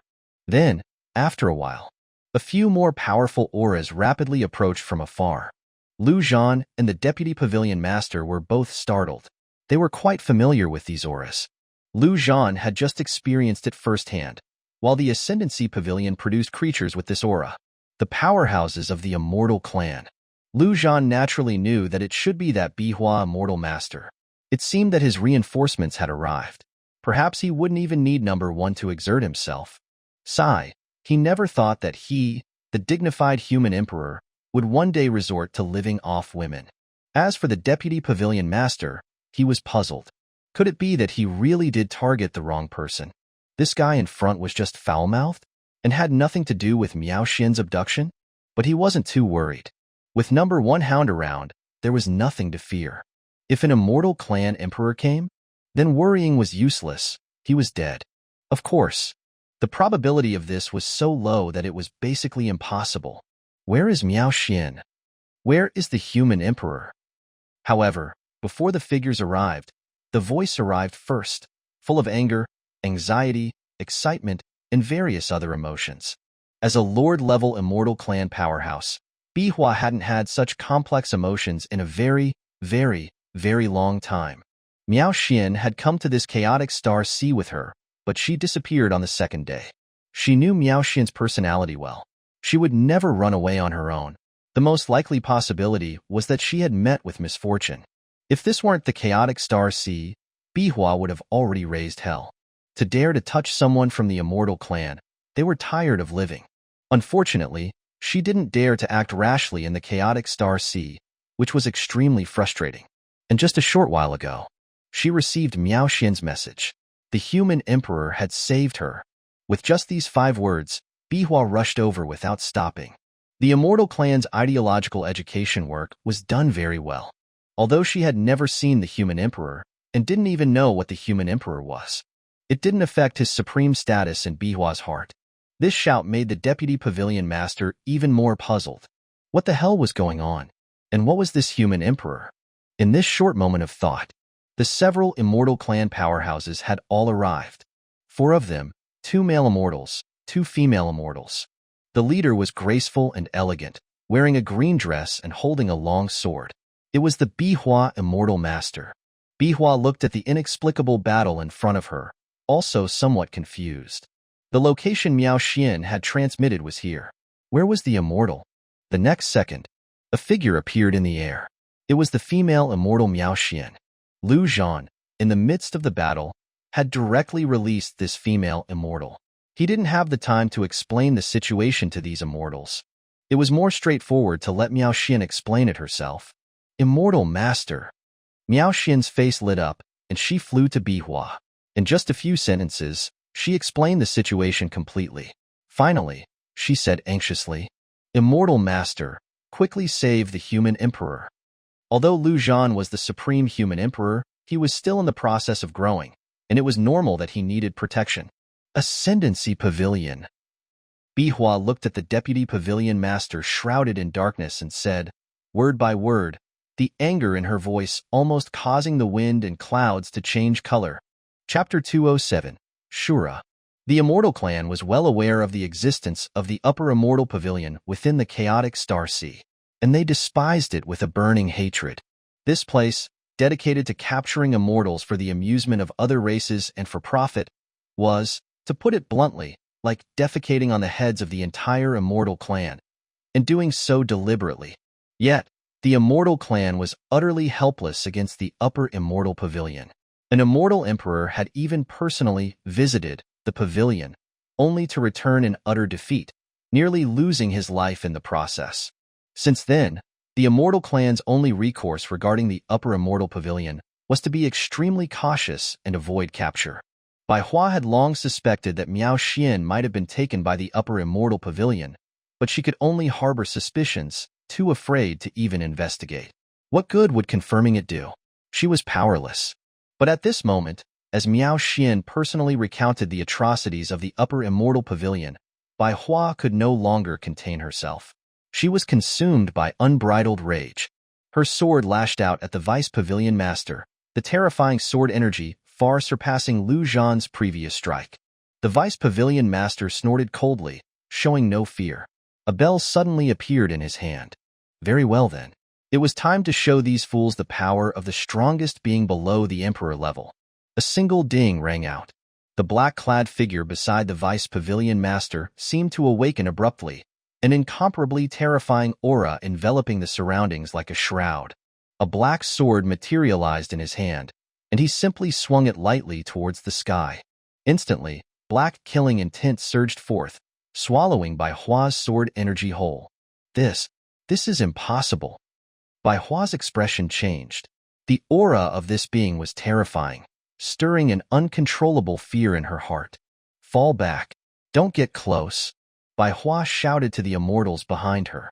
In the face of such a terrifying opponent, they would only be a hindrance, distracting her and potentially leading to their deaths. Before her words could even fully leave her lips, the terrifying figure had already transformed into a black blur, appearing before her in an instant, his sword slashing down. So fast, Bai Hua's heart jolted, and she quickly moved to defend herself. A resounding boom echoed. Bai Hua felt a terrifying force surge towards her, invading her body, her spirit, her power. It felt as if it were corroding everything. Shura! Bai Hua screamed, her body thrown back violently. The black figure immediately pursued. This power, unique in the entire universe. It was the power of the Shura, one of the most terrifying powers in existence. The Shura race was the most battle-hungry race among all, without exception. They were born for battle, died for battle, a group of complete and utter battle maniacs. Of course, the Shura were not mindless lunatics. On the contrary, their intelligence was among the highest of all races. But the instinct for battle was etched into their very genes, something that even their intellect couldn't temper. In terms of individual strength, if the Shura claimed the top spot, no other race would dare to challenge them. A saying had long circulated throughout the universe. Within the same realm, the Shura were invincible. Even the god race wouldn't dare to challenge a Shura in a one-on-one battle within the same realm. Bai Hua never imagined that this terrifying being would be a member of the Shura race. The Shura race was behind the upper immortal pavilion? Impossible. They were a bunch of creatures who only knew how to fight. How could they possibly orchestrate something like this? Bai Hua's strength was at the pinnacle of the Lord level. She was even confident enough to say that she feared no opponent below the Emperor level. But at this moment, facing this Shura, Bai Hua was completely overwhelmed, forced to defend with all her might. Even then, she was constantly in peril, and at this rate, she would undoubtedly die within 10 minutes. Nearby, the Vice Pavilion Master wore a triumphant smile, victory already within his grasp. He shook the bell again, issuing a command. With the ringing of the bell, Hunting Hound No. 1's attacks immediately slowed. Don't kill her, capture her alive. A Lord-level immortal woman was a rare commodity even in the upper immortal pavilion, and she would surely fetch an astronomical price. And there were 3 other immortal women. If he could capture them all, he, the Vice Pavilion Master, would undoubtedly receive great rewards. He hadn't expected such a pleasant surprise on this outing. Kill that person. On the other side, Miao Xian and the other immortals were extremely anxious, yet utterly helpless. Hearing the bell, they instantly understood. They couldn't help Immortal Master Bai Hua, but they could kill the one ringing the bell. Clearly, the bell had some significance. In an instant, the 5 immortals simultaneously attacked the Vice Pavilion Master. However, their anxiety had clouded their judgment. They hadn't considered the Vice Pavilion Master's strength. You're courting death. The Vice Pavilion Master sneered, opening his mouth wide. 2 streams of black venom shot out, instantly striking the 2 male immortals. Arg! The 2 male immortals screamed, their immortal bodies melting at a visible rate. In a mere 5 seconds, they were reduced to puddles of black liquid. Male immortals were worthless. The Vice Pavilion Master showed no mercy in killing them. Seeing this, Miao Xian and the 3 other female immortals dared not approach. Near the palace, Lu Zhan, still engaged in battle, clearly saw everything that was happening. He heard Bai Hua's cry of alarm. The Shura race? Truly terrifying. That thing's strength far exceeded his expectations. Before No. 1's attributes could stack up, the 4 female immortals would likely be annihilated. And those weren't just 4 female immortals. They were his, Lu Zhan's, cultivation furnaces belonging to him. How could he allow others to destroy his treasures?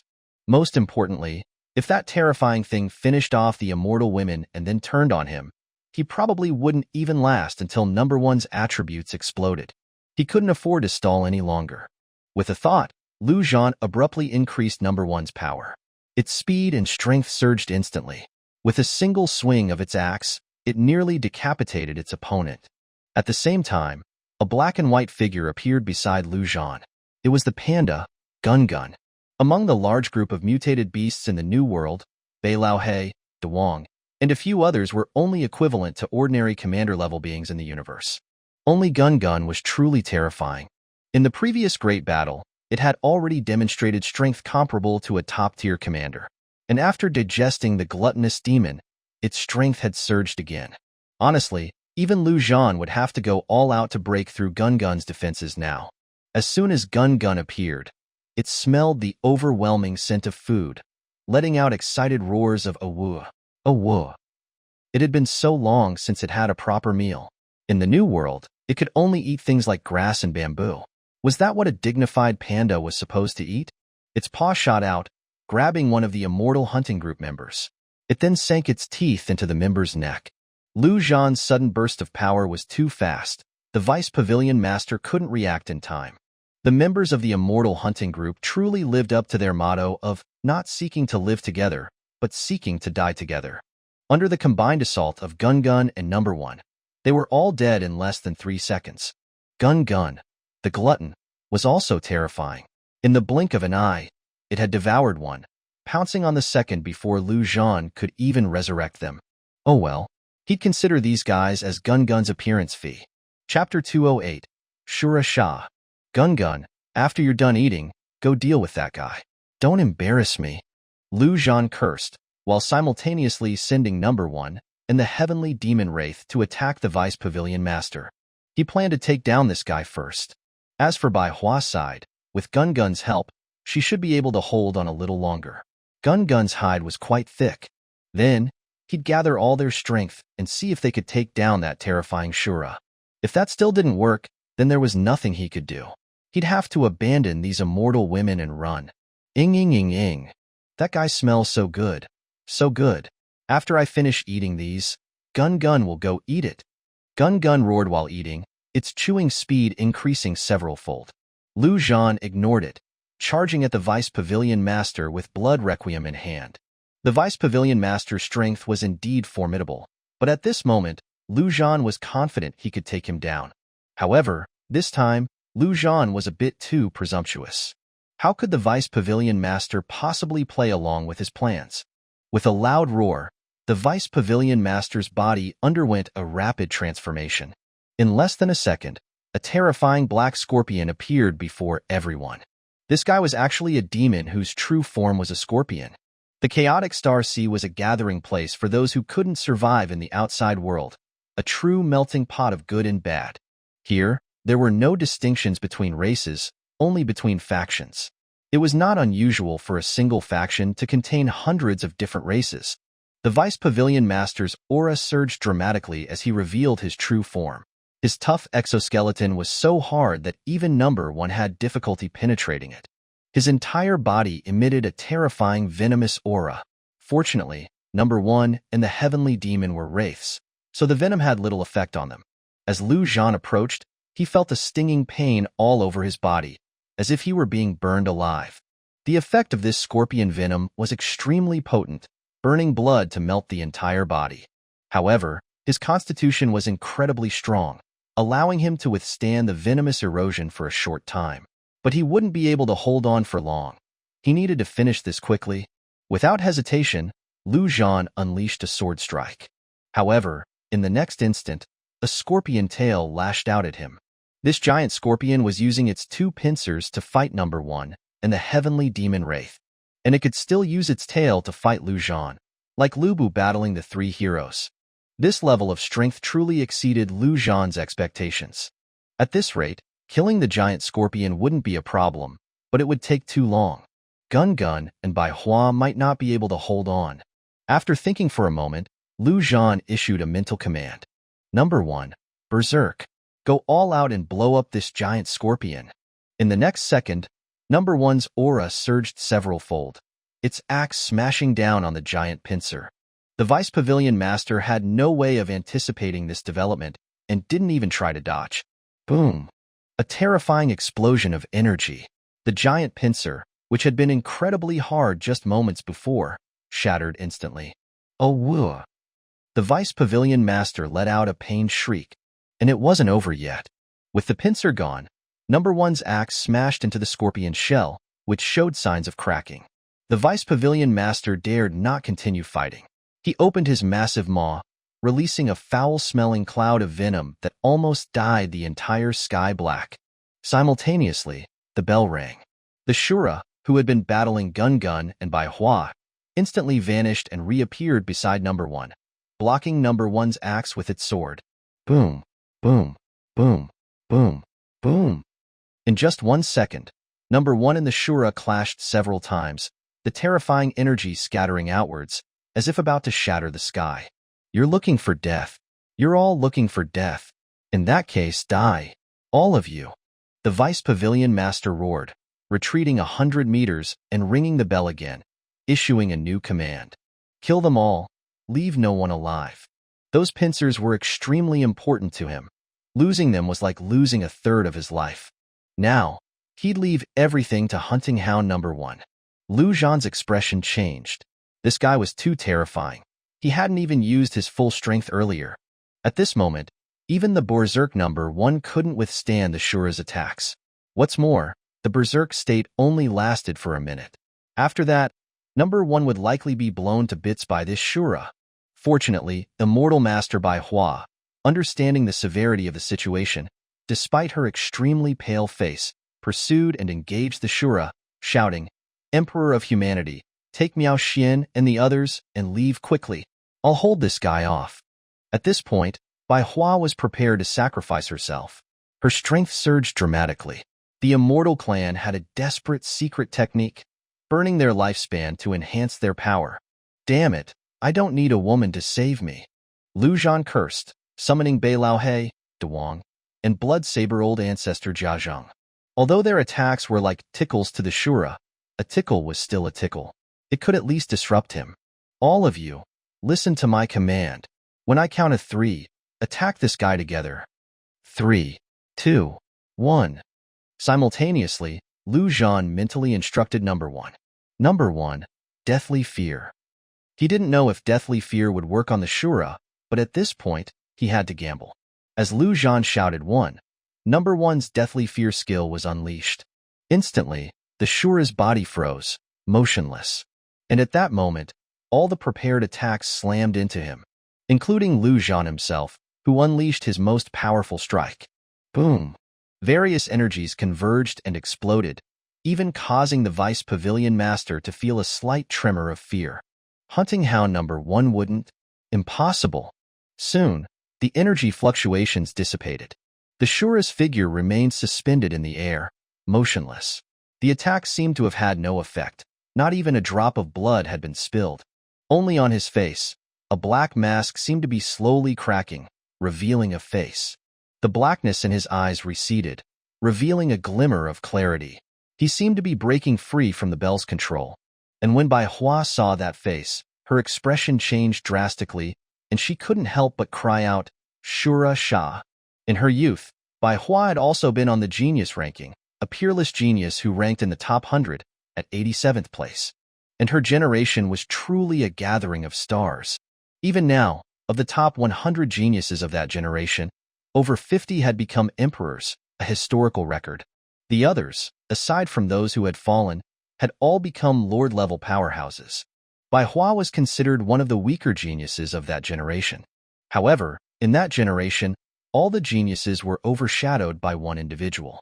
This genius had emerged from nowhere, sweeping all before him, fighting across the heavens without a single defeat. He had even slaughtered lord-level powerhouses while still at the brave level, his reputation so formidable that it made all races tremble. And that genius's name was Shura Sha. Chapter 209. Everyone, stop. Bai Hua's mind flashed with various rumors about Shura Sha. Some had even said that Shura Sha was the #1 genius of all races, throughout all of history. Moreover, this Shura Sha was different from other members of the Shura race. He wasn't controlled by the desire for battle. He controlled the battle. He was also obsessed with fighting, but battle was merely a means for him to become stronger. Therefore, many powerful beings at the time believed that this individual would inevitably become the Shura god, and might even lead the Shura race to defeat the god race. With such a dazzlingly brilliant star, other geniuses seemed so dim. Who was second and third on the genius ranking? No one cared. Yet, such a peerless genius had suddenly disappeared one day, without a trace, without leaving any information. The entire Shura race went completely insane, using every means at their disposal to find their future god, even provoking wars among the myriad races and engaging in widespread slaughter. This led to the myriad races uniting to suppress the Shura race. In that battle, a large number of powerful Shura fell, and the entire race was severely weakened. Their ranking plummeted from second among all races to ninth, and they hadn't recovered to this day. At the time, almost all the races believed that Shura Sha had fallen.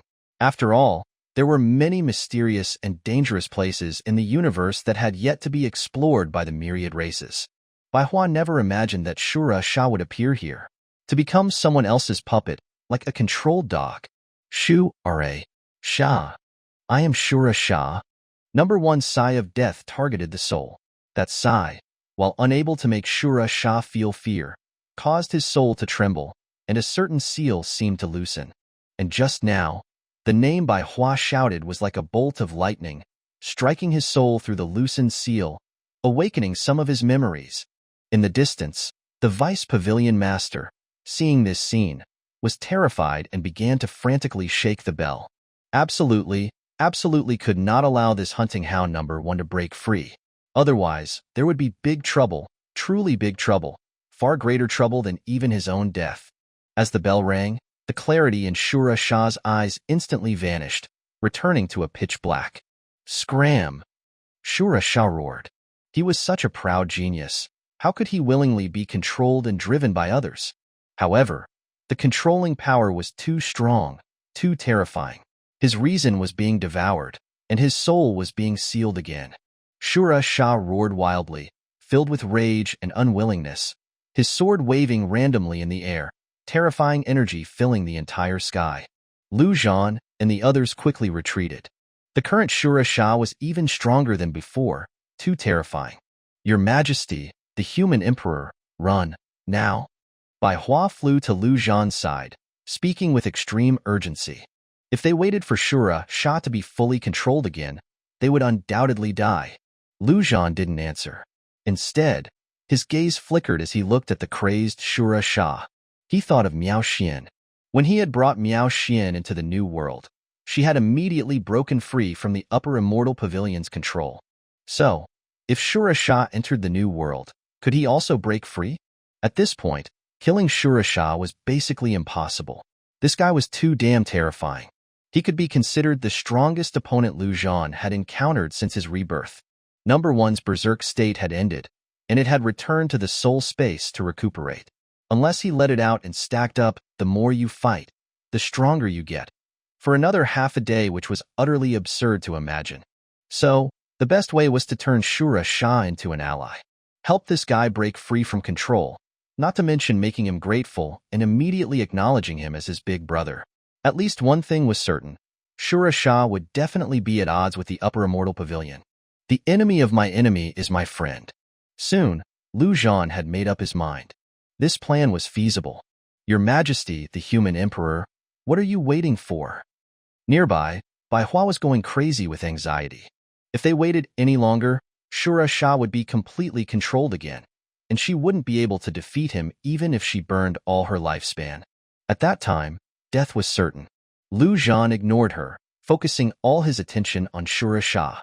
The energy was too terrifying. If he rushed in recklessly, he might be killed by friendly fire. After a moment, Zhan's eyes lit up. Now was the time. Shura Sha's attacks had a momentary gap. Flash activated. Zhan's figure vanished, appearing in front of Shura Sha. He didn't dare to hesitate, quickly saying, "Shurasha, I know you still have consciousness. I can help you break free from control. Trust me, come with me to a place. You just need to nod." At the same time, he was ready to summon the undead monarch to save him. Shura Shah's face twisted in a grimace, seemingly engaged in a tremendous soul struggle. Then, with great difficulty, he nodded. At this point, he had no choice but to trust this person who had appeared out of nowhere. He would rather die than be controlled again, to become a puppet. "Your Majesty, the human emperor." Bai Hua and the other immortal women were about to go insane. Was this human emperor going through a rebellious phase? So disobedient. He was clearly told to run, but instead, he ran directly to Shura Shah's side. There were other ways to commit suicide, but no matter what, they couldn't abandon the human emperor and flee. They had to save him. But in the next second, the overwhelming energy suddenly vanished, and the entire sky seemed to fall silent. Zhan was floating calmly in the air. As for Shura Shah, he was gone. What was going on? Bai Hua and the other immortals were completely dumbfounded. What had just happened? Finally, Miao Xin reacted, saying with a look of admiration, "As expected of your Majesty, the human emperor." Not far away, the vice pavilion master was also stunned. He frantically shook the bell, but there was no effect. Where was hunting hound number 1? Where was the secret weapon? Had it just vanished? Hee. Shake it, keep shaking it. You can shake the bell to pieces, and no one will answer. Just then, a voice sounded beside him. Only then did the vice pavilion master react. He was completely surrounded. Inside the new world, Zhan's consciousness saw Shura Shah, standing there calmly, with clarity in his eyes, proving that the new world could indeed block the control. He didn't disturb this big brother for the time being, but waved his hand and shouted, "Everyone, attack together. Kill this giant scorpion." Instantly, a barrage of attacks slammed into the giant scorpion. No matter how strong the vice pavilion master was, he couldn't withstand it, especially since there was Bai Hua, a lord-level powerhouse even stronger than him. In less than 3 minutes, the giant scorpion was left with only half a breath. "Everyone, stop. Let me have the final blow." Zhan shouted again. This was his first time killing a lord-level demon. He wanted the experience. Chapter 210. Polearm Breaking, Armor-Stripping Battle Axe. Ding! Congratulations on killing a lord-level demon. With Zhan's final strike, a cry of surprise suddenly echoed in his mind. Then, a ray of light descended from the sky, shining on Zhan. Instantly, Zhan felt as if his body had been infused with a powerful energy, his strength increasing dramatically. The undead monarch had once said that the ancient super-powerful beings of the human race had set rules in this universe. Killing enemies of a higher level would grant rewards from the heavens, and the human race would receive double the rewards. This reward seemed to have surpassed the limitations of professional levels. Zhan's level hadn't changed, nor had his attributes, but his strength had truly increased, just like when he had equipped the Deathwing. Perhaps the initial appearance of experience levels and other game-like settings was just a way for the universe's rules to help the human race grow faster and more easily. After all, this was set up by powerful beings of the human race, so it was normal for it to favor the human race. And that wasn't all. After the ray of light disappeared, a crack suddenly appeared in the void, and a battle axe slowly flew out. The domineering appearance of the axe sent shivers down the spines of everyone present. Zhan's eyes lit up. The rules of heaven and earth were truly considerate. Knowing that number 1's battle axe needed an upgrade, Zhan reached out and grasped the battle axe, instantly learning its name. Polearm Breaking, Armor-Stripping Battle Axe. Red equipment. Zhan felt a little sour. What kind of status did number 1 have to be using the same grade of equipment as him? Sourness aside, Zhan still handed the axe to number 1. In the soul space, number 1 raised his new weapon, seemingly shouting, "Your Majesty, the human emperor." With the crisis completely resolved, Bai Hua looked at Zhan with extreme excitement, kneeling down and respectfully calling out, Rise." Zhan waved his hand and said. He looked her up and down. The immortal women of the immortal clan were all beautiful and slender. Compared to Miao Xin, Bai Hua had a more mature and steady aura. To put it plainly, She was a mature woman, but when he thought about her being over 1,000 years old, Zhan felt a chill. There was some psychological pressure to that. Zhan first put these messy thoughts aside and asked, "Immortal Master Bai Hua, can you tell me about Shurisha?" He needed to have a discussion with that guy later, so the more he knew, the better. "Your Majesty, the human emperor, please call me Bai Hua," Bai Hua quickly said. Then, she recounted everything she knew and had heard about Shurisha. Finally, she asked cautiously, "Your Majesty, the human emperor, where is Shurisha?" "Don't ask what you shouldn't ask," Zhan said directly. Honestly, even though the immortal ancestor had sworn that the entire immortal clan belonged to him, how could he possibly believe it? Even if he slept with all the immortal women, he would still have his doubts. Even with the undead monarch, he only believed half of what he said. Zhan only ever truly believed in himself. "Let's go back and rest." Fortunately, the palace was still there. Everyone had been fighting for so long and needed rest. And Zhan also needed to have a good talk with Shurisha. According to Bai Hua, Shurisha was the protagonist of an era. If nothing had happened, he might have already become a god by now.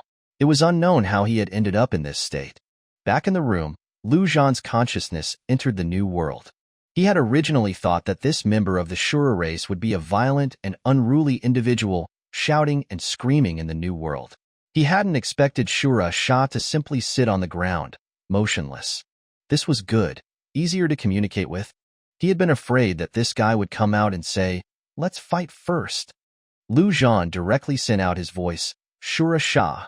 Shurisha abruptly opened his eyes, looking at the sky, and said, "You are the master of this world?" "That's right," Zhan responded. "What race are you? Why are you helping me?" Shurisha was clearly not one for beating around the bush, asking directly. Honestly, the Shura race's reputation among the myriad races was not good, even very bad. Who would want to deal with a bunch of battle-crazed lunatics all day long? So, it could be said that the Shura race had no friendly races. This guy helping him naturally couldn't be for no reason. Because we have a common enemy. Since the other party was so straightforward, Zhan also spoke directly.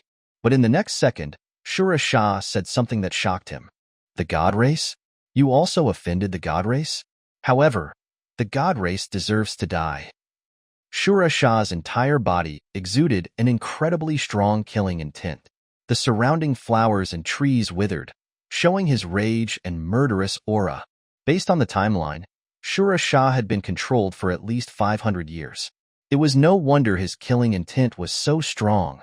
However, what truly shocked Zhan was that he mentioned the god race. The one controlling Shurisha was the god race? What did this mean? It meant that the god race was behind the upper immortal pavilion. This was an absolutely shocking secret.